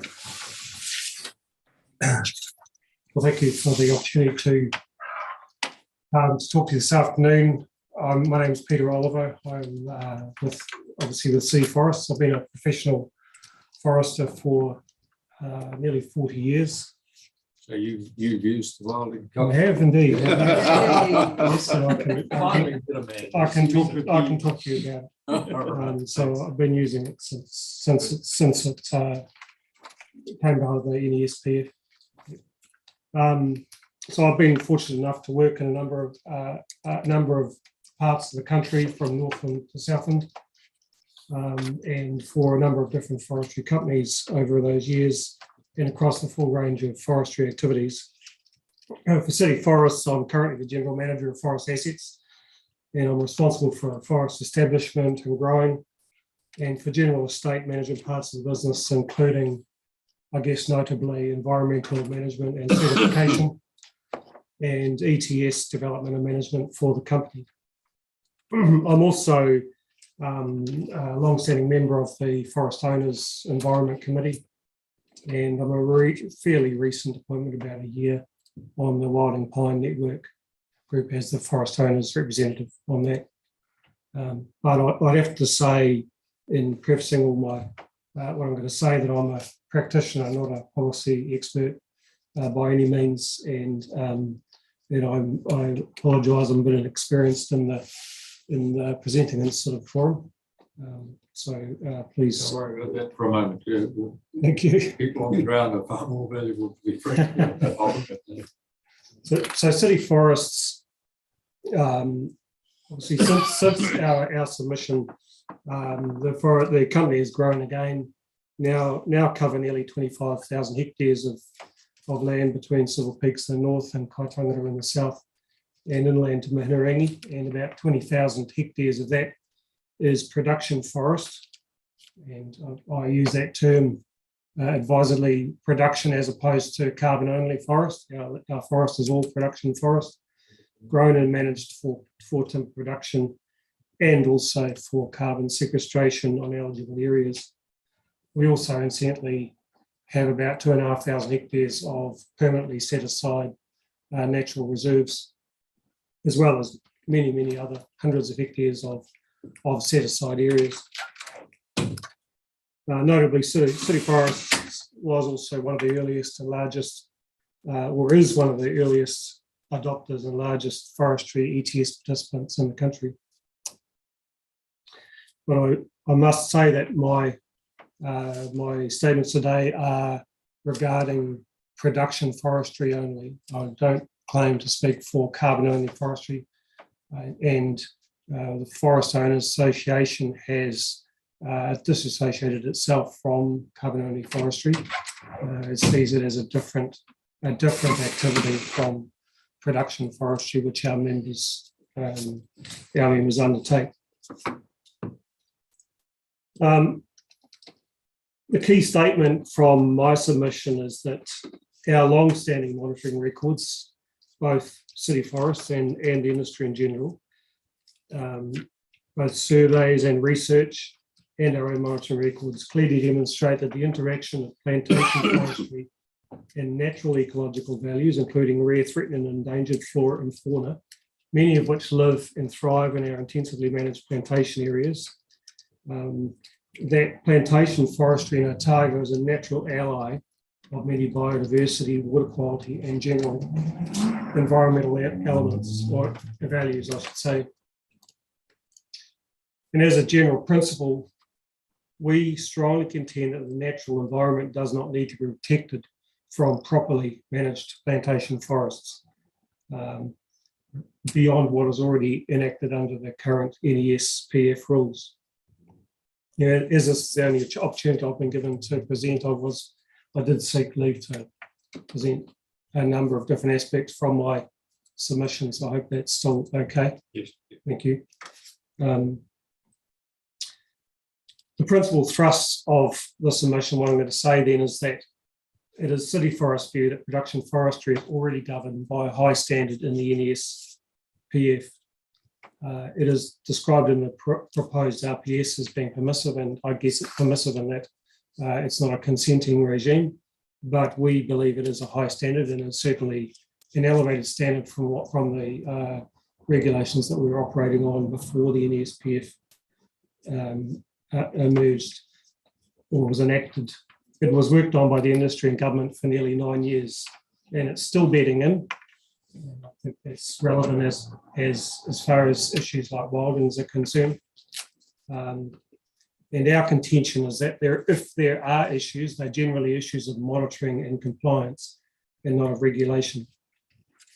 So I want to just go through, I think, 4 submission points on that, starting with the significant natural resource management issues, SMR I-10, which is the economic and domestic activities in Otago, and my colleague Lynette Brace already touched on this. The statement that sediment from development and forestry activities flow into streams and builds up in the coastal environment. And I want to argue that forestry that it is inappropriate for forestry to be singled out as a source of sediment, along with development, and seemingly ignored as a supporter of employment and economic well-being. In fact, I'm mystified, or we're mystified as to why forestry is singled out here. There's plenty of science-led research that shows that planted forests produce high-quality water for a large component of the forestry cycle, and that provides a valuable community service to downstream users. Planted forests can improve water quality from land that was previously in pasture within 5 to 6 years by reducing water temperature, nutrient levels, and sediment yields. And this highlights the potential for forestry as a remedial tool for degraded waterways. Also, it is of note that the largest part of the forestry cycle is mid to mature rotation, and water quality during this phase is characterised particularly by those really good qualities, including, in addition, healthy invertebrate communities. And our monitoring records over many years support this finding. Mature planted forests have been shown to have similar water quality attributes to those found in undisturbed indigenous forests. While we accept that harvesting can affect water quality, particularly through increased sunlight and temperature, when that's properly managed and when residual shade is provided by the stream bank, even by slash, logging, surrounding topography and remaining vegetation, all can have an effect on maintaining good water quality. And those things are, particularly the riparians, are provided, riparian development is provided for in existing NESPF rules, and that was a change in the regulations when the NESPF came into force. The other thing that is important to note with harvesting in particular is that there has been a massive increase in the use of fully mechanised harvesting. So typically now, and I've been in this business a long time, this has been a very, very dramatic change in the last 10 years in forestry. So now we don't have a single person on our harvesting sites typically that is outside a cab. And they are using tethered machines down hillsides. They are using low impact diggers, and typically they're able to pick up and place stems in safe locations, and large machinery with big reaches. So there is a really good amount of protection that wasn't previously possible now from those activities, and we're typically not hauling across streams, across waterways these days. So there is a really good level of protection afforded by our harvesting methods. Sorry, you said a word that I didn't pick up. Sorry, you were able to mechanically take across streams to just. No, we don't. We don't typically pull across streams anymore. So that was a practice, earlier on. That under the NESPF regime, that's not typically, with the advances in technology and particularly the harvesting technology now, streams are not typically being pulled across. Where they are, there is a well-established regime to get consent to do so, and we've had to get the odd one to do that kind of thing. There's the odd occasion where it's very difficult to manage that, but that's by far and away the exception. So we argue that the existing NEF rules are already a high and sufficient standard, and they do allow for stringency to be applied in special circumstances. And I'm thinking particularly of in Otago, the presence of rare native galaxids, for example, which have and certainly found a haven in some of our forest sites. We have quite an important population of eldons in our one of the upper catchments in our Waipori forest. I'd like to go next to the integrated management P15. which is the precautionary approach. There, the recommended rules are to adopt a precautionary approach towards proposed activities whose effects are uncertain. In our submission, we've recommended the removal of this approach with respect to plantation forestry, and an acknowledgement of the efficacy of existing NESPF rules to manage potential effects. Our concern here is that forestry is a very long-term activity that requires long-term certainty. And if there are issues of understanding, and we've certainly encountered that, then we believe this is a challenge to the Regional Council to address by including forestry expertise and experience within its ranks. And it's not the fault of the forest industry. Lack of forestry expertise and the constant churn in forestry tasked inspectors is a major source of concern for the local industry. But it is not our fault, and we contend that the industry should not be penalised for it. And we have certainly had a high turnover of a very small number of qualified or suitably qualified and experienced people in the Regional Council. Often they come from other areas, and we feel like we're having to train them in forestry to begin with before they start their inspections. Our concern is that the adoption of such a precautionary approach will result in a consenting regime, which will ultimately result in the suppression of forestry activity through uncertainty and unnecessary restrictions, and it will have a chilling effect on forestry economic activity. I just had a minor point with regard to LFFW P8, which was identifying natural wetlands. The proposal there is to identify natural wetlands down to 0.05 of a hectare, which is just 22 metres square. And we contend that that's just simply unworkable. Our estate would contain hundreds, if not thousands, of such areas. And the frustration for us with such a proposal is that those areas are, without exception, improving and doing very well under our watch, simply by being surrounded and protected by plantation forestry buffers. At 0.05 hectares, we feel that's unworkable, given that the margins of wetlands are, in our experience, extremely difficult to accurately define. Our forests are exceptionally well mapped and described, and that's been independently verified by Woodlands Pacific Consulting based in Rotorua. And yet we don't map down to this unworkable level of detail in our own management, and we recommend that the RPS adopts or aligns itself with the NESPF regulations, which already mandates to a level of 0.25 of a hectare, which is 50 by 50 essentially. I just said that on a point.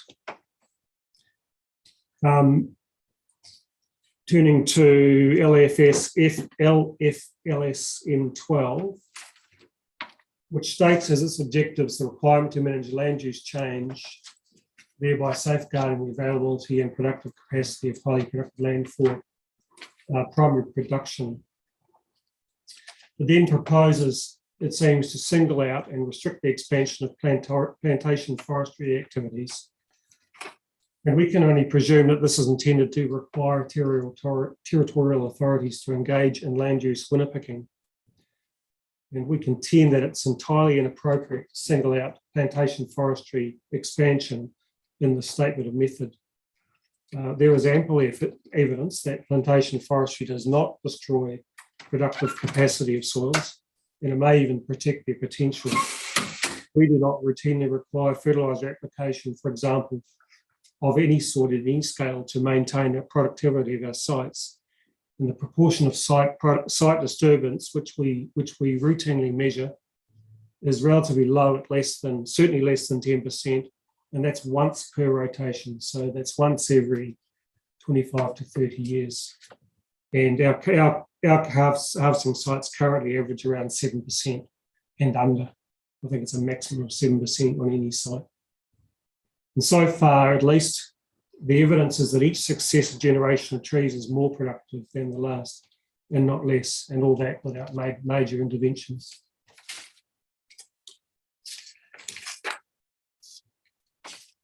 And turning to my last point, this is Eco P9, which is wilding conifers.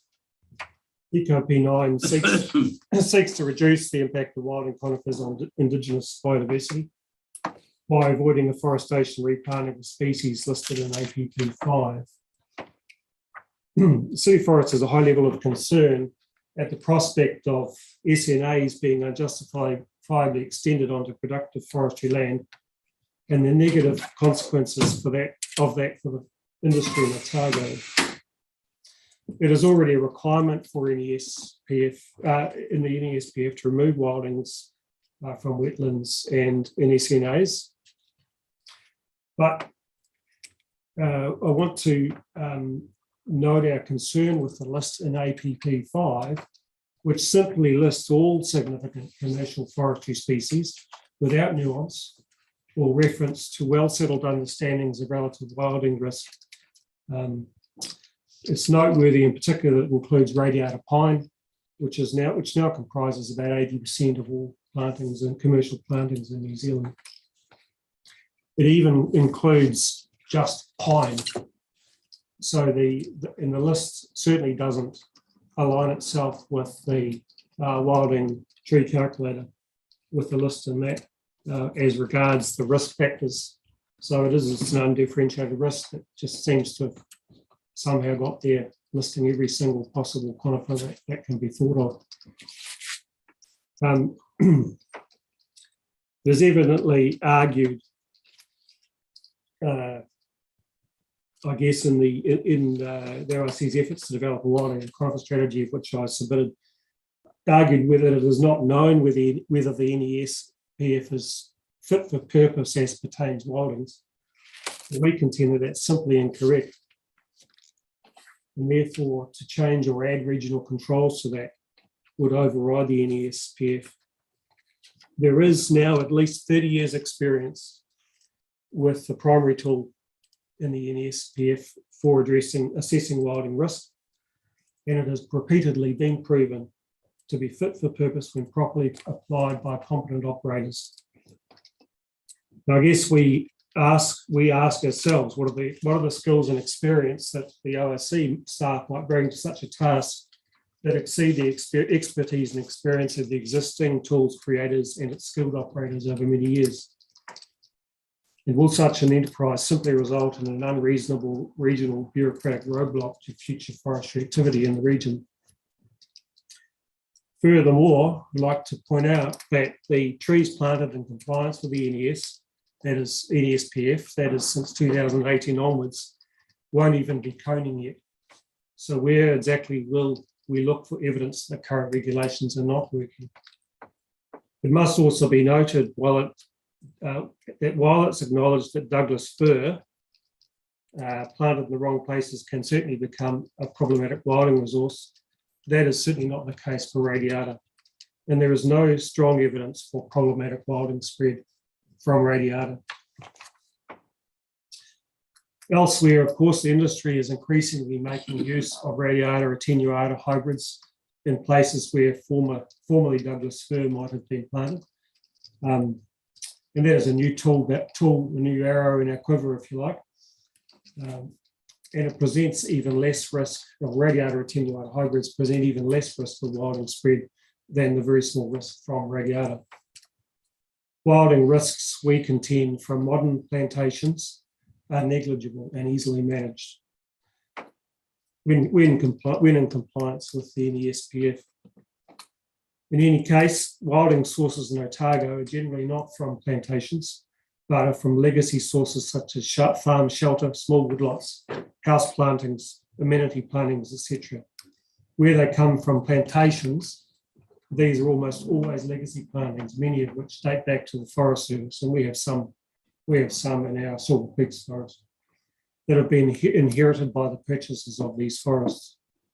all major forestry companies in the region are gradually felling and replacing problematic plantings as they are able. So in conclusion, we argue that in this matter, as well as the others presented in our submission, that we already have in place strong and competent regulations governing production forestry activity in New Zealand in the NESPF. They're fit for task, and there is room for specific and reasonable stringency to be applied where appropriate for region-specific issues. But otherwise, the NESPF, which is still in its infancy, should be allowed to do its job as regards regulation of production, plantation, forestry. Thank you. Thank you very much, Mr. Roll. Any questions, Commissioner Sutton?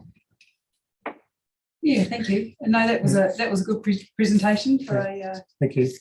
Given I'm not used to this kind of thing. No, you did well.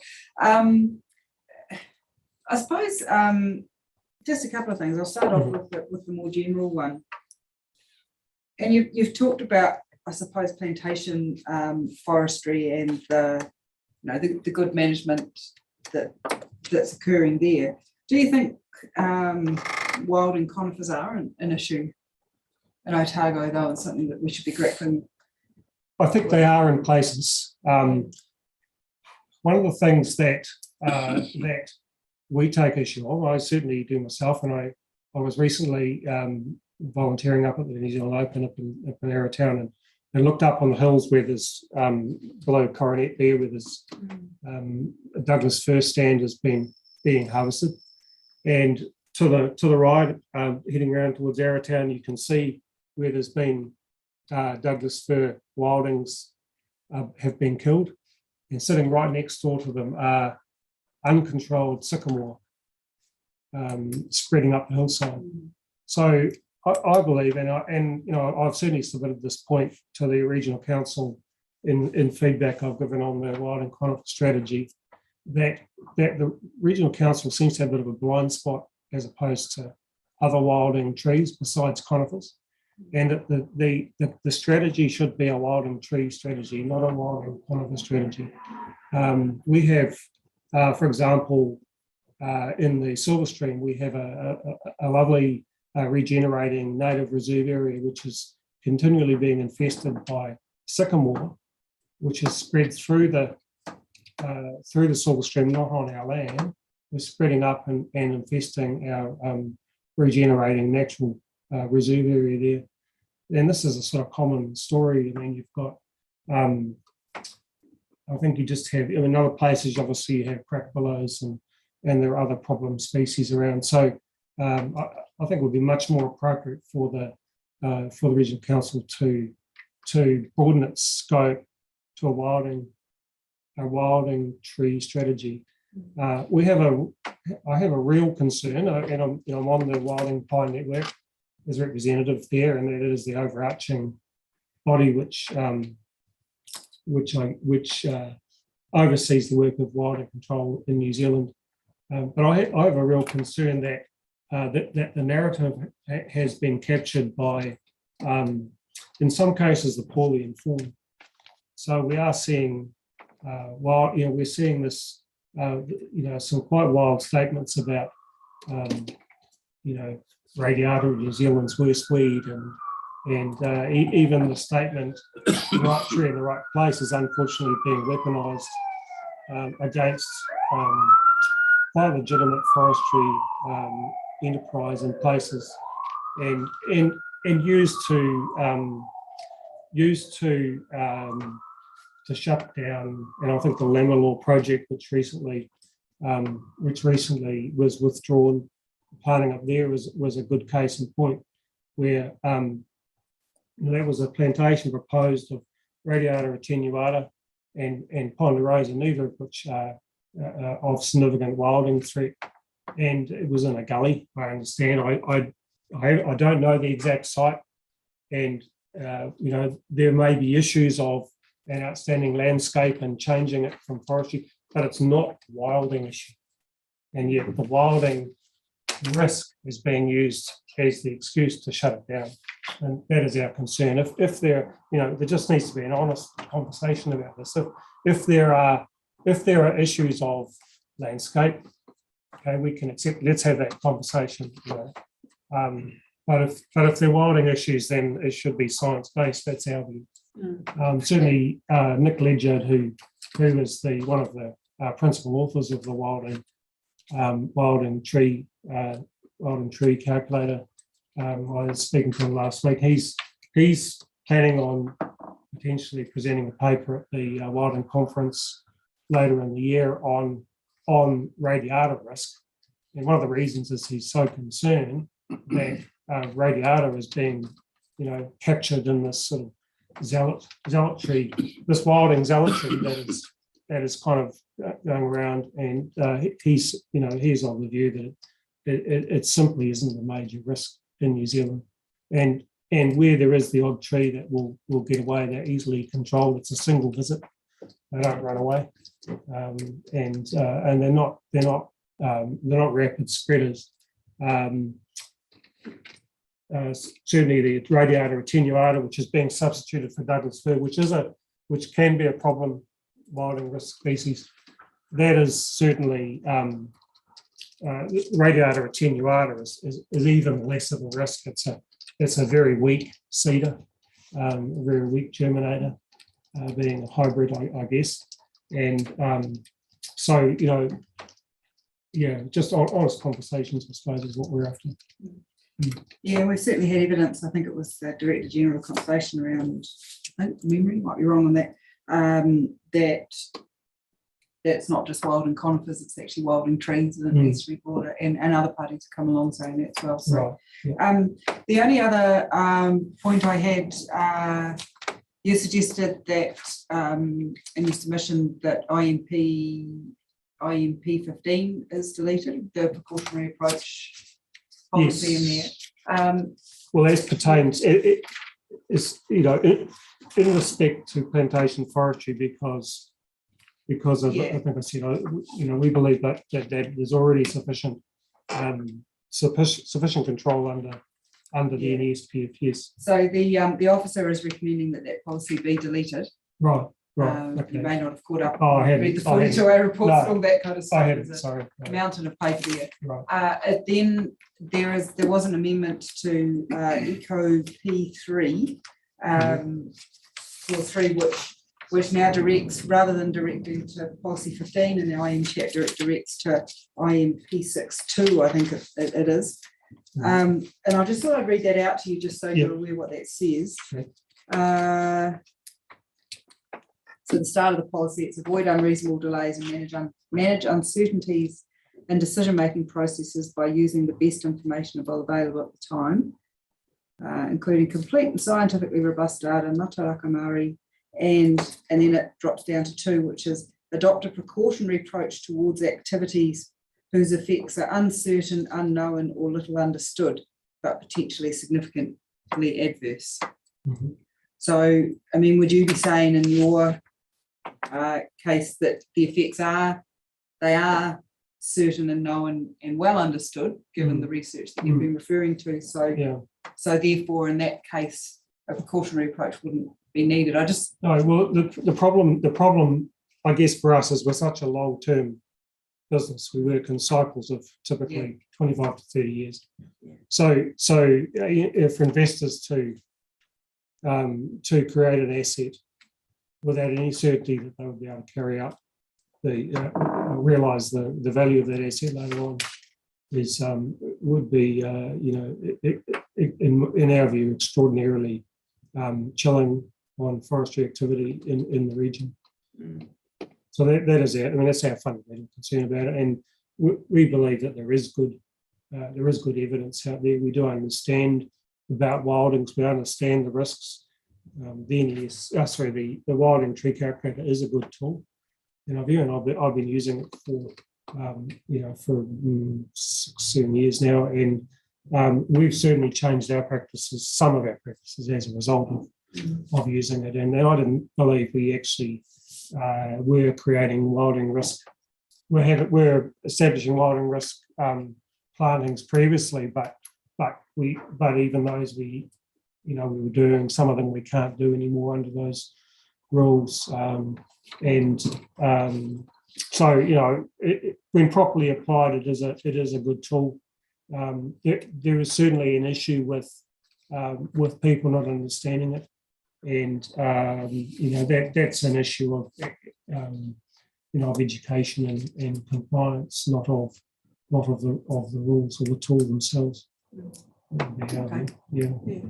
Yeah, and I thank you for that. Yeah, thanks, Mr. Oliver.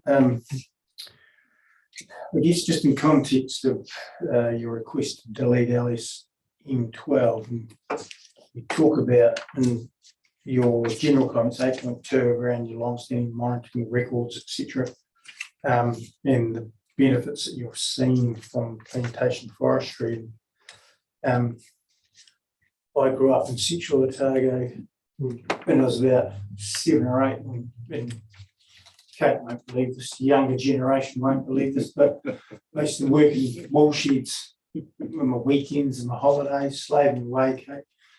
But my big break came when I went to university. My holiday job was actually in forests, the old state forest. So I got out of the wool sheds into the open air, which was great. The point of my silly story is that I worked in the Blue Mountains area and also in Glendhu. And I recall, and it just triggered it talking to Ms. Bash around the forest flow projects, that Glendhu forest back then, and we're going back a wee way, pretty sure they had a ongoing study there comparing the effects of plantation forestry on water quality, water yield, all those things, as opposed to tussocks. That's right, yeah. Yeah, so is that what you're referring to in 8.2, that stuff? Because, and I've never seen that information referred to again, though. Yeah, so the peer catchment study, so it still exists. It did, my recollection of it is it did sort of go through a stage where there wasn't a lot happening, but I understand there has been some attempts to develop the information from it. It is a confounding situation because yes, it does show that there's a reduction in water yield, in the forested catchment, but there is the confounding thing is that there is, as I understand it, is that there is, in the forestry catchment, there's also a lot of whānuka growing as well. So because it's an undisturbed, ungrazed catchment, and that my understanding is that is confounding the results. Also point out that study is being quoted a lot, but as one data point. People are typically saying, 30-40% reduction in water yield from forestry. Well, that is one data point in quite a dry catchment. So is that the one that's been referred to in the Section 42A report? I think so, yes. Yeah. Didn't follow up on that. Yeah. Of course. Yeah. That area was probably originally totara forest anyway. Back pre-human. That's right. Yeah, and it is. The main effect of forests is the rough foliage and evaporation from that, rather than the use itself. So beyond what science says, below 20% of a forested catchment, the water yield is not particularly acceptable. So above 20%, that's when you do start to get some, the cumulative effect of the reduction. But I don't think as forest industry we're not asking that we are excluded, because mostly we don't operate in those really dry catchments anyway, and most of it, well, certainly city forests, all of our forests are on the coast where water availability is not so much of an issue.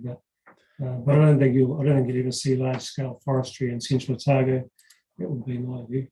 It is happening a little in North Otago, and sure, and carbon's been raised an issue. Yeah, there, and we've had quite a bit of evidence from various farmer groups around the concern of that, and possibly not so much production forestry, but mainly carbon. And we have the same, we have similar concerns. I mean, we want, we certainly forest owners are keen to see carbon only forestry properly regulated as well.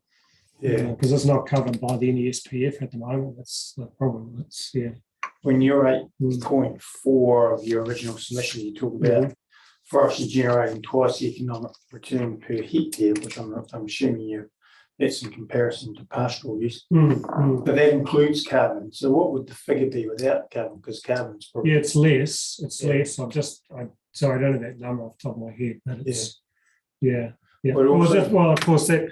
I should qualify that.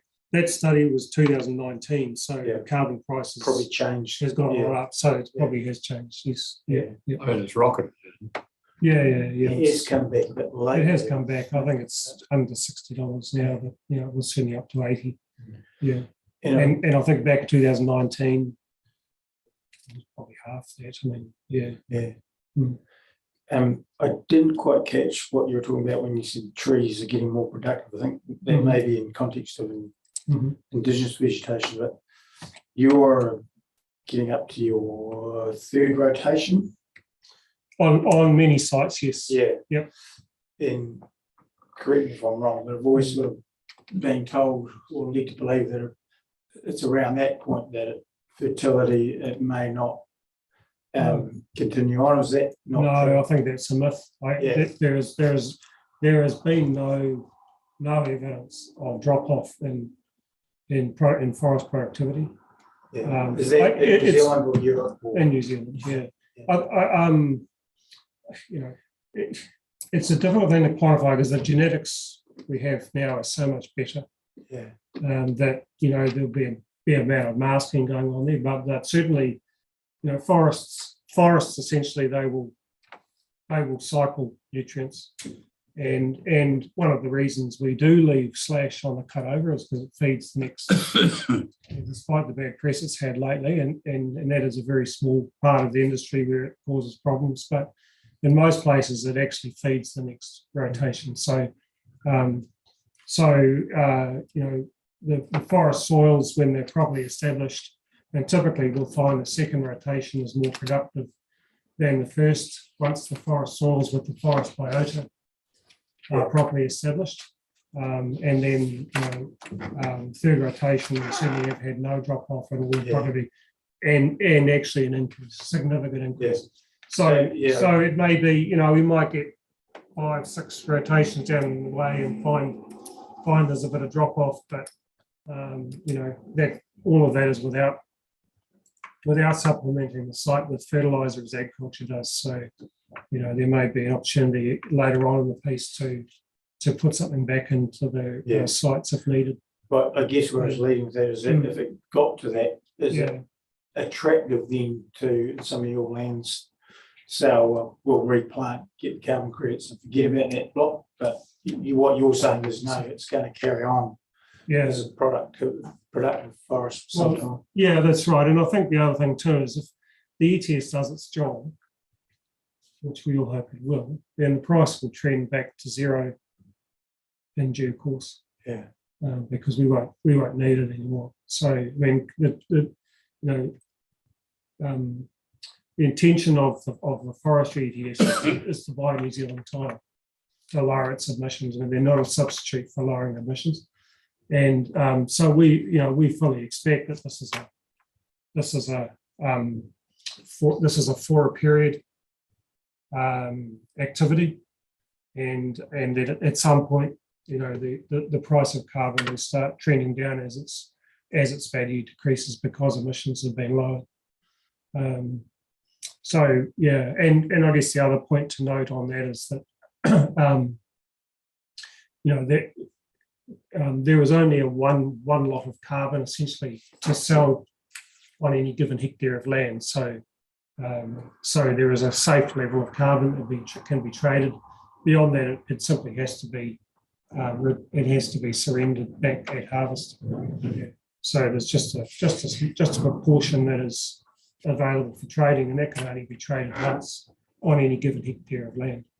And thereafter, the land needs to stay permanently in forest in order to avoid a deforestation surrender later on. Yeah.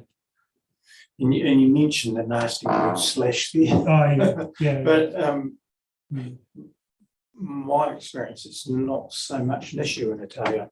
It's more to do with geology and topography, and that's right. Yeah, we're lucky.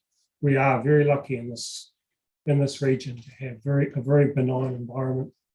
And I've worked in Northland for a number of years, and those Auckland clays would just fall away at the drop of a hat with a decent amount of rainfall, trees and all. And we all seen what's happened on the east coast, but we simply do not have those issues in Otago. I can't think of anywhere in our state. Certainly, there's a erosion susceptibility class in the NESPF. And there's 4 classes: green, yellow, orange, and red. And our forests and those of our sister companies in the area are pretty much all green and yellow. So they're low risk for erosion. So I mean, things can still go wrong if you're careless or don't do things properly, but we certainly don't face the sorts of risks that are present in other parts of the country. Our rainfall's relatively low as well compared to other parts of the country. So, in relation again to the standards that you operate under, you're concerned around the size of the hectares for wetlands. I'm not sure how the two relate, but it is an issue in my mind whether you guys have turned your mind to it, because the NPS has requirements around wetlands, and I don't think they have a size stipulation. Commissioner Southern will know more about that. But I was just actually trying to find that before. I couldn't see a size reference, but there's a definition of wetland, so it appears to apply regardless. But I'm not sure the interplay between the PNES and the NPS, but just something to be mindful there, I guess. Sure. The other question I have for you is around the valid point you raised around the concern of your forest becoming an SNA, and you referred to some of the sort of rare and endangered birds that may live in those areas. So how do you, so when you know there's falcon nesting or something like that, and you're going to harvest that block, how do you go about that to protect those species? Because I took it from your evidence that you do actually go through that sort of process. So the forestry companies in a target group of 5 companies have had a long-standing falcon research project going now. We're in our 7th year. Next season will be our 8th season. James the one who presented just before they've been part of it as well. So we have had Parker Conservation as our primary expert in this area, and they probably now are the premier expert in falcon management in New Zealand. And so they've been monitoring the falcons at our sites. And I know last at the end of this season, it's been Graham made the comment, and they work in the Southern Ocean on the pest-free islands down there. He was of the view that falcon density in our forests now has got to the point where it is as dense as on those Southern Antarctic islands. Oh, really? Yeah. So they do really like our sites. There's lots of food for them. They follow our harvesting around, which can be a problem. So what we do is when there is evidence, so we have a reporting protocol, so our contractors might not report sightings of falcon. During the nesting season, when there is evidence of a nest and there are certain things to look for, then we'll report it to the research team, and they'll come and establish where the nest is, and then there'll be a setback distance worked out. Typically, I should say that the forest industry does already have some guidelines which worked out mainly in Kaingaroa, because a lot of falcons in Kaingaroa as well. And those recommended a setback distance when a nesting pair is found of 200 metres. But those are being revised through this study. That was based on very few data points. We now have a lot more data points, and so what we've discovered is that the answer is more nuanced than that. It just depends on the terrain and what stage a nest it is at its time. So yeah, I mean there are lots of other, and not just falcons, but there are quite a few other birds, and of course, rare, threatened, endangered birds in our forests, and of course the forests themselves often act as a sort of a corridor or buffer around some of the very significant natural areas we have as well. I mentioned those when I was speaking before. We have in our forests about 2,500 hectares of specifically designated reserves. Two of those have been rated as high conservation value 1 by FSC International. So they're very high level quality reserves, and so the birds will typically use all those sites, and the forests do act as a sort of a network for that. Our concern, I guess, is that if SNAs extend into our productive areas, that the natural, it will act as a perverse incentive for foresters to stop these sorts of values developing on our sites.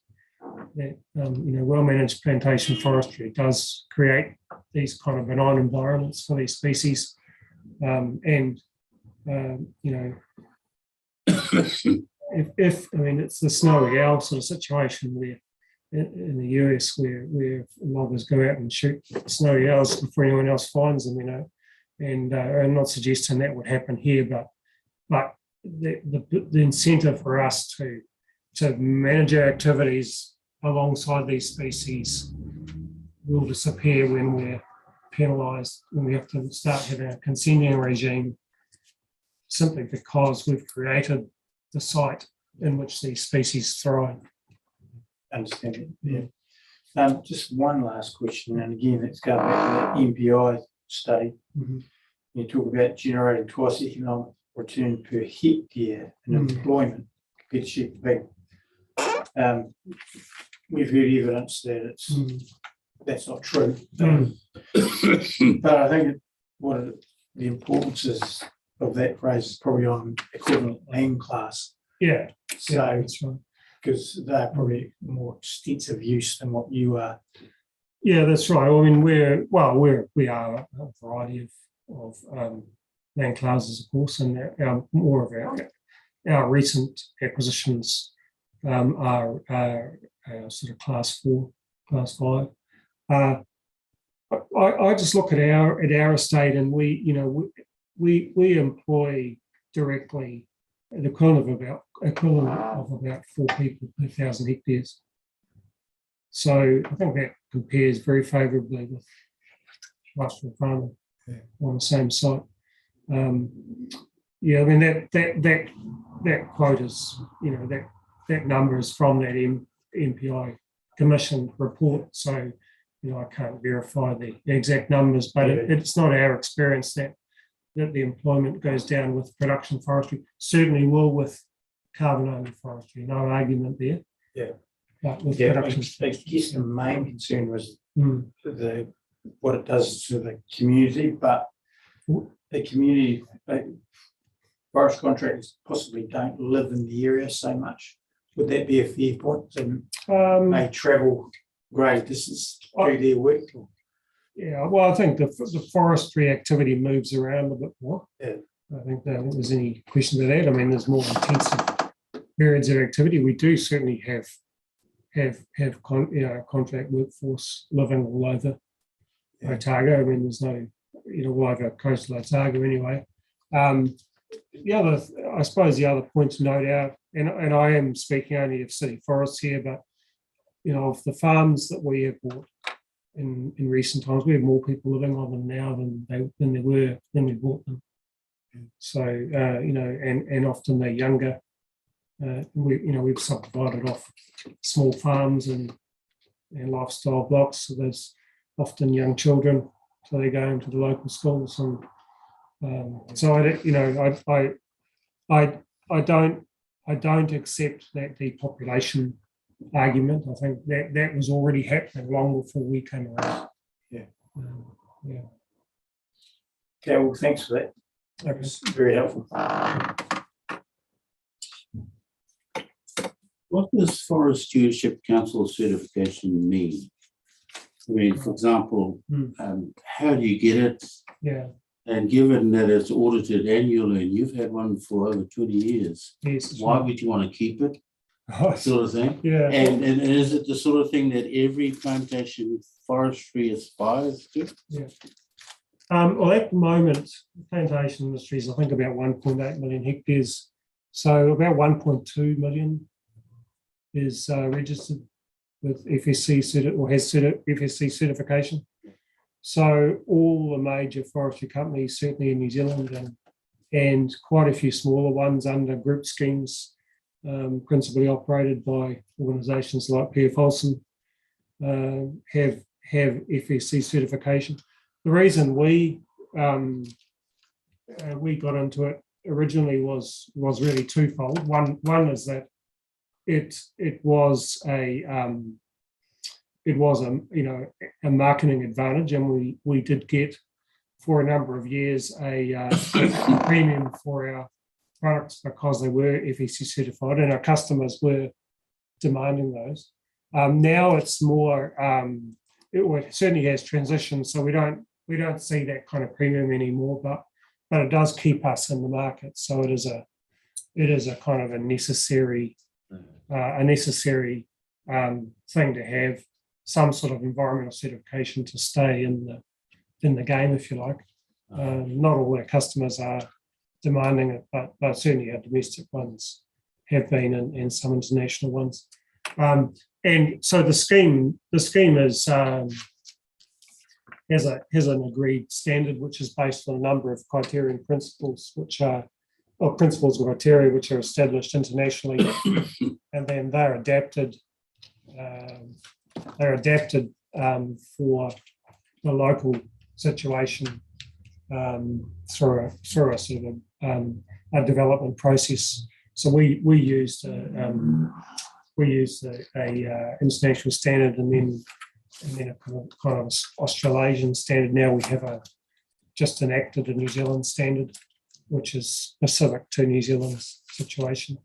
That is, we'll have our first audit under that new standard in late July. Yeah. And just to confirm the comment you made earlier, I'm from the East Cape. Oh, yes. Yeah. So we know all about slash. Yes. Yeah. And that's, I don't think the forest industry doesn't. Well, my boss is the president of the forest owners, and he's been constantly on the radio and TV being interviewed about it. We don't put any excuses for that. There are some real mitigating issues, but I cut my teeth as a very young forester working in around Lake Taupo, and I've looked at all the satellite imagery from the area, and a lot of the forests that I worked in and indeed planted back in the day has all blown over. So the forest industry as well has lost millions and millions of dollars. The Panpack mill in Napier that was basically filled up with sediment, and that's probably a north of $200 million recovery from that. So I mean that sediment, well, as far as we can tell, mostly came from farmland. So I think, as it's often been said, when something else happens, forestry gets a whole lot of bad publicity and a court summons, and farming gets a whole lot of sympathy and a subsidy. And I think that's probably been the case. But I don't think we can never let what happened up there with the slash happen again. I think there's no argument about it. Yeah. Thanks. We don't face those issues here. There's, our slash really does stay where we put it. Yeah. Okay, thanks very much. Okay, yeah. Well, that might be the East Coast experience, but the Marlborough Sounds experience is the same. Yeah. Yep. The Yeah. number of people, friends that I've got have had slash go through the batches. Right. Yes. Yeah. But I do hear what you say about the different soil types, and Yeah. I was interested because I remember looking at those maps when they came out with the NES and with the green, yellow, orange, red, Yes. Yeah. and I was just looking for them and I couldn't find them. Aren't they scheduled to the NES or not? They are. Yeah. The ones we Couldn't find them. have got the maps. But Oh, right. we'll chase that up. Yes. Sure. So you're basically saying in terms of most of coastal Otago, it's green and yellow. Yep. Yeah. Mhm. And what about central? I'm pretty sure. I mean, the steeper stuff will be red, but we need to be planting forest there. I guess. Yeah, I heard you say that, and people in Marlborough would have said no one would ever plant valleys like the Waihopai Valley, which is as dry as it is in central. Yeah. And it's just about full. Yeah, I don't know that it's necessarily just the dryness either. I think it's the distance. So, I mean, one of the logs cost a lot to cart. Right. So, we kind of feel like, Hinarangi's a long cart for us. What sort of distances are you talking about? Oh, it's kind of 90k, I suppose. Right. We've looked at properties up Beaumont Way and decided that's a bit far Right. to be economic. So it has other issues as well. It's getting a bit dry. Yeah. So it's certainly below about 800 mils of rain. Forestry does drop off in productivity. So we're not really looking to push into those really dry areas. So lots of forestry there now, though, isn't In Beaumont. Beaumont. Yeah. Well, some of that is historical. It's, Glen too historical. I just drove through that area, and I think before I got to Beaumont, I was surprised in pastoral farm on an extensive basis being planted. Yep. There is a bit of carbon stuff going on there. Yeah. How do you tell the difference? Well, you can't. Between carbon, how can anybody tell the difference between carbon and until you get to harvest? That's right. Well, until you get to the first pruning, probably. Well, if they prune, they probably wouldn't prune up there. Yeah. I mean, you probably can't. Isn't that a problem for regulators, though? Oh, well, I think it probably is. Yeah. Yep. And that's why we've argued that. Well, forest owners have certainly argued that that carbon forestry needs its own NES if it's going to be allowed to continue. And certainly a lot of the rules will be similar, but there'll be different ones as well. I mean, they should have a proper wilding tree calculation as part of their rules as well, but they're not at the moment. Well, they should also be, shouldn't they, in the absence of an NES. What this proposed policy statement does is, and you're critical of it, is has a controlled activity status. And I can understand from your viewpoint, you say, well, look, we don't need that because we work under conditions under the NESF. But we face a problem as having like recommendations to a regulator. But how does the regulator know whether or not it's got carbon or a genuine plantation forestry in front of it? And in that situation, at least the control activity status gives it the ability to impose conditions, either of a generalised condition that you must comply with the NESF if you're a plantation genuine person with plantation forestry, or alternatively, if you're carbon, that we'll have conditions on, culvert protection, roading, etc., etc. So when I saw your criticism of that, I could understand it. And I thought, well, that's from a production forestry plan. From the regulator viewpoint, they've got to be able to control this so-called carbon forestry. Yeah, I certainly don't disagree with you. My concern is that production forestry, which is our activity, will get captured by a set of rules that seek to override what we consider as a perfectly well-functioning rule set at the moment under the NESPF. So, and I think there will be some good regulations in place for carbon forestry in due course. Whether we can wait for that is another question, but in the meantime, we are quite wary of unintended consequences. Right. By the way, talking about unintended consequences, as you were having exchanges with the other commissioners, I was looking for the definition of wetlands as well, and clause 3.23 will be what is where that figure comes from, because it says under the NESFM, every regional council must identify and map every natural inland wetland in this region that is a 0.05 hectares. Right, So okay. we've got no critical of us. We're stuck with that. Yeah. Well, it's very small. Well, I hear your evidence of that. Yeah. That's a picture. Yeah, it's huge chunk. Yeah. Well, there's it's a big enough job just getting the and we've had councils contractors out mapping the significant wetlands. So that's they still haven't got around all of those. So that's a huge job, I think. Yeah. They've given themselves 10 years. Yeah. Good. Yeah. Right. I'm about to get on to the radiator, which I sure, yeah. Just want to make sure I haven't got any other questions. Look, the main issue I really just wanted to bounce off you was this issue of wildlings.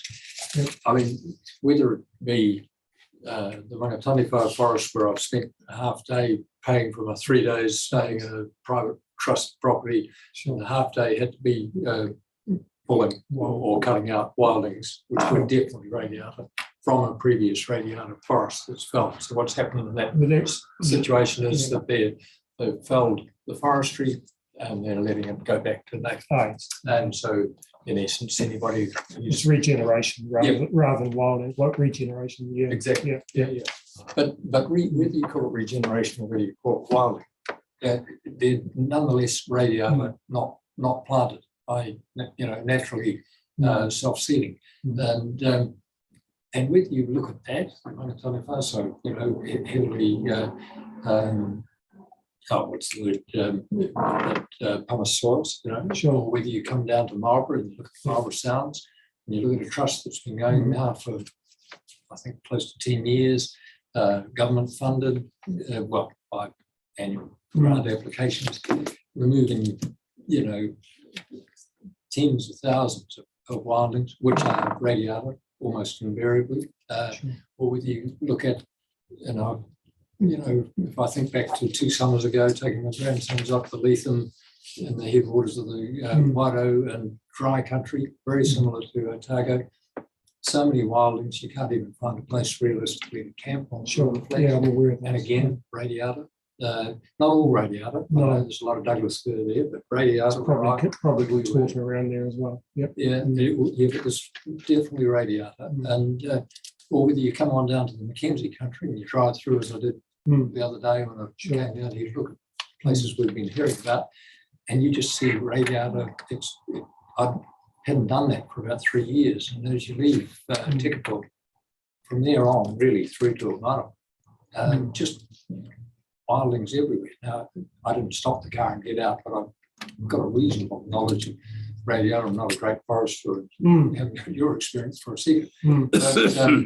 But to me, they were radiata. Radiata and contorta particularly look very similar. Right. So very difficult to tell them apart unless you get out and count the needles. Right. Okay. But all I'm saying is, and Molesworth, I've been into Molesworth a lot too. And again, you get contorta and Molesworth, but I've been shown the radiata blocks and contorta blocks, etc. Wherever you go, radiata does figure as a wild. And you can't really be critical, can you, of a pORPS that identifies it as a tree that has a potential to be a wild? Well, I think you can, because I think there are rules already that will prevent significant radiata spread. I mean, radiata doesn't spread significantly. it's got a heavy seed, it's got a closed cone. You compare it to, say, Douglas fir, which has an open cone, small seed, will blow for miles. Contorta, which cones very early, perhaps as early as 4 years old. Radiata is a teenager before it starts coning. So the risks are low, and it's radiata is a one visit kill. You'll certainly get some, if you've got a radiata site that's been harvested and you've had, you've obviously got slash left on it with cones and whatnot, and there are the right conditions, and you don't always get those, but when you get the right conditions, you can get cones opening and get radiata regen, and we have that on our own sites as part of our management regime to deal with it, when in between rotations. So it's certainly there. But I think of all of our forests, and in fact forests I've worked around New Zealand, and there just isn't significant radiata spread from the margins. There may be spread in places of other species, and we certainly have at the Silver Peaks. We bought the Silver Peaks forest up there from Ngātahu, and that has 600 hectares of Douglas fir, right facing on the slopes facing the Silver Peaks reserve. So there's certainly going to be an ongoing issue there, which we spend thousands, or we've got many thousands budgeted this year to spend on it. We need to, one of our sister companies has the other side of it, and they've got Douglas fir there that were planted by Tasman Forestry back in the day. So they're all legacy issues. But the main point, I guess, I'm trying to make is that you won't get those sorts of plantings under the NESPF. The NESPF calculations, the wilding tree calculations will stop that kind of thing happening. If they're properly applied. So the issue is of compliance, and I don't believe that modern plantations operating under those guidelines will create wilding nuisance. I hear what you say. Yeah. The problem I've got with it is really clause.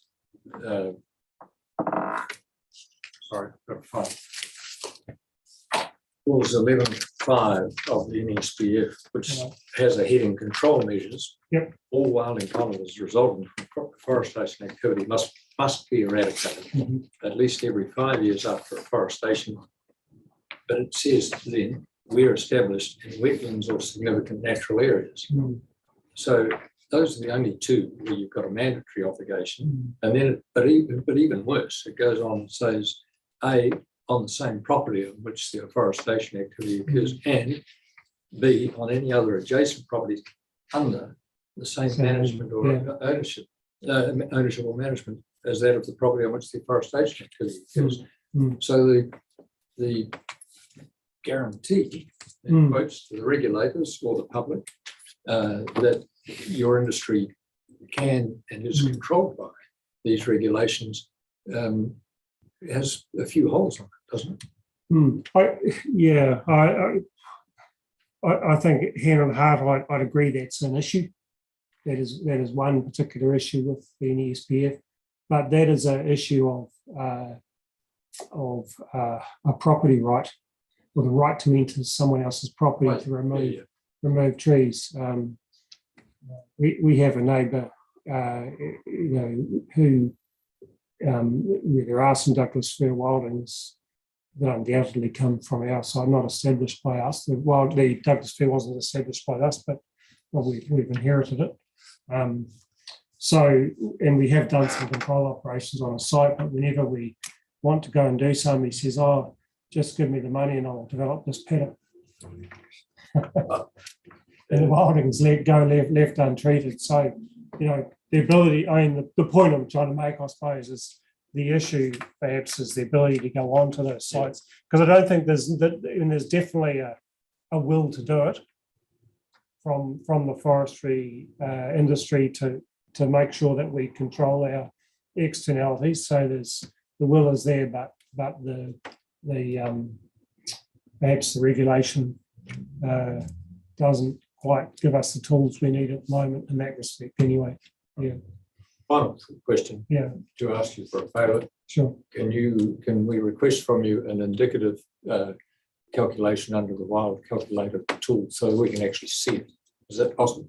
So you want to see An actual case? an example? Yeah, yeah. Yes, certainly. Yes, But certainly. if you could send that to the hearings administrator, so Sure. we can actually see it Yes, rather than just, not have that knowledge. certainly. Yes, I'll do that. Yes. And thank you very much, Mr. Alden. Can I Okay. say to you that as a first time up, you've naturally done what is the most important thing for anybody, any witness who's wanting to have some credibility or weight given to their evidence, and that is to make reasonable and proper concessions. And you've done that, and you've done it naturally. All right. Thank you. Thank you very Yes. much. All right, thank you.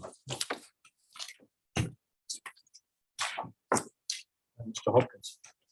No, and I've tried emailing and calling him and no response. I've also called Adam Curry, who was up next, and he didn't realise he was appearing today, so we'll be online at 9 o'clock tomorrow morning. Right. Um, Sanfords were expecting them they are online. on your screen in a moment. Oh, sorry. No, I was going to say we'll take a break before Sanford's in that case. So they do come online. We'll just take a break for quarter now. Okay. Thank you.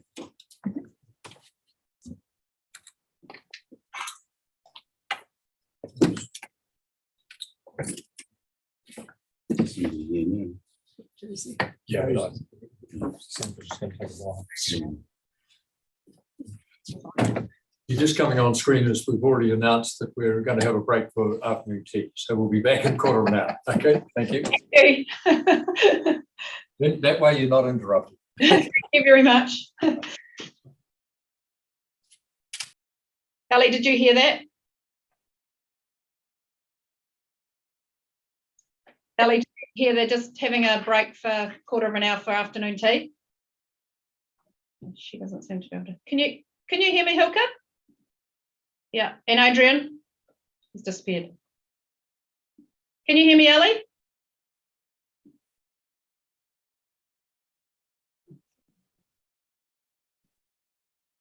Can't hear you, Ellie. Oh, she's connecting audio. Can you hear us, Ellie? You can hear us, Adrian? Yeah, fine. Yeah. Can you hear us now, Ellie? Yes, I can. Sorry about that. Sorry, they just told us they're off for a cup of tea for 15 minutes. Oh, So we'll come back at, 2:45. 3:45. Okay. I'm at Plant and Food. I'm just going to check what time they check. Oh, are you in your office, Adrian? No. Okay. Okay. No. Well, if I get chucked out of here, I'll just go and stand in the car park. Okay. Okay. Thanks. All right, so we'll see you in 10 or 15. Okay. Yeah, thanks. Okay. Thanks. Bye-bye. Bye. Oh, I could just leave my cell phone running, can't I, in this meeting now? Yeah, just turn your camera off and your Okay. Cool. in 10 or 15. Yeah. Will do. Okay. Thanks. All good. I'll blur my background. Background of the next one. Oh, gosh. Everything that I've done, there you go. Everything's pre-set up, it's not there. Oh. Oh well. Joe, I can hear you. Yeah, I'm just about to turn myself off. I've lost my screen. We've got a new IT system today, so. Okay. All good. Okay. How do I find myself? I might need to go on that.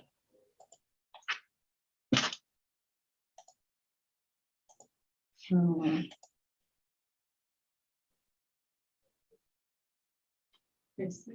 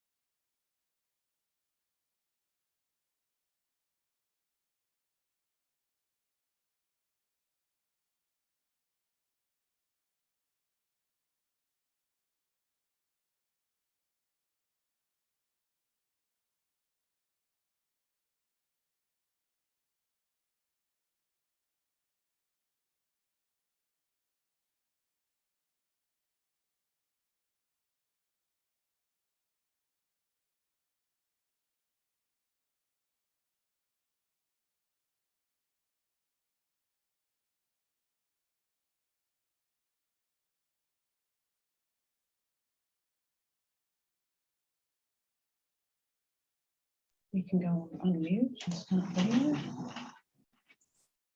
No, it won't let me start the video. Oh, okay. I don't know.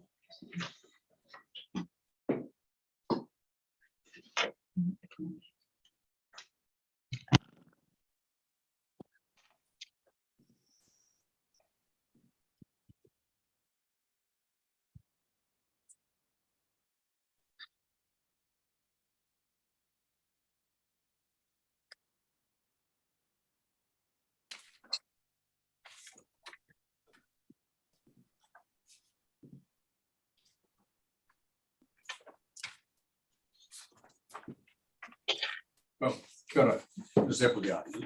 Kia Kia ora. Thank you for hearing from us this afternoon. And first of all, just an apology. We would have liked to have been present in person. And whilst Air New Zealand's happy for us to come to Dunedin, they're not so happy for us to go home, and we couldn't get a flight out Wednesday. So it's a very cunning strategy someone's got. Now, matters have moved quite a bit in relation to Sanford's submissions since they lodged the original submission and further submission. And in particular, there's been some really helpful work done, some amendments made to provisions that have been suggested by Mr. McLennan, and there's also been some joint witnessing, caucusing of the ecologists. So what I'm hoping will happen is that this will be shorter than what it might otherwise have been, and we might be able to concentrate on the few suggested areas where there is some outstanding disagreement, rather than taking this from start to finish, if the panel is happy for me to go about it that way. Absolutely, thank you. And in order to assist you, what we have done, and hopefully it's made its way to you, is I have circulated some brief legal submissions, and there should be a summary of evidence from the parties, which I'll just get you to introduce yourselves. Alison Undolf-Lay for Sanford, Dr. Hilka Giles, and Mr. Adrian Lowe. You should have a short summary of evidence from each of those parties. So if you could just indicate whether those 4 documents have made their way to you. Okay, we've got those 3 witness statements. Yes. Yes. Yes, we've got at the moment just the legal submissions before us, but the others with the hearings administrator will be circulated as each witness gives the evidence. Right. Thank you. So if you've got the legal submissions in front of you, this is just a brief summary, as there isn't a lot that's outstanding. I start at paragraph 3. In summary, Sanford really supports the approach taken towards aquaculture activity in the proposed regional policy statement as notified. Sanford supports the amendments proposed to certain key provisions by Mr. McLennan, which we heard about earlier, and following the really helpful ecologist experts conferencing on the criteria for significant natural areas. So Sanford's remaining concerns are limited to a couple of areas. First, some further suggested changes to the criteria for SNAs, which Dr. Giles will take you to, and the retention of a couple of other key provisions in the form in which they were notified, where there are other submitters which seek changes to those provisions. So these submissions provide a high-level overview of Sanford's interests, briefly address the statutory framework, and then set out the remaining concerns. As I've said, we've got 3 witnesses, and in paragraph 6, you will have shortly a brief summary statement from each of them. So Sanford's general interest, as set out in Sanford's submission and Ms. Undolf-Lay's evidence, Sanford is a publicly listed seafood company with a significant interest in aquaculture. Sanford's operations include catching and farming marine species, farm services and processing, packaging and exporting of seafood products. Sanford has well-established markets domestically and internationally, and strives to develop and promote New Zealand seafood products at every opportunity. Sanford's salmon farming and processing businesses employ significant numbers of people throughout New Zealand. Sanford strives to be a good neighbour in the communities in which it operates, and is recognised for its proactive engagement in community wellbeing and sustainability. Sanford is committed to a sustainable future for its business and stakeholders, people, customers and communities, and that includes the Otago region. Now, specifically, Sanford's interests in the Otago region include existing infrastructure that has at its hatchery facility in Kaitangata, and also in relation to proposed offshore marine farms. And Ms. Underlay will take you through those two categories, the existing facility and Sanford's plans for offshore marine farms. Given the importance of the proposed Otago Regional Policy Statement as providing the overarching strategic management direction for the Otago region, Sanford's interests relate to provisions that might influence or impact its ability to operate its existing hatchery facility and also to implement its significant development plans for offshore marine farms. The panel will be well aware of the relevant statutory framework, and for the purposes of Sanford's position on the proposed Otago Regional Policy Statement, we reiterate briefly that it is a document that must give effect to the New Zealand Coastal Policy Statement, and that a regional council must prepare its regional policy statement in accordance with, amongst other things, its obligation to prepare and have regard to a Section 32 evaluation report. In particular, Section 32 requires consideration of whether the objectives of the proposed RPS are the most appropriate way to achieve the purpose of the RMA, whether the provisions are the most appropriate way to achieve the objectives, and an assessment of the benefits and costs of the environmental, economic, social and cultural effects anticipated from implementation. And Mr. Lowe will address Section 32 in his summary. So getting to the heart of it, which is a great heading to have, which is Sanford's remaining concerns. And these are limited to a couple of matters. And if I just start with policy CEP5, and the good news is that policy CEP5 is no longer of concern to Sanford. However, for completeness, we note that while Sanford supported policy CEP5 in the form in which it was notified, the Section 42A report did contain significant changes that Sanford did not support, primarily on the basis that they did not give effect to the Coastal Policy Statement. However, Mr. McLennan has now proposed further changes to policy CEP5, and Sanford considers that these are supported and they are giving effect to the New Zealand Coastal Policy Statement. And Mr. Lowe will discuss that with you. The second is in relation to Appendix 2, which is the criteria for significant natural areas, and this is the matter which has been subject to expert caucusing. So Sanford's submission and the evidence of Dr. Giles and Mr. Lowe outlined Sanford's position that the proposed SNA criteria in Appendix 2 were overly broad and would result in large areas of the Otago region being classified as SNAs. That was of a concern because it would have significant implications for Sanford's existing and proposed activities.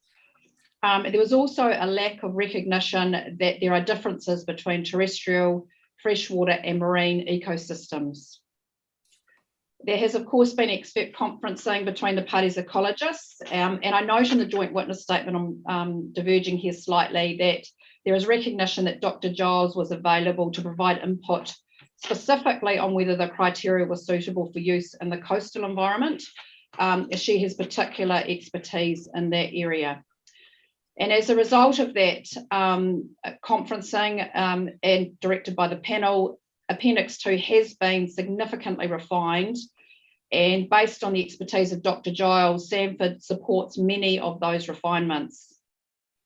There are, however, a few remaining areas where Sanford still consider that greater clarity is required, including greater recognition of the uniqueness of the marine environment to make those SNA criteria fit for purpose for the marine environment. This is particularly important and necessary in the context of the regional policy statement, which of course guides implementation of the planning framework throughout Otago. The SNA criteria play an important role where the rubber hits the road at a local level, for example, in consenting processes, and therefore it's critical that the process gets those right. So by exception, Dr. Giles is going to explain those remaining concerns she has with the SNA criteria in her summary statement. Now, the other provision that Sanford did submit on was, as I set out in paragraph 22, policy CEP 11. And in essence, Sanford supported the provision as it was notified. However, this is an example where other submitters seek various changes.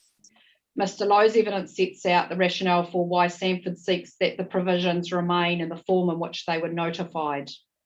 A further provision in this category, which is also outlined in Sanford's submission, is policy UFDP 7, and that is a policy that addresses the management of rural areas.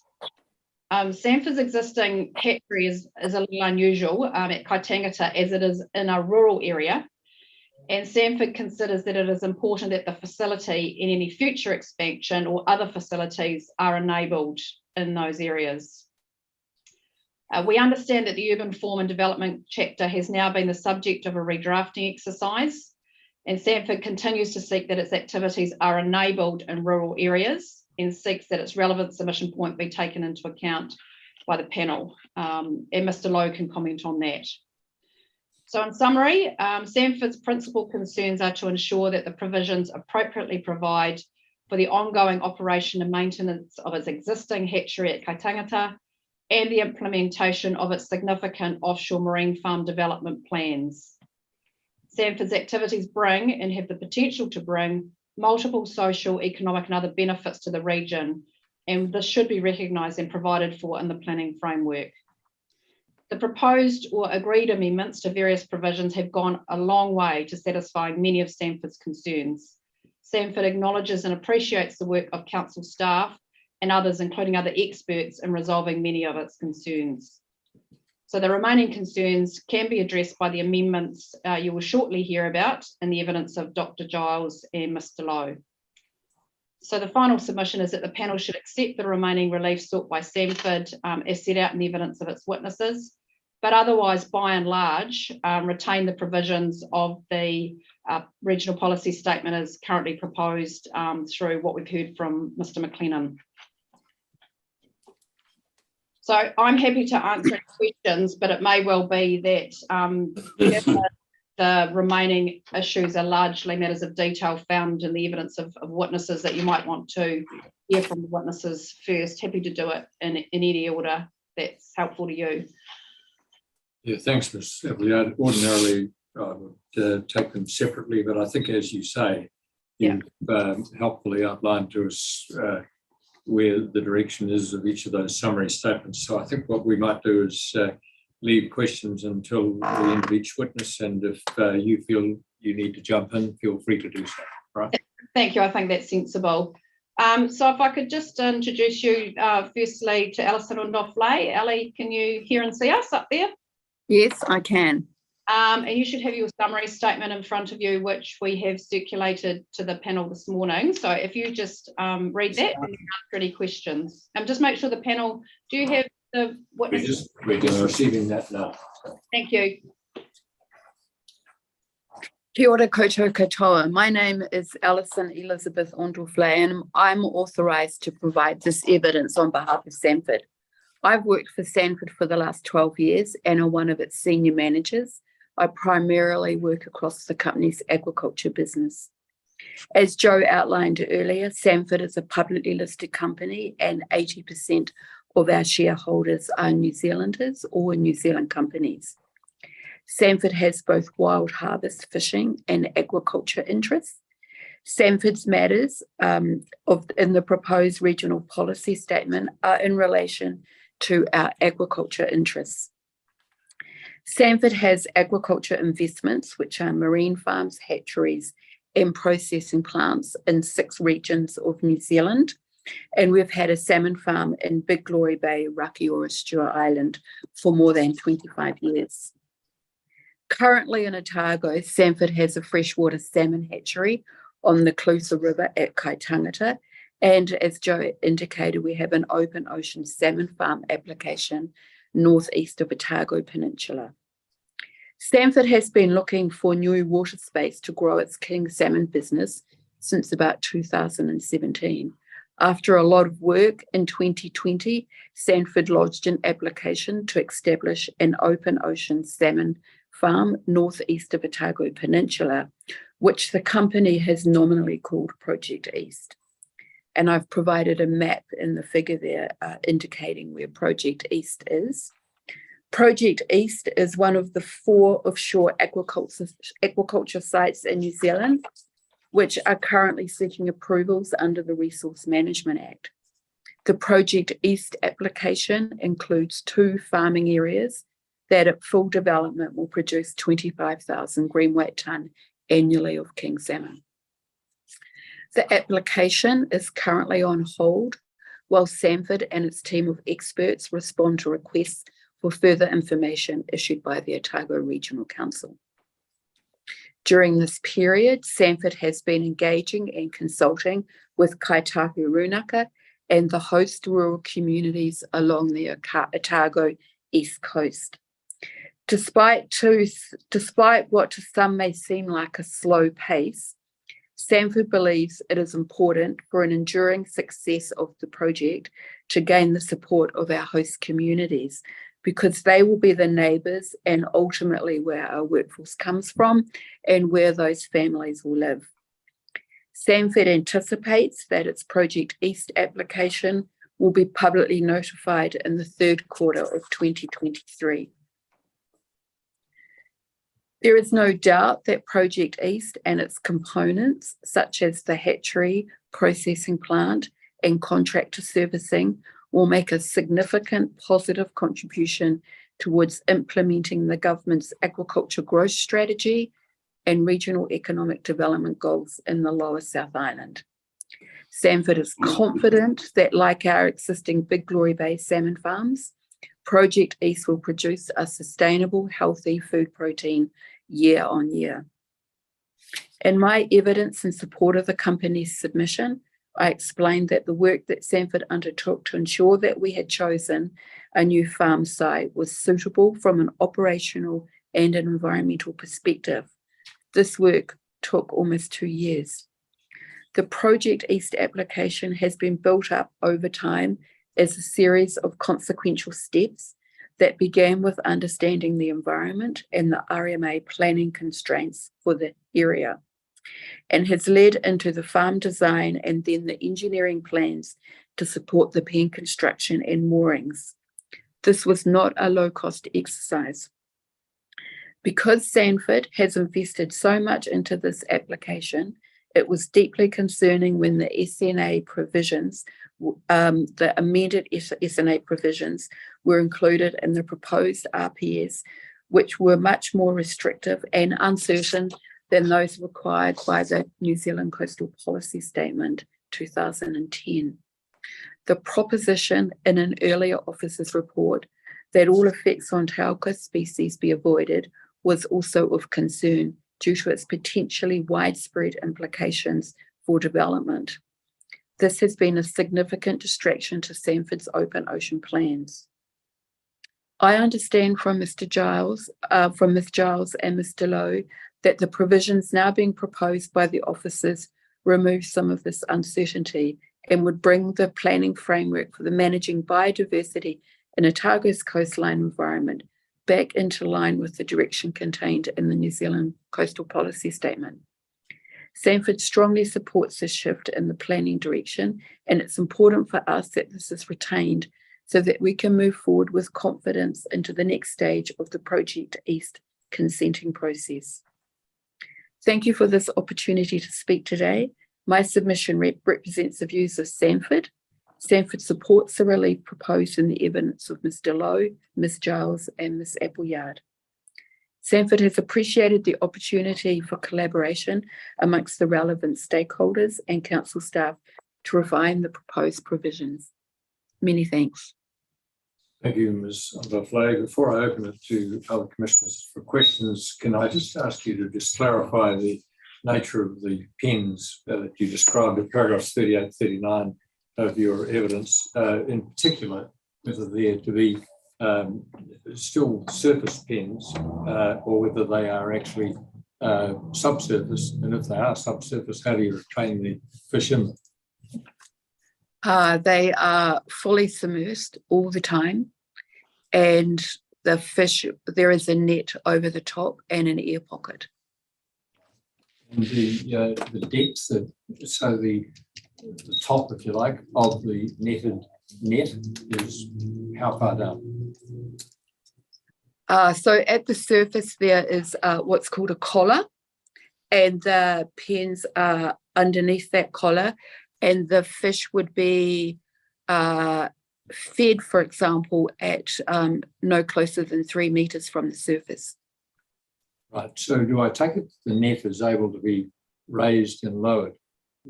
That's right. So in severe weather, the net will be lowered so that it's out of the high energy of the wave. And it will be, for example, raised when we want to harvest the fish. Right. And so the collar, as you've termed it, is Yes. is that also lowered? No, the collar will be 100% of the time on the surface of the water. Right. And so in spatial terms on the surface, that collar will be, as you've described, at about 120 meter circumference. Is that correct? At a maximum. And at the moment, I think we have said it will be no more than 1 meter above the surface of the water. Right. And it would be beside the pens would be a barge that would look very similar to a boat, and it will be no higher than 10 meters. And so both the ring and the barge would be unable to be seen from the shoreline. And do I take it the ring / collar, is there a separate one for each of the 12 pens? Yes, yes. And the pens are circular. Yeah. Look, thank you for that. I just wanted to get a clarity. We didn't have a clarity from the description, so that's very helpful. Thank you. So I'll open it now to Commissioner Sullivan to ask any questions she may have. Yeah, and I think you just one question from me, and you've covered off the points that I had questions in your evidence. So I don't think you covered this off. You're saying there at paragraph 7 of your summary that Project East is one of 4 offshore aquaculture sites in New Zealand currently seeking approvals. Are any of those in Otago, or do you know if there are any other sites in Otago that are where there's applications or proposals in the way? The 3 other sites, one is the Blue Endeavour site, which is in the Marlborough region in Cook Strait. There is another site, a Ngaitahu application, which is offshore from Straw Island, Rakiura. And Sanford has the 3rd application, which we've called nominally Project South, which is in Fobo Strait. I'm personally not aware of any other applications that have been lodged in Otago region. Okay, thank you. That's all from me. Thank you. Just one question for me, really, in relation to your land-based facilities. I am familiar with the hatchery down in Kaitangata. I guess, what are the locational constraints that apply to hatcheries as such? Do you need to be beside freshwater, saltwater, or because there's all sorts of issues nowadays with a thing called the MPS highly productive land scenario legislation, which impacts on rural industry. And I'm imagining a lot of your land-based stuff won't be in industrial zones, so you'll need a rural location. Yes, so for a king salmon hatchery, you must have access to very high quality fresh water. It's quite important to us that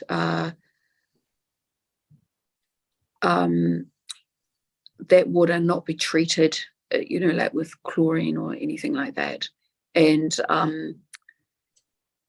the hatchery at Kaitangata is called a run of the river system, in that it takes water from the Clutha River and then it has a non-consumptive use. The water flows through the pens, it's filtered, and then it's put back into the Clutha River.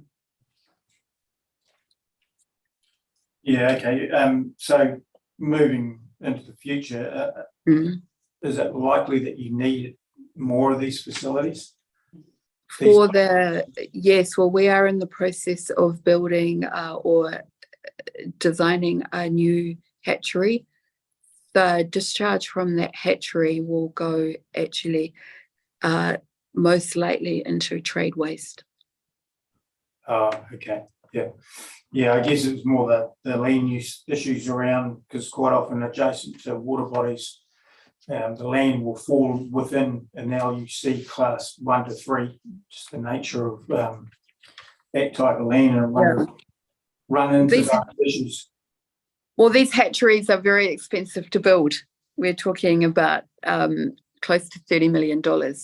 So we do take a lot of care in the siting of hatcheries, and we have, in fact, for the new hatchery that we're designing, we've spent over 2 years looking for a site for that.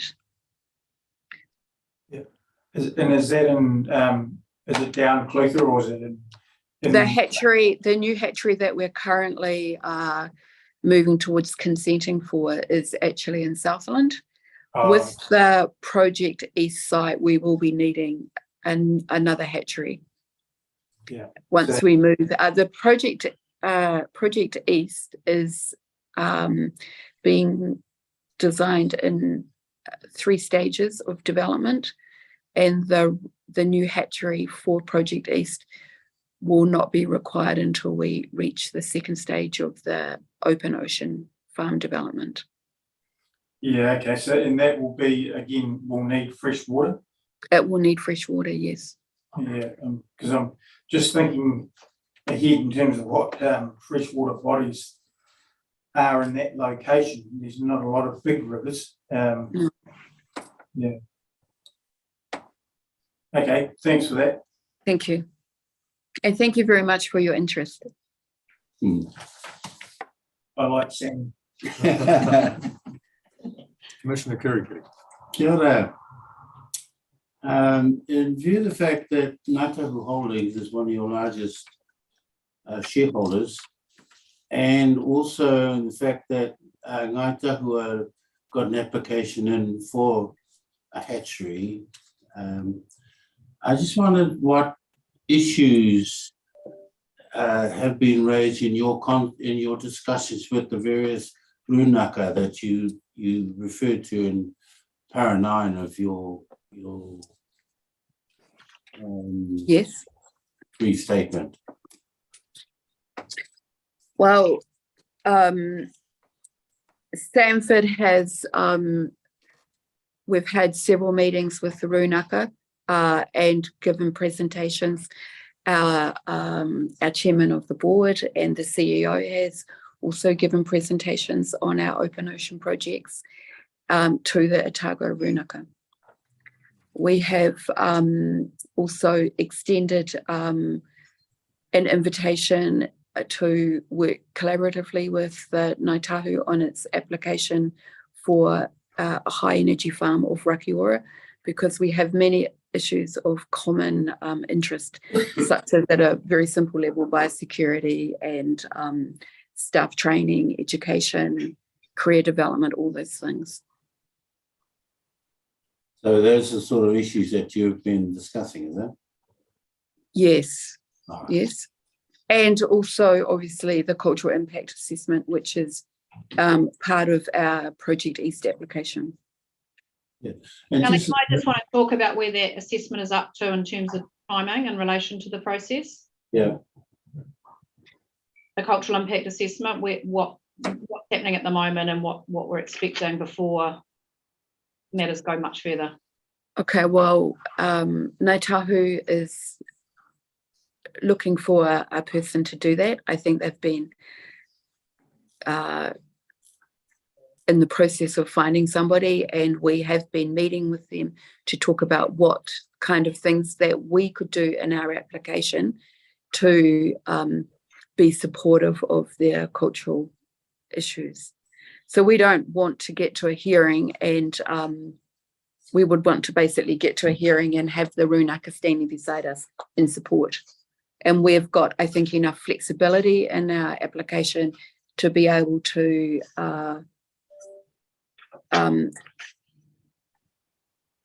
embrace the kinds of things that they might be interested in. What sort of time constraints have you got? In terms of the doing the GIA and the rest of the whole process. You might Well, want we to want talk to- about whether section 92 is up to and what we've indicated to council, Ellie, in terms of timing. Well, we've said to the council that we are ready for notification in the third quarter of this year. And we've been doing a lot of work with all the different parts of the application to be ready for that public notification. Yeah, thanks very much.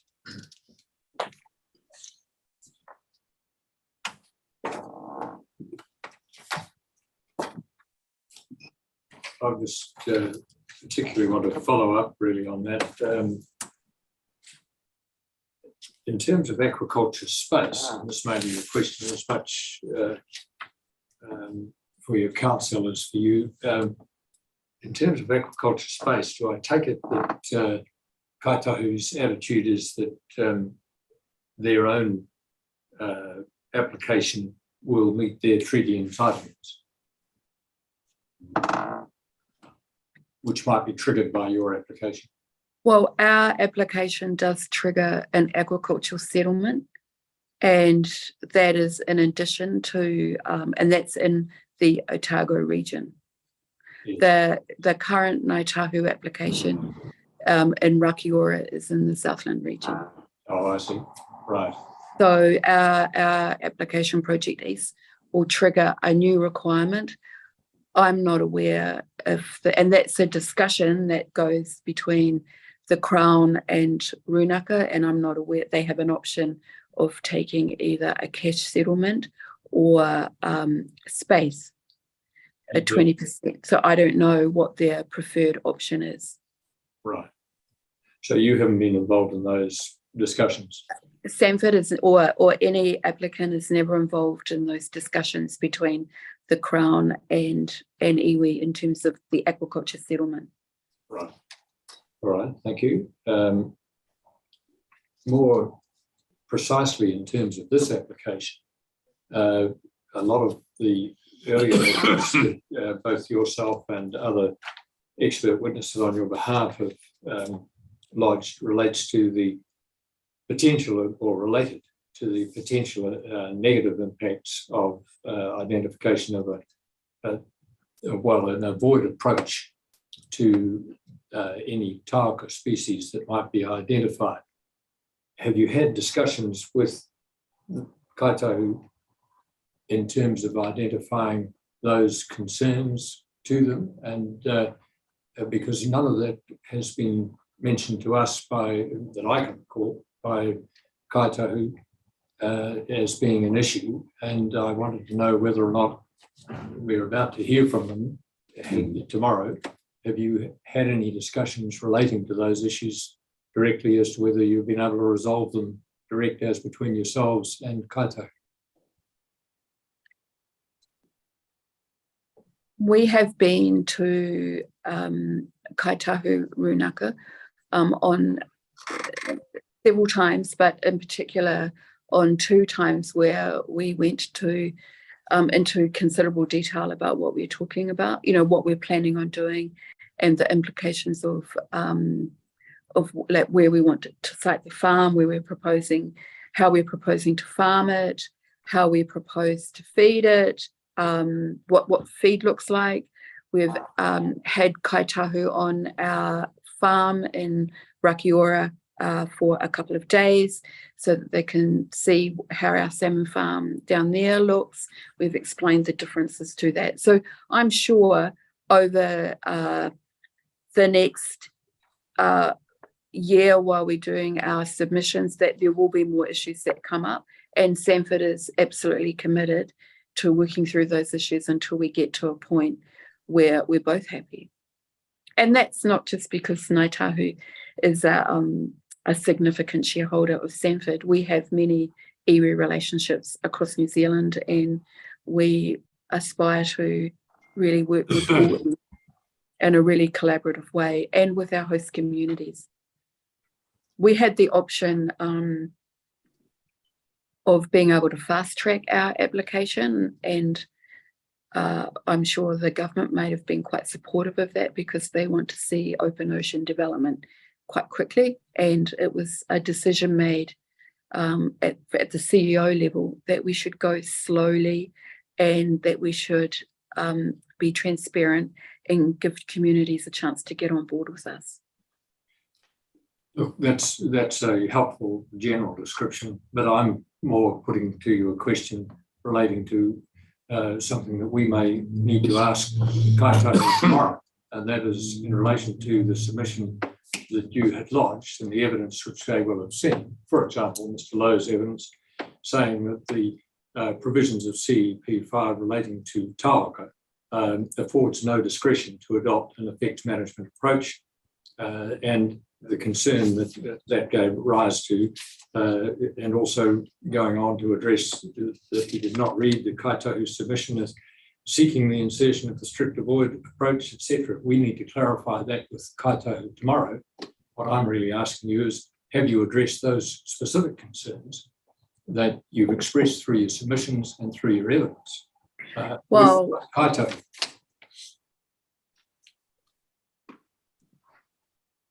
Not down to a particular species level of, but from Talking about species level, talking about the rule, not the rule, sorry, the proposed provision in the regional policy statement. Have you had direct discussions about CEP5 and its reference to a protective approach to Tauaka? Have you had those discussions with Kaitahu? No, not in relation to the proposed regional policy statement, although we have told Runaka that we are submitting on it.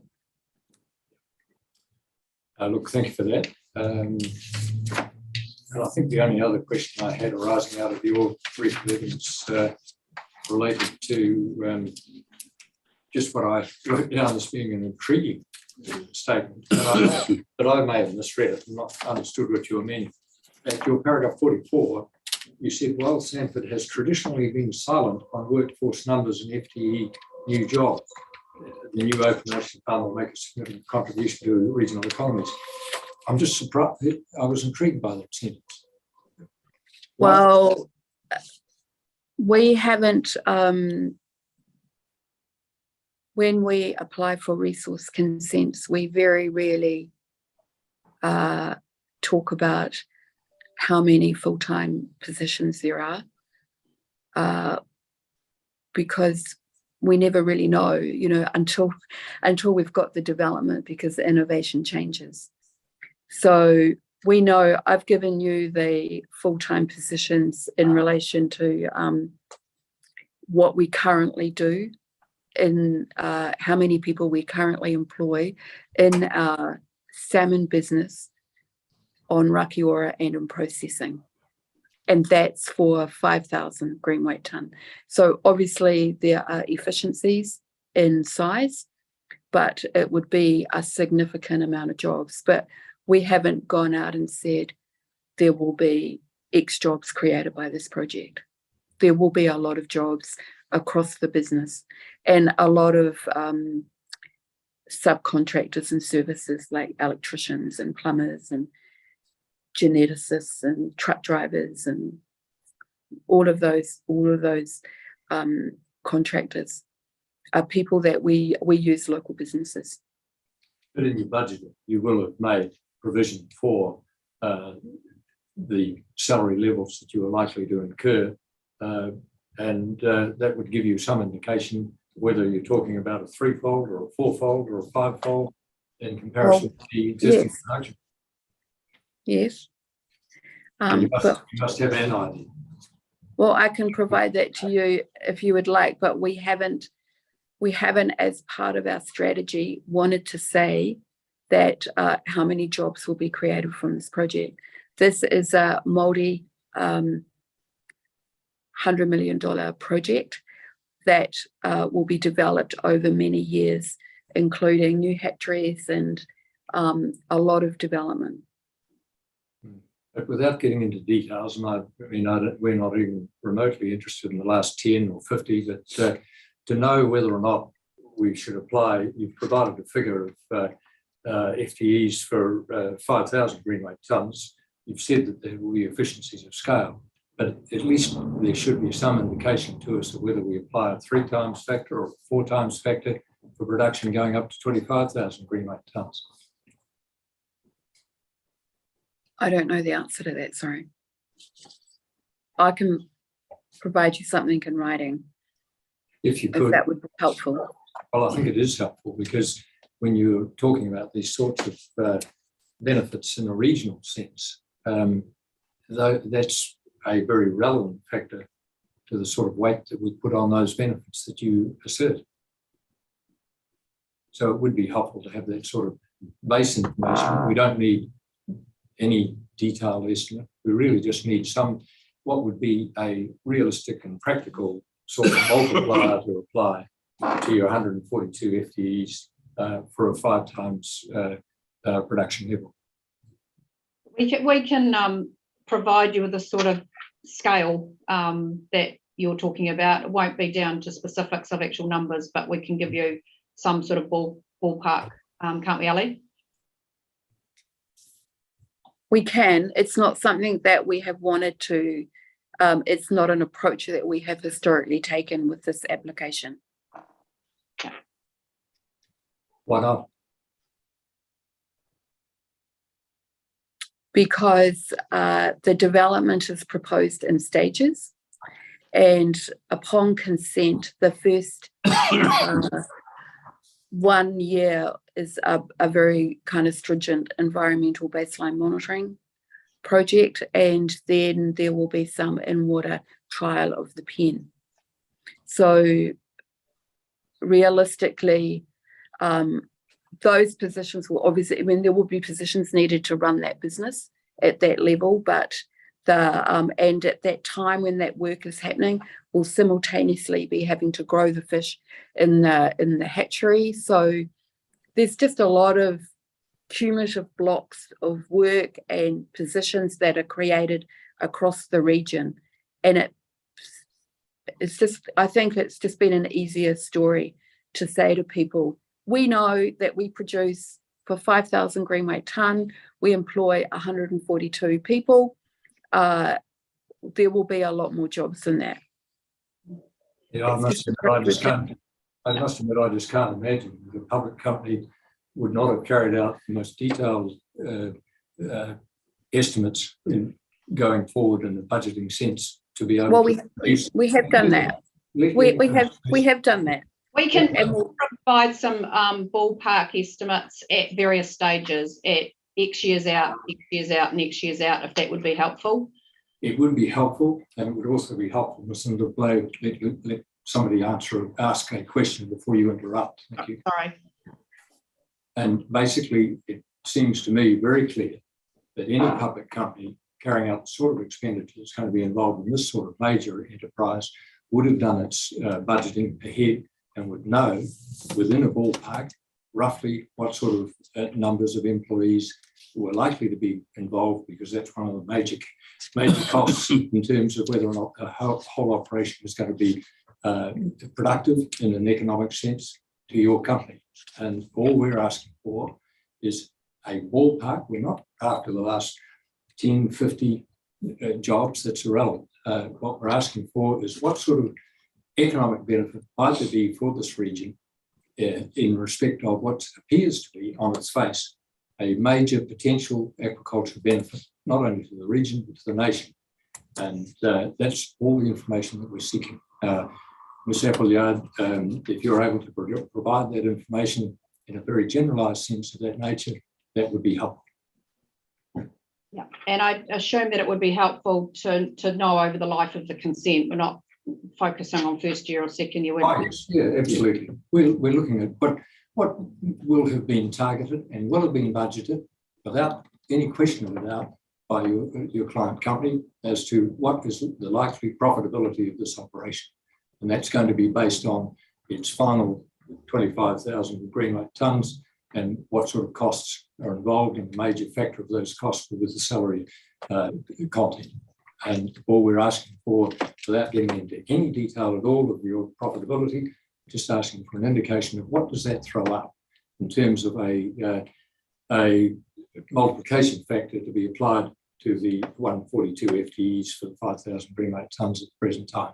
Very general, but something that we, as a panel, are then able to say in a decision if we accept the propositions that are advanced from the planning point of view, this has a major benefit for this region, or a major potential benefit for this region. So I think we'll leave it there and move on to the next witness if we can. Thanks. Thank you. The next witness is Dr. Giles. Tēnā koutou.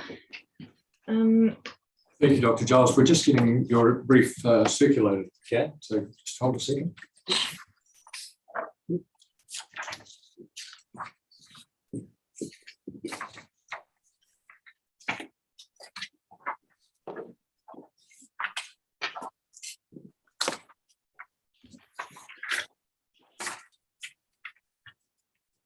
Thank you, Dr. Giles. We've got it now. Right. Paragraphs 4 to 6 of my summary my summary statement provide a summary of my evidence in chief that has been to some extent summarized by Ms. Appleyard. So I was wondering whether you'd prefer me to start with paragraph 6, which were my recommendations, and then focus on my current position and an update, or whether you would like me to read my whole summary statement starting at paragraph 4. No, look, I think your suggestion is very practical. And so if you start at paragraph 6, that's good. Thank you. Thank you. In my evidence in chief, I made the following recommendations. Firstly, to amend policy CEP5 so that areas captured under the proposed significance criteria in Appendix 2 do not automatically trigger the need for adverse effects to be avoided, but are protected under a tiered approach similar to that of the NZCPS, the New Zealand Coastal Policy Statement, and used by other councils.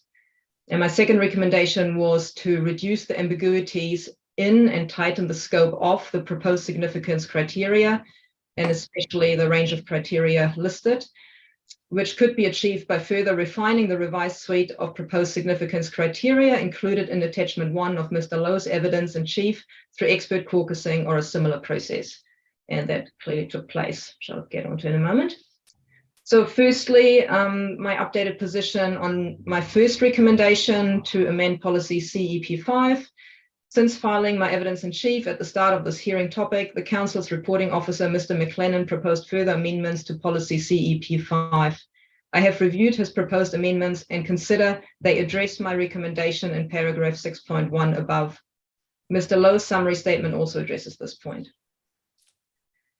And then regarding my second recommendation, since filing my evidence in chief, expert caucusing has taken place on the proposed significance criteria. I participated in this expert caucusing, commenting on the criteria for use in the coastal environment. My agreements and disagreements with the various matters discussed and changes to the proposed significance criteria suggested are recorded in the joint witness statement prepared. I do not repeat my agreements and disagreements here, but I note that in a moment in attachment 1, I do provide an updated position on the outstanding matters. Attachment 1 provides an update on the concerns about proposed significance criteria identified in my evidence in chief in light of the agreed changes recorded in the joint witness statement. For each criterion, I provide a conclusion on whether my concerns have been addressed through the agreed changes. And I suggest that we just briefly look at Appendix 1, because there's only 3 criteria. Attachment 1. So as you can see in attachment 1, criterion A and B, the agreed changes in the joint witness statement have fully addressed my concerns.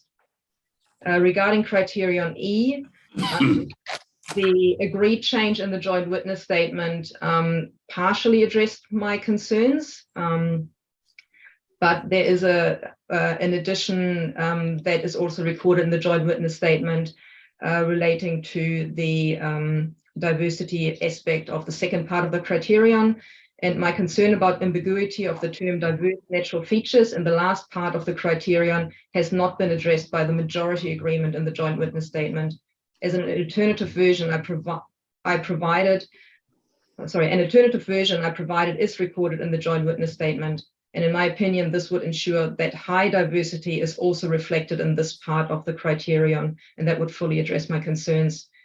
The adding to that, the grammatical structure of that criterion is a bit complicated. So my emphasis there was just that the second part of the criterion also requires high diversity and not just the broad term diverse. In terms of criterion F2, the agreed change to this criterion does not address my concern that a species being endemic to the region is not sufficient to render population significant in the coastal marine area or the coastal environment. And an alternative option that I provided was to delete this criterion, and that is recorded in the joint witness statement. And the reason for suggesting the deletion instead of adding a requirements for species to be technical is that making those additions would result in a duplication of criterion of the rarity criterion D1. I would further add to this statement is that as part of the general statements in the introductory statement of the Appendix 2, the joint witness statement also makes comments around the experts' views on whether meeting one criterion alone should be sufficient to identify an area significant, or whether it should be two or more.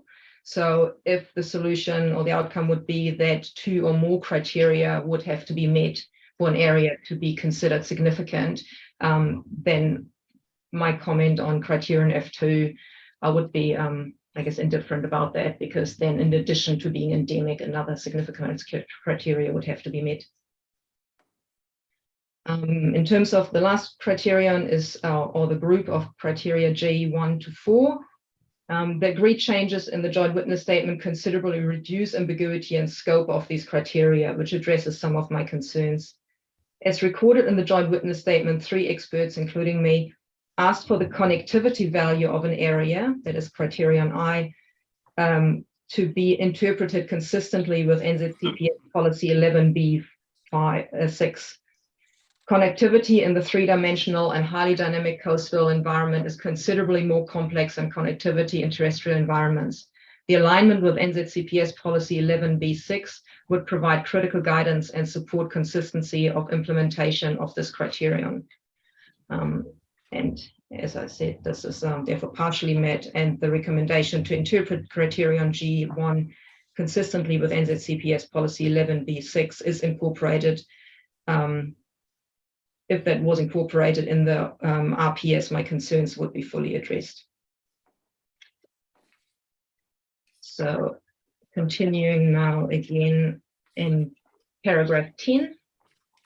As shown in attachment 1, my concerns are either fully addressed through the agreed changes recorded in table 1 of the joint witness statement, or could be fully addressed through alternative changes or notes recorded in the last column of table 1 of the joint witness statement. And then during expert caucusing, a range of general matters were discussed and recorded under section general matters in the joint witness statement. Several comments relate to issues I identified in my evidence of chief. I would like to emphasize the specific importance of the following general matters recorded in the joint witness statement. General matter 2, some of the criteria do not have a strong empirical science basis. General matter 3, there are differences in the length of time and extent of testing of the first four criteria, representativeness, rarity, diversity, and distinctiveness, between terrestrial ecosystems and marine or freshwater ecosystems. While these criteria are considered good practice for terrestrial systems, the joint witness statement notes that this does not apply to marine or freshwater. General matter 4, the implications of implementing the criteria have not been analyzed as part of the section 32 or section 42A reports.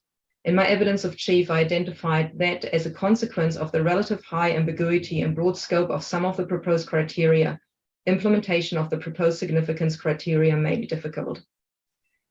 General matter 5. All experts agreed that a guidance document for interpretation of the significance criteria would be essential and identified specific aspects to be covered in a guidance document. Several of these aspects relate to implementation and would address some of my concerns about and some of the proposed criteria. In general matter 6, experts agreed that some proposed significance criteria of the proposed Otago RPS are broader than NZCPS policy 11A and B. In conclusion, my specific concerns about proposed significance criteria are either fully addressed through recorded in the joint witness statement or could be fully addressed through alternative changes or notes recorded in table 1 of the joint witness statement. The joint witness statement includes agreed statements on a range of general matters that, in my opinion, are of great importance, particularly for the implementation of the proposed significance criteria in the coastal environment. Thank you very much, Ms. Giles. There may be some questions. Commissioner Sullivan to start. Yeah, no, thank you, Dr. Giles. I suppose just generally, and it was helpful in your evidence where you also compared, well, also looked at significance criteria for other regions. Do you have much experience in dealing with these? And I suppose, you know, my question is just, I suppose, how suitable are they when they're applied to, when the same criteria are developed for terrestrial and marine environments? I mean, I see that you included from Auckland Council, their Schedule 4 is just they've got a specific marine schedule. Would that be your preference? In general, yes, it would be my preference. And to your first question, yes, I do have a fair amount of experience. I used to work at Waikato Regional Council at the time their RPS was reviewed, and I was part of somewhat adjusting the then existing significance criteria for the coastal environment. I have also relatively recently assisted Marlborough District Council in reviewing their significance marine site program, which implements their equivalent significance criteria. And then I have worked on resource consent application in various regions and implemented the respective significance criteria. And some of these changes are subtle but important when it comes to implementation and can create in quite different situations and quite different types of areas that end up being identified as significance. And I guess because of my experience, that is also why I also commented on implementation and the contextual policy framework, because that makes obviously a very big difference to the actual outcomes of implementing the criteria and the environmental outcomes particularly. Yeah. So given the areas where you're disagreeing and you lay out your reasoning, do you think a good solution would be to say for the marine environment the following applies, or for some of the criteria, so that we actually have something specific for the marine environment within the criteria? It could be a matter of looking at so particularly difficult criteria are any criteria that have numbers in them. A reduction of 20% or something like that. We just can never tell, and because there's so little we know about the marine environment. In terms of baseline data, you can't run a satellite and do a survey and map the seafloor. I mean, there's efforts being made, but usually we just don't know. We don't have a pre-human baseline. So that's when it gets difficult. So some criteria are pretty unworkable. So one solution possibly could be not to completely have a separate set, but that could be one option, but maybe really look at these criteria and see which ones are really suitable and which ones are not. And I guess because we have NZCPS policy 11, it also sometimes is useful to look at what actually is the necessity for additional criteria. What is really the added value of significance criteria compared to policy 11?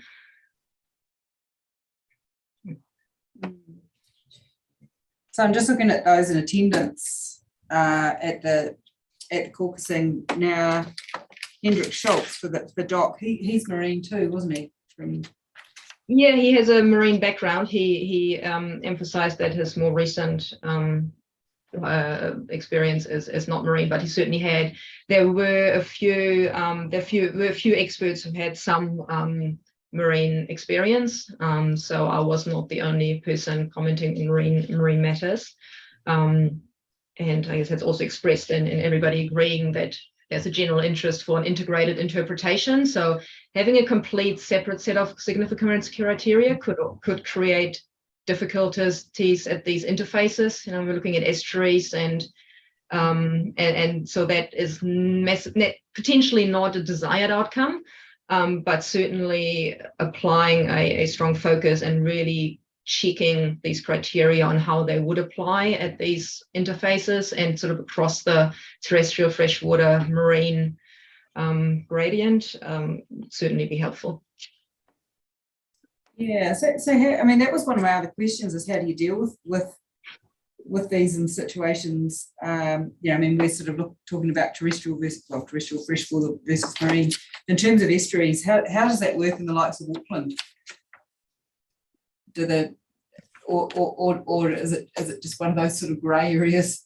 I mean, yeah, I mean, usually the planning areas are usually mapped. And then there is a map that shows how far up a river, it is marine or coastal, and where does the freshwater begin.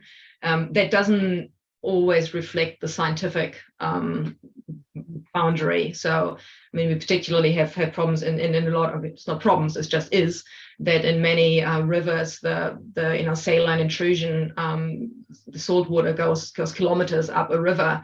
But at that point, from a planning perspective, the river is considered freshwater. That is our day-to-day sort of challenges we are facing. And I guess exactly for that reason, that is why I consider it important that at this point where criteria are designed, some thought is put into the implementation, which I acknowledge is somewhat out of scope, but by thinking about how these criteria could be applied, it certainly would help to make them robust and hopefully minimize the level of complication and challenge that will occur during implementation.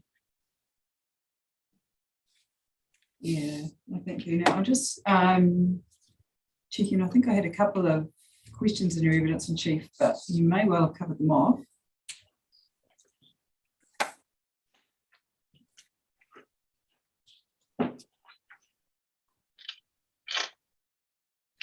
Yeah, no, that's all from me. Thank you, Dr. Giles. Commissioner Cubitt. Thank you.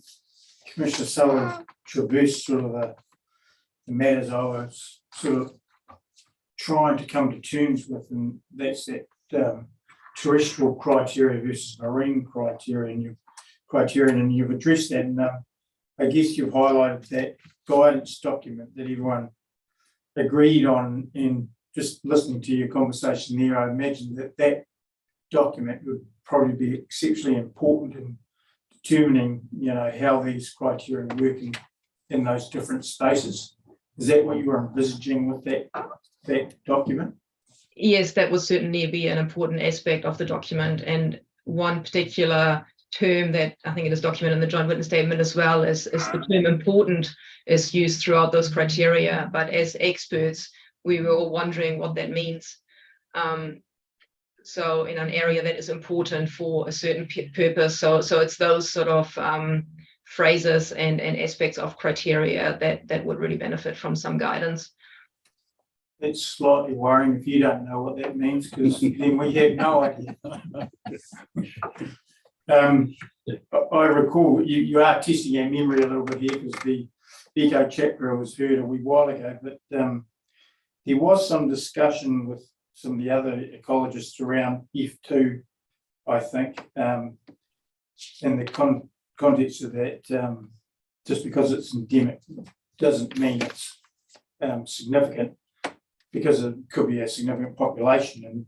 And there was some consideration there that perhaps, and this relates to how many criteria apply before it becomes significant, and you could apply a bit of a mix and match process there, whereas some of those criteria, if you meet, if you just meet one of them, yes, you're significant. But if it's, say, just that one, you'd need to meet another criteria. Did you give consideration to that? Yes, exactly. No, I agree with that. And that's, apologize beforehand for deviating from my written statement. That was the add-on I made. That exactly, if meeting one criterion is enough, then I suggest or recommend to delete this one, because I agree, in my opinion, it is not sufficient to be endemic. But if it was some sort of mix and match, which also could be used to address the marine or freshwater environments, possibly in contrast to terrestrial environments, then obviously that would be different. And this one criterion it is important, endemic, but it wouldn't, if it on its own wouldn't render a site significant, then certainly it would be a useful contribution to assessing a site. Okay.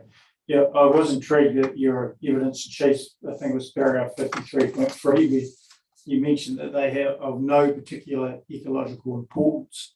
I'm just thinking there are some fish species that are probably quite important in my valley. They might be endemic, but there's a lot of them, but they're still probably quite important. Oh, yeah, I didn't intend to say that endemic species are not important. If that was the impression, then. Yeah. Well, I'm assuming you didn't, because most ecologists wouldn't believe that. So, yeah. The only other thing was, and again around those different schedules, because you raised C5 versus APP2. Why have two? But the New Zealand Coastal Policy Statement's 2010. And when I look at that, to me, it would never occur to me that would apply to Indigenous biodiversity actually in the water. I always assumed it was a terrestrial biodiversity on the coastal land, I guess. So was that the intention, that it applies in both areas? That's my understanding. Yeah, because there's quite a one of the criteria there. It's pretty much all Indigenous vegetation, from what I could remember.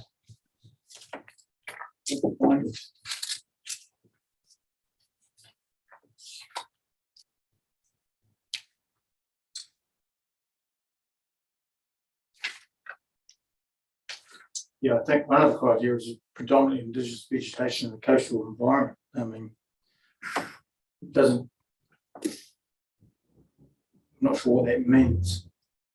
It could be subtidal seagrass, applies to some areas, but yeah. I would assume that some of these criteria in all the councils, there might be some criteria that may have never been properly applied to the coastal environment, because there's general agreement among experts that they're just not applicable. Yeah, and they're very broad, a lot of those. And very broad is particularly difficult in the coastal environment when we're lacking a lot of the baseline information on a site scale or on a regional scale. And that's where it can become problematic, when criteria have to be evaluated or assessed, but we just don't have the information. Yeah, and you made that point quite strongly in your evidence. No, that's all I had. So thank you very much for that. Thank you. Commissioner Kirikiri doesn't have any questions. I don't think I have you. Well, possibly in relation to the summary.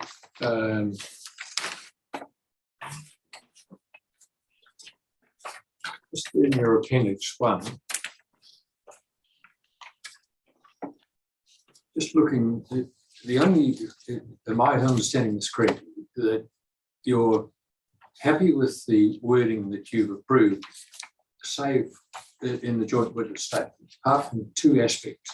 One being the extra wording that you would like to see in the final column in relation to G, little rung 1 to little rung 4, and the other one being the wording that I got confused about what you said. I'm sorry, which was F2.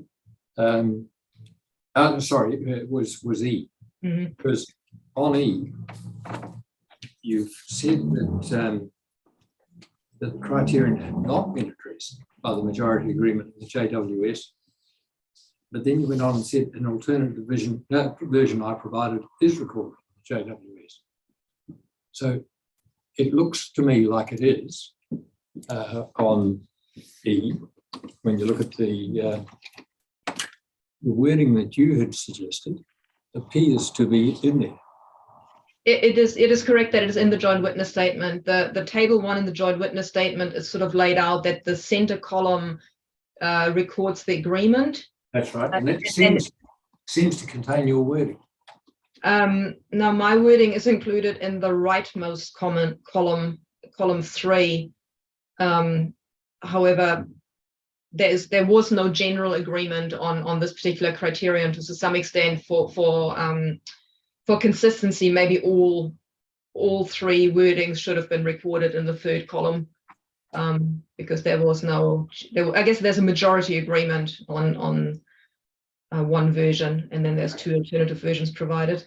Oh, I see. All right. Okay, we'll have to grapple with that. But what I wouldn't like to grapple with, because we'd be trying to propose wording, if we accept your evidence, we'd be proposing wording that we haven't got from you. Are you able to convert your comments in the 3rd column on G little Roman 1 little 4 to a wording that you could live with? Yes, absolutely. I can do that. Thank you for that. And if you could get that to the hearings administrator, I'm sorry to put pressure on you. Are you able to do that in the next couple of days? Or Definitely, I'll do that tomorrow morning. Yeah.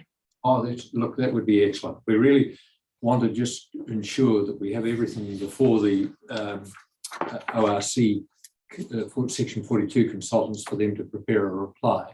And in essence, we were aiming for tomorrow evening as a close of day as being the end of the submitter evidence. So if you were able to do it tomorrow, that's fantastic. Thank you. I will do that. Right, thank you. I don't think I've got any other questions in relation to your evidence. Thank you very much for, you're one of the few biologists, terrestrial or coastal, that I've been able to follow. So that's been very helpful. Thank you. Thank you. And so that brings us to Mr. Lowe. Thank you. Dr. Kato, do you hear me okay? Yes, we can see. Right. I've provided you with a summary statement, but I'm kind of mindful of time, and I'm also mindful that from everything I've heard today, it seems to me you guys have done a pretty good job of reading primary statements, and Ms. Appleyard's been over everything. So I'm almost inclined just to, if it works for you, to sort of land at where my landing is, I suppose, and then to the extent you want me to take you through how I've got there, I'm happy to do it, but I'm equally happy just to set out where I've landed and then answer questions. I'm really over in your hands. Yeah, no, look, happy to do that, Mr. Lowe. The only thing that I wouldn't mind you doing, and I obviously haven't had a chance reading that summary yet, but can you just address that Taoka issue, if you can? Yes. Thank you very much. Right. Okay. And I, to be honest, in my summary, I haven't addressed that in a tremendous amount of detail, but I'm happy to talk to it perhaps, and possibly with questions and from your end as well. I might be able to assist in fleshing out Well, points. can I just set the scene for you that, as you heard from questions from the flag, tomorrow we're going to be hearing from Knight Kaito, and it's a bit of a roundup, but one of the things that I obviously will be wanting to test with them, because I hadn't had the opportunity of reading the Sanford evidence at the time that we previously heard from them. So I'm going to be wanting to ask them what is their reaction, and do they feel the avoid approach is necessary in respect of Taoka in the coastal marine area, which was an issue that you raised in your evidence in chief. So I just really want you to cover that, if you would, so that we're informed when we meet with them tomorrow. Okay, no, that sounds good. Maybe I'll cut through everything else and then I'll hit that one at the end, because it might require a little bit longer. Yeah. Okay. So in terms of Sanford submissions, they obviously made submissions on a number of points in the plan. And to cut to the chase, the version of the provision and the coastal provision, sorry, are probably the most interest and the most relevance. And the version of those provisions that Mr. McLennan presented to you and I was able to access online, they pretty much cover the field in terms of, from my perspective, in terms of addressing Sanford's main submission points and concerns with provisions. Policy CEP5, which you'll be well aware of, with its avoid policies that were introduced through this process and subsequently taken out through his updated version. He included some wording for policy CEP5, which is different to that I included in my evidence in chief. I've reviewed his wording and I'm happy with it. I actually think it's possibly an improvement on what I had. It's simpler. So I think, in short, it satisfies my concerns with that policy. Part of that's obviously the Tolka species, which I'll come to soon. Related to that was the significance criteria, which Dr. Giles has just spoken to. My concerns around that were very much driven from Dr. Giles's interpretations and the manner she set out in her evidence about how broad and uncertain a lot of them were and what they might mean when you applied those criteria to an avoid policy for obvious reasons. And so I'm really led by Dr. Giles and the other experts as to how those significance criteria should be amended. It's beyond my expertise, so I'm happy to leave that one there. And the only other policy that I really commented on the substance of my evidence was the actual aquaculture policy, which in the notified version just directly repeats the NZCPS aquaculture policy. I remain of the view that the policy 11 doesn't need to go any further than the NZCPS policy, and I know Mr. McLennan is of the view that biosecurity should also be referenced in there. I remain of the view that that's unnecessary for the reasons I set out in my evidence, and I think to the extent, and I note that I've noted in my summary statement that no other RPS aquaculture policies I'm aware of in New Zealand directly delve into biosecurity. And to the extent there were a gap in the policy in the RPS around that, I think you address it's a broader gap than just aquaculture, and you'd address it in the round, I suppose, rather than targeting just in on aquaculture. And I'm also not sure you need to, because the way the NZCPS policy on harmful aquatic organisms is worded, is it speaks directly to regional plans as well. So even though you might not look at the RPS and it might not touch on biosecurity extent, maybe some people will think it should. I don't think the gap has any material consequence. So that's those two. Is there any questions on those before I move on to the Tolka species? I think you move on to the Tolka species if you would, and we'll deal with questions later. Thanks. Good. Okay. I guess the nub of my concern with this provision is I'm obviously not an expert in what's the wording that was used? So it was more than just Tolka species. It was indigenous species and ecosystems identified as Tolka. However, when you delve into the plan, and that's where I've taken my lead as to what they might mean.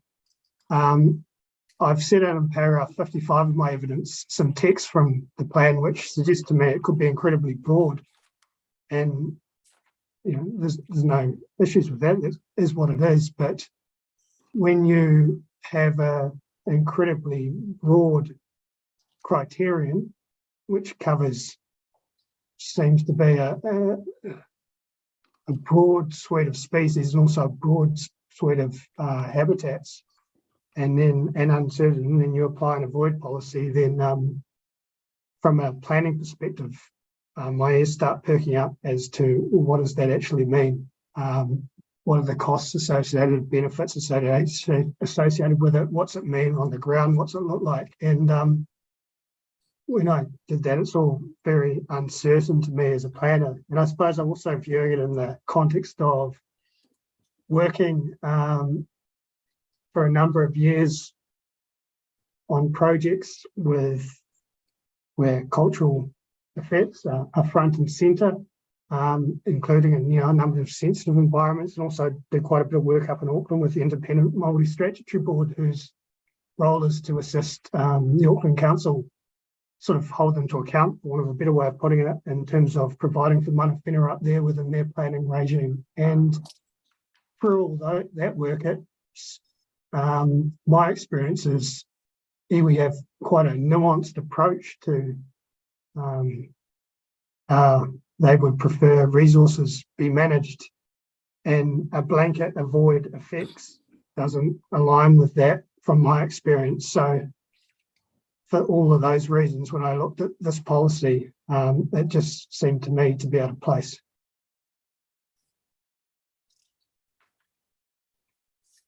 Thank you, Mr. Lowe. Open to questions now. Sorry, Mr. Lowe. Oh, you're open to questions now? Oh, yes, sorry. Yep, yes. Thank you. Right, Commissioner Sullivan. Yeah, thank you, Mr. Lowe. Look, I did get myself a little bit tangled up when I was reading your evidence. I'm just wondering if you can help me. You're talking about policy CEP5, and you're referring to clauses A and B throughout, but you don't specify whether that's in subsection 1 or 2. That was getting me a little tripped up. Also, maybe I'll let you answer that, if you could clarify that before moving on. I'm just bringing up this provision so it's in front of me so I can give you a concrete answer.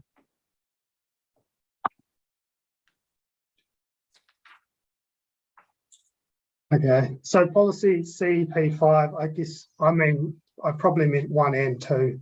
Yeah, I've interchangeably used it because of the corresponding, or the use of A and B in policy 11 and then TPS, so that's my mistake. Yeah, okay. No, I was assuming that you were probably referring to both. You do also talk in your evidence of, for example, paragraph 21, I think it might have been somewhere else as well, around amendments to CE5A, but you're also saying to retain it as well, and I didn't see any amendments in your appendix for policy CEP5, because again, I was wondering whether those amendments, whether you were referring to subsection 1 or 2, but then there's not actually any amendments in the appendix that you attach.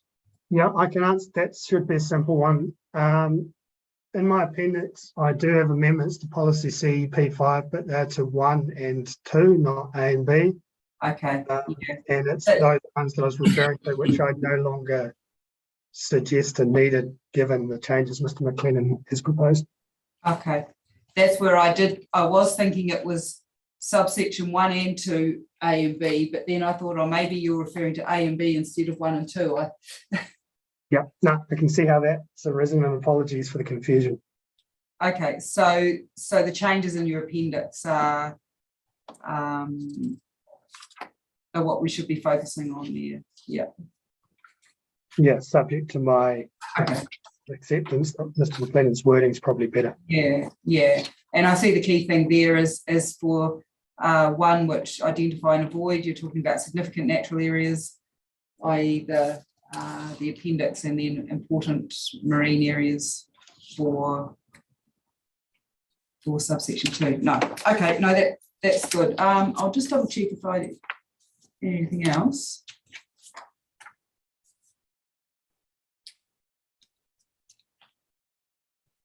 No, that's all from me. Thanks. Thank you, Commissioner Cobb. Thank you, Mr. Lowe. I think given the changes Mr. McLennan has promoted, you've probably taken away all the questions, but just on the Tioga issue, which you sort of rightly raised in your paragraph 55, it's very broad. And we have had that discussion that you talk about in 57 previously around sort of customary harvest. The only thing, I just can't remember how Andrew dealt with that in his amended provisions. Is it still in the avoid policy? So I failed to bring that with me.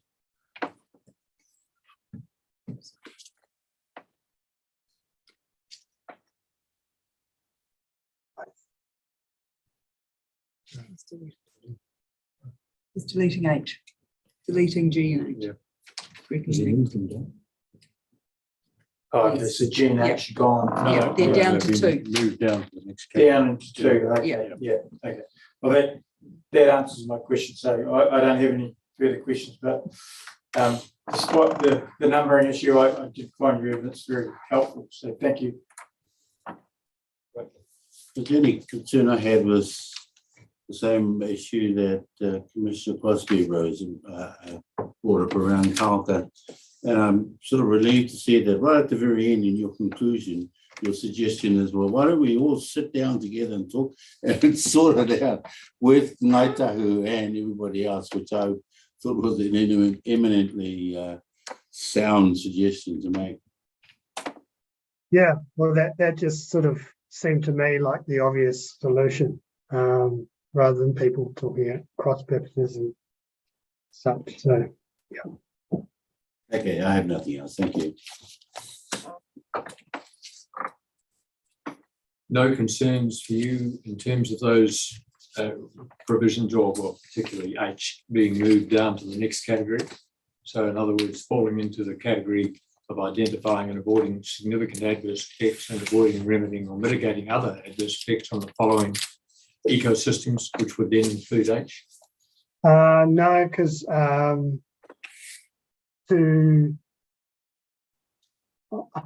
no matter where you land, I suppose, in terms of the significance criteria, I would assume that if a habitat or species is going to, or if a habitat is going to be an SNA under those criteria, it's going to have some value, and avoiding significant adverse effects on that would just seem like a logical and perfectly sensible approach. And most of those are probably caught within two. Anyway. Final question for you, Mr. Lowe, is just at your paragraph 55. Are you able to just shoot through to, if you could, to the hearings administrator a reference to that, rather than us trying to track down where you got that explanatory quote from? Yes, yep, I can send that through. I should have referenced it in my evidence. Sorry. Yeah, that's right. It just saves us the time trying to find it. So thank you. And if it could come pretty well before we see Naito tomorrow, I'd be grateful. I'll send it through straight after this. Thank you very much. And so just to conclude, Ms. Appleyard, there are two legal things that I wanted to just discuss with you, and I'm not sure whether other commissioners have anything they want to raise with anybody else. Right, the two issues were that, as I would have anticipated, Ms. Ondofle has stressed the fact that this development, if it's granted a consent, will be following the adaptive management approach. Through the course of the hearings, I've been raising that issue that that type of approach hasn't been really identified in the policy statement. And did you in your submission at all address that or seek that sort of enabling provision? Off the top of my head, no, but it's a very good point you raised. So I can go back and have a look at the submission and any other submissions.